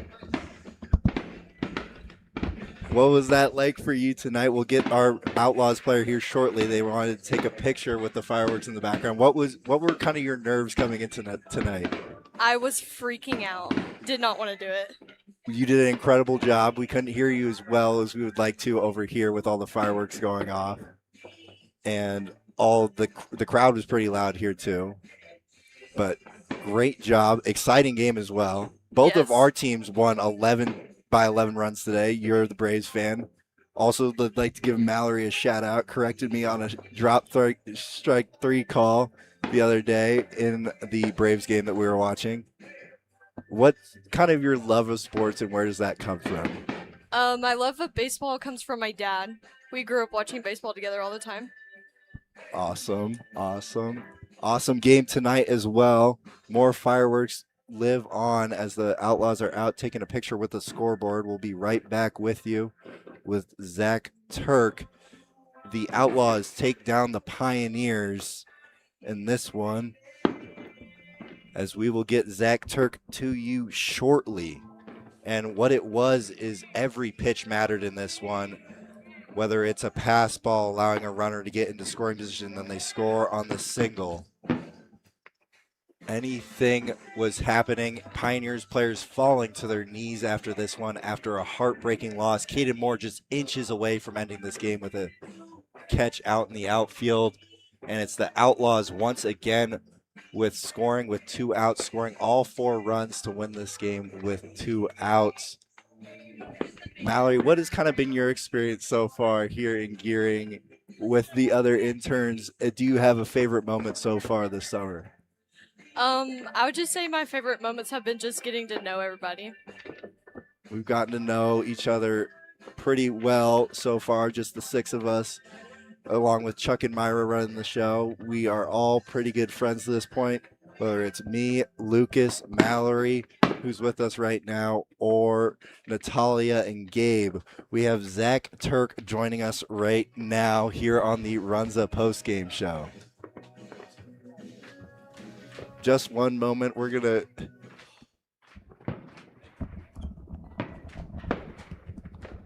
welcome in Zach. What a night for you tonight, both defensively and at the plate. Here we go, Bob. Reaching 4 of your 6 times, including that walk-off Yes, sir. double. Yes, sir. How was the bat feeling tonight? You've been really good at taking pitches and taking your walks and getting hit by pitches, but what was kind of your approach tonight, if it changed at all, with the stick itself? Swinging the bat more, I guess. Talked to my parents, my dad specifically. He's knocking it into me. He's like, swing the bat, bro. Swing the bat. All right. Did that for you, Dad. Did that for you. You did really well behind the plate in a game where every pitch mattered. As a former catcher, I have a lot of respect for you, whether Yes, it's sir. pitches bouncing in the other batter's box that you're just able to keep in front to Yeah. make sure that those runners stay put and try and give the best situation for your pitchers on the mound. What was that like for you tonight? I mean, sometimes it's just getting a glove on the ball. Getting a glove on the ball can go a long way for sure. Just like a soccer goal, you got the World Cup going on right now. You got to be a goalie back there, block everything. I missed the block at the end there, a little frustrated at that.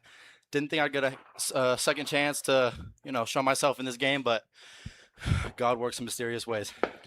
Yes, he does. And a beautiful night. You were the only person facing the right direction along with the home plate umpire. Yeah. You were able to see some of those fireworks tonight. What was kind of that like? We all grow up playing baseball, watching the Sandlot. Yeah, What's it like exactly. playing on the 4th Man, of July with the fireworks It's in the bathroom? amazing. It's a whole nother atmosphere for sure. And like you said, the Sandlot, it just brings back memories. So good. So good. How did you think that Caden Moore was going to catch that off the bat? No, it was getting down. It was whether it got past him or he blocked it, though. That's what I was thinking. He was not going to catch that. I didn't have a doubt in my mind. What was the celebration out there? Did you have one in mind, or did Oh you my kind of just gosh. black out there? Dude, it's all fuzzy now. It's all fuzzy. As soon as I touch second base, turn, watch that run score, it's celebration time, I guess. Crazy out there. Was there a dog pile? Were you on the bottom of the dog pile? I didn't get on the bottom, but there was a lot of shoving out there for sure. And then I got some water dumped on me as well, which that's a great experience. Gotta love it. Awesome, awesome. And then one last question for the fans. We've had a couple road trips now. We have another one tomorrow. Yeah. When we're stopping at a 7-Eleven or a gas station, what are you grabbing? Oh, let's see. If I do have the money, I'm going to grab. If I'm playing that game, I'm going to grab a coconut berry Red Bull. Or if I'm not playing, I'm going to grab a Mucho Mango Arizona tea.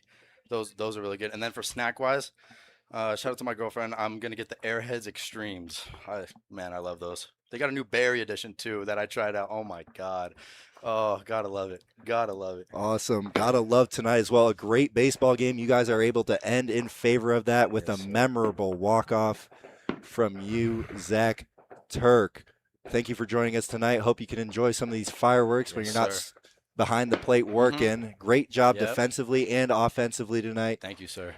Appreciate you, you. and we will be right back with the rest of our post-game show.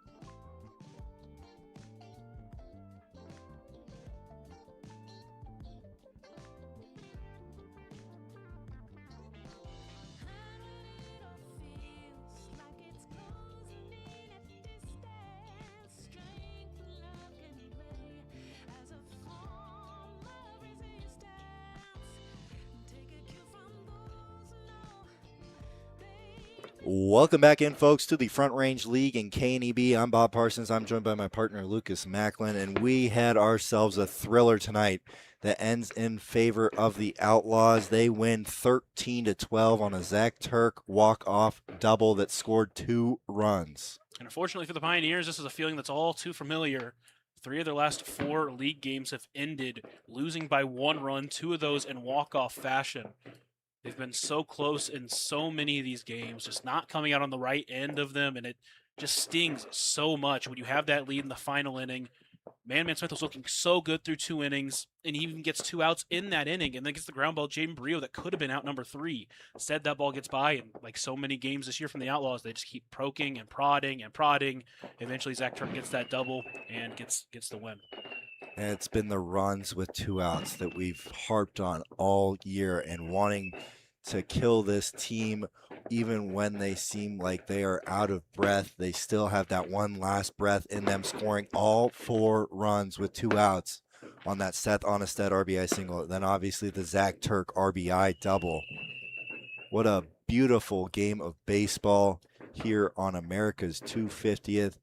Up next here in the Front Range League on the Outlaws side of things, they're going to go on the road tomorrow as they try and come back after that tough loss to the Wranglers earlier this week on Thursday. And then for the Pioneers, same thing. They will be hosting the Wranglers on Monday, trying to get back after they lost by 1 run to the Wranglers last time out. Again, they've been playing some good baseball, but just haven't been able to come out on top in some of these heartbreaking losses, some of these gut-wrenching close games that some go your way, some don't, but a lot of them just haven't been going the Pioneers' way this year. And we got another great matchup between these two teams on Wednesday. A little bit of an earlier start time, 11 a.m. If you got some kiddos on summer break, make sure to bring them by, or you got some, maybe you have some free time, you're retired, or you have the day off, make sure to swing by for Pioneers at Outlaws. It should be another fun one, just like this one was tonight. We will be back with you tomorrow between me and Danny DeBach on Sunday. Lucas will be back here on KNEB on Monday. Hope you guys have a lovely holiday and have an amazing night full of fun and fireworks.